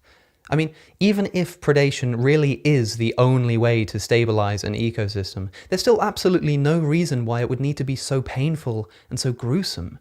God could provide for these animals an instant death, or at least one that's less painful. But he doesn't. He allows that zebra to suffer for minutes whilst its windpipe is caught in the jaws of a lion. Just imagine for a moment what it must feel like to be that zebra. None of this is necessary for ecosystem stability if you truly are the omnipotent creator of natural laws. And Dr. Craig is arguing that predation is justified since it prevents prey from starving to death. But is the fate of being preyed upon and eaten alive really that much better than starvation? Would you, given the choice, rather die from a lack of food or from being painfully mauled to death by a large wild animal? I'm not sure I have a particular favourite. It's hardly a merciful deal that's being offered here. God is so loving that he saves these animals from starving by ensuring that they're ripped open and eaten alive before they have the chance to starve. Wow, what a glorious and loving thing that God does for these animals. And why should these animals even be suffering from so much starvation in the first place? That still needs to be explained. And also, bear in mind that predation doesn't even get rid of starvation, just some starvation. Even with predators, there are still animals starving to death in the wild. And so if the reason that God created predators was to save prey from starving to death, why are some animals still allowed to go on starving to death anyway? None of this makes any sense. And on top of even that, note that the same justification that Dr. Craig is using here could also apply to human beings. There are currently millions of human beings lacking food and at risk of famine in South Sudan. And starvation is one of the most painful things that a person can go through. But don't worry, I have an idea. Let's go to South Sudan and introduce some wild predators. Maybe some wolves or some large bears to painfully maul these people to death. After all, if we didn't do this, they'd all starve. By allowing them to be preyed upon by wild animals to pick off the diseased and the aged, we reduce their numbers and balance out the ecosystem, leaving more food to go around and minimizing starvation. Yeah. How How merciful. I think, you know what? Problem solved. Problem solved. How merciful. Amen. Praise Jesus. It's good. Hey, well, Jesus willingly was crucified. He was on there asking for some wine right before death. They stab him, pours out wine and not wine, pours out blood and water. It's merciful. Yeah. merciful of us. So who's for it? Yeah, I didn't think so. Now, okay, you may think that I'm being a bit unfair here, right? There are obviously many other methods we can use to reduce starvation in South Sudan that don't involve killing people with wild predators. But yeah, that's kind of the point. Yeah, but, look, from God's perspective, okay, what's more entertaining? Philanthropy or the Hunger Games? The Hunger Games is way more entertaining, guys. Obviously, that's what God cares about. Who would show up to watch a movie about the latest in philanthropy and how we're saving lives from a few things? You might get a good short out of that, an emotional short, but you're not going to pay money to go to a theater and watch an entire trilogy about philanthropy. But you might show up to a movie. In fact, I have large box office numbers that will tell you that many people show up to watch a movie where kids kill each other. In a society where they watch it and feast while watching kids kill each other. I think the Hunger Games is way more entertaining. Honestly, I could see why God did it. I could see it. Right, if we humans have the power to reduce human starvation without necessitating them being mauled to death by wolves, then you can bet that God has the power to reduce elk starvation without necessitating them being mauled to death by wolves.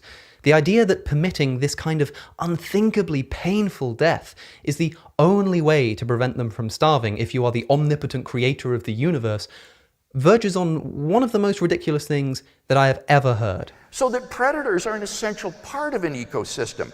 In a world without predators, the insects would soon take over since there would be nothing to eat them, and all the animals would soon die because all the vegetation would be consumed by insects. Once again, Dr. Craig assumes that the only way to control population sizes is by killing individuals within that population. No mention of any other methods that God might have available to him. But also, was it not within God's capabilities to make it so that insects and wild animals just eat different things? We need predators, says Dr. Craig, because otherwise nobody eats the insects, and the insects will eat all of the predators' food, and the predators will die. Yeah, as if it literally wasn't possible for God to provide different food for wild animals and insects. The only reason this problem even exists in the first place is because of the way the ecosystem has been designed. You can't just say God needs predators because he designed a world that needs predators. That doesn't explain anything. And to reiterate, even if the animals really do need to be preyed upon for whatever reason, the process could have been made a lot less painful. But it wasn't. Now, pause. Think about this. What would we expect to find if we assume that there is no God, and animals in nature are just randomly mutating and evolving and competing for resources with no divine guidance? Well, we'd expect pretty much exactly what we observe in the real world, a messy bloodbath and a struggle for survival. Now, what would we expect to see if we assumed the existence of an all-loving and all-powerful God? Maybe some level of suffering that we might not be able to fully explain, but nothing even remotely approaching the level of horror and pain that actually exists in the natural world. It is incalculably easier to account for this suffering on an atheistic worldview. Now, let me say one other thing, however, that is a result of recent scientific discoveries that shed remarkable light on the problem of animal suffering. In his book, Nature Red in Tooth and Claw, published by Oxford University Press, Michael Murray... Oh, Oxford, there it is. So if you got Oxford on your bingo sheet, let me pull mine up. Yep, I do. There it is. So push the problem back and Big Bang Theory. That's what we're looking for to get a bingo. Bada bing. Explains that there is really a threefold hierarchy of pain awareness. On the most fundamental level, there's... Okay, I know where he's going with this. These kind of arguments do frustrate me, but yeah, we'll hear simply the reaction to stimuli, such as an amoeba exhibits when you poke it with a needle. It doesn't really feel pain. That's true. That is true. But now he's about to apply it to livestock, like chickens and pigs and cows. There's a second level of pain awareness, which sentient animals have, which is an experience of pain. And animals like horses, dogs, and cats would experience this second level pain awareness. But they do not experience a third level pain awareness, which is the awareness of second order pain. That is the awareness that one is himself in pain. For that sort of pain awareness requires... He's talking about metacognition, and I was mentioning it earlier, but metacognition would make an experience far more worthy of suffering than an experience less. Because when you can metacognate, right, when you have metacognition to think about your thinking and your experience, then you can detach from the situation and lessen the suffering. But when you don't have that, you cannot detach yourself from the situation, and thus you can only experience the suffering. Our self-awareness. And this is centered in the prefrontal cortex of the brain, a section of the brain that is missing in all animals except for the higher primates and human beings. And therefore, even though animals are in pain, they aren't aware of it. They don't have this third order pain awareness. They are not aware of pain, and therefore they do not suffer as human beings do. It is difficult to express just how disturbing it is to see people still peddling this Cartesian fantasy that animals don't experience pain. What exactly is it to be in pain? Pain is an experience. It's not a thing you can touch or measure. It's something that exists in the minds of conscious creatures. You cannot be in pain without being aware that you're in pain. If you're not aware... Now, what he's saying about that, though, is fascinating. It kind of gets to a Buddhist concept, which is the idea that there is the first suffering and the second suffering. The first suffering you don't have control over, right? So, for instance, let's say you get in a car accident. That's the first suffering. The second suffering is everything that comes after that, right? So, for instance, you have the thought about you just crashed your car and you don't have money for a new car. So now you don't have transportation. You just started having the thought, oh my God, my leg is injured and I won't be able to work the next few weeks, which means I'm not going to get money. you have the thought, oh my God, I might not be able to walk again. So that is something that is human in nature. It's primate in nature. And so I get what he's getting at. There isn't that sense of psychological suffering and reflection upon bad outcomes. There is only the experience of bad outcomes. However, that second suffering can also help in overcoming the experience of bad outcomes. And I don't want to say the second suffering can help, but it's the same psychological practice of the second suffering that can help. So, but Buddhism, that's what it's about. It's about detaching from the experiences of suffering, recognizing them in an objective sense, and recreating a story around that suffering that will allow you to heal rather than continue to suffer. That's what Buddhism, a lot of what Buddhism is about. So, but when it comes to this, like, yes, I think it does create more suffering, but it also helps you overcome suffering as well. Whereas animals have no choice in the matter. So it's not a real help. It's not a real support here. Aware of any pain, that just means you're not in pain. Pain is an experienced phenomenon by definition. If you're not experiencing it, it's not there. If pain doesn't necessitate the experience of pain in this way, then what is pain? Does it just mean damage or something's natural function being inhibited? I don't think Alex is fully understanding the point that William Lane Craig was saying. But to his point, though, I still think it's a very terrible rhetoric to be spouting. Like, if I came and, kicked your dog, you'd say that's pretty messed up, and you'd say that the dog feels pain. And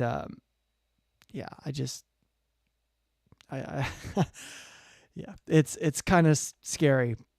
This would mean that a table is in pain if I take an axe to it. No, to suffer is to experience suffering. Saying that you can feel pain without being aware of it is like saying that you can feel sad whilst thinking that you're really happy. No, if you feel happy, that's what it means to be happy. You can't be happy if you're not feeling happy. And you can't be in pain if you don't feel that pain. And you can't be happy and you know it without clapping your hands. You know what I mean? Deny that animals can feel pain is a desperate excuse to justify animal suffering.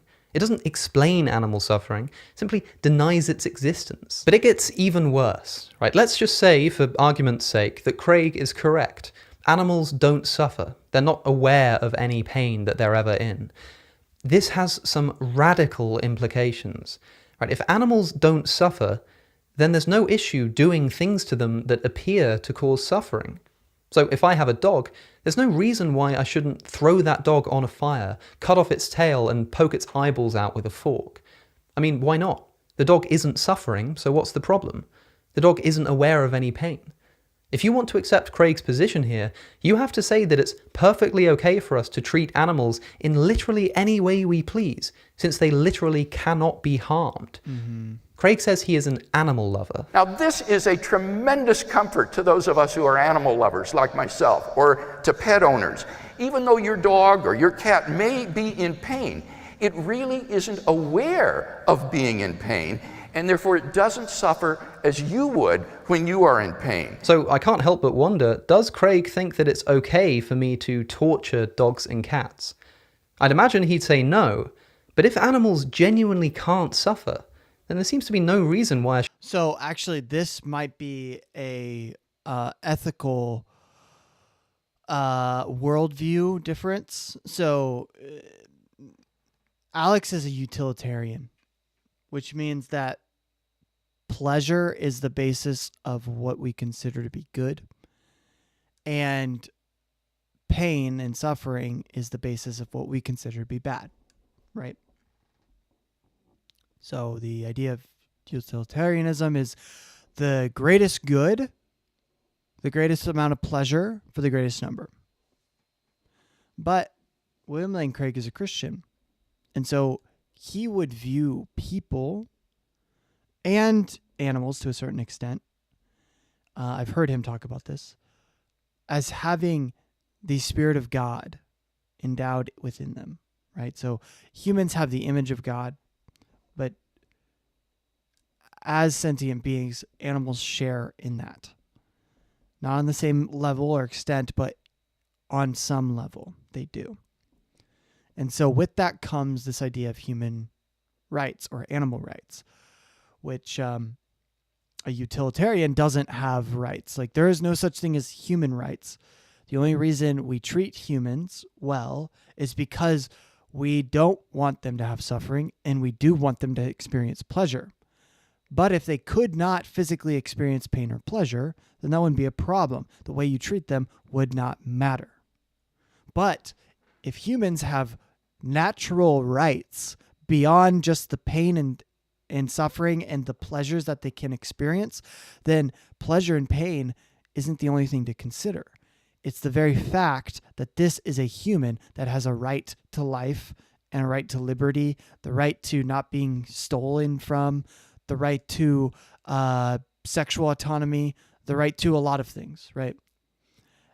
And if you can then extend that onto an animal, then the fact that an animal doesn't feel suffering, doesn't feel pain, does not matter when it comes to how we treat it, because that animal still has a right to not be injured or hurt. So that would be a response William Lane Craig could probably give to this, which is that he's working from a Christian ethical standpoint, not a utilitarian ethical standpoint. Shouldn't be able to do this. If animals can't suffer, then there's as much harm involved in me torturing them as there is in me chopping down a tree. So, do you think that it's okay for me to throw a dog onto a fire? Yeah, and I mean, I could respond by saying, like, and this is terrible, but like, with what he's saying, there's an implication of, like, for instance, let's say you got someone blackout drunk and then you raped them. That would be fine in this utilitarian perspective. I'm not saying it is actually fine, but with that utilitarian perspective, they felt no pain or suffering from that. And you felt pleasure.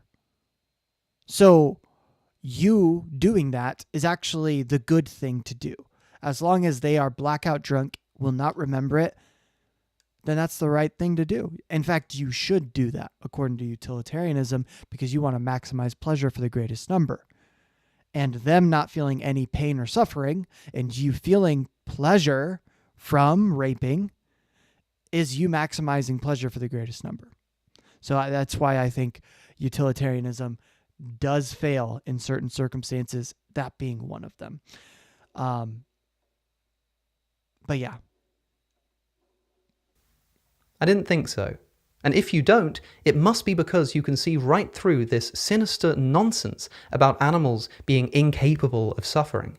It's time to relegate that ridiculous and untenable position. I mean, I still fully disagree with William Lane Craig and what he was trying to say there, but this last critique I don't think is fully founded. To the history books, a stain on the course of moral progress. And if Christianity really can't come up with a better response to the problem of animal suffering, then I'm afraid to say that it should be relegated to the history books as well. I've been Alex O'Connor, or Cosmic Skeptic. Make sure to follow me on social media for more content and exclusive posts.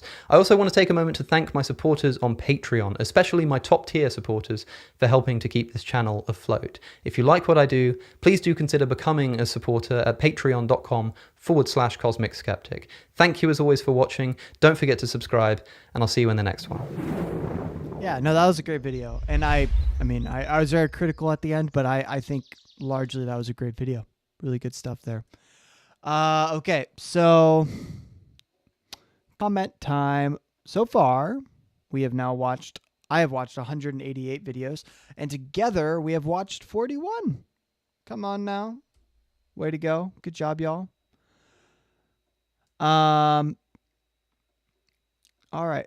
Now it is time to leave a good old comment. Good old rootin' tootin' comment. Yeehaw! If you guys have anything to add to this comment for this video, let me know and I will add it. All right, just give me a sec.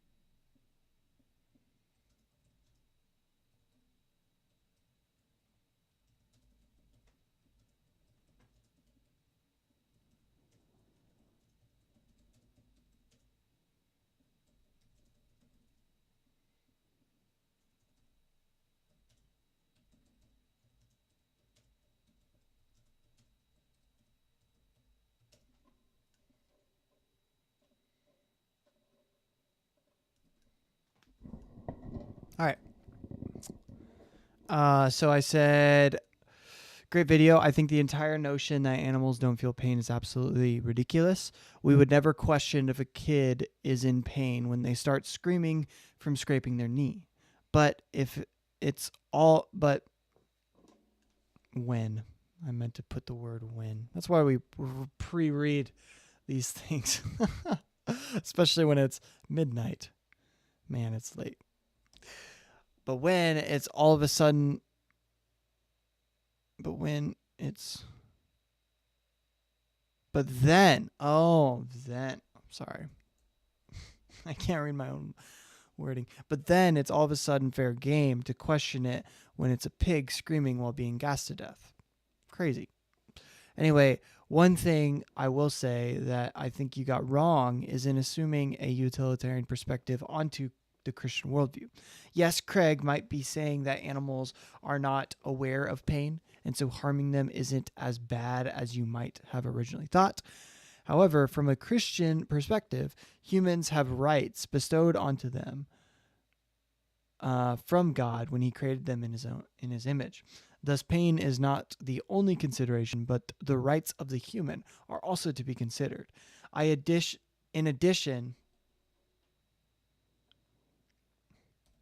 addition to that, from other talks, Craig extends this into animals, but to a lesser degree. In addition, we have dominion and responsibility of animals, so violating them, even though they might not feel the pain, is still a problem. Cool. All right, I will make the comment there. Very good. And that will conclude us for the night. Good job, guys. We got through 2 videos. One discussing with Rhett McLaughlin, and the other one about the problem of evil with animal suffering. So, I do this every single week, Thursday nights at 7:30 Central Standard Time. And if you want to join, then feel free every single week. I also have a Buy Me a Coffee link below. So if you enjoy this content and you want to support it financially, you can do so by clicking the link below. I really do appreciate it. And you can send me a message. So I really appreciate that as well. But that will end us for tonight. I hope that you guys enjoyed. Thanks for showing up. You guys are real ones, absolute legends. Have a great rest of your day, guys, and have a blessed day.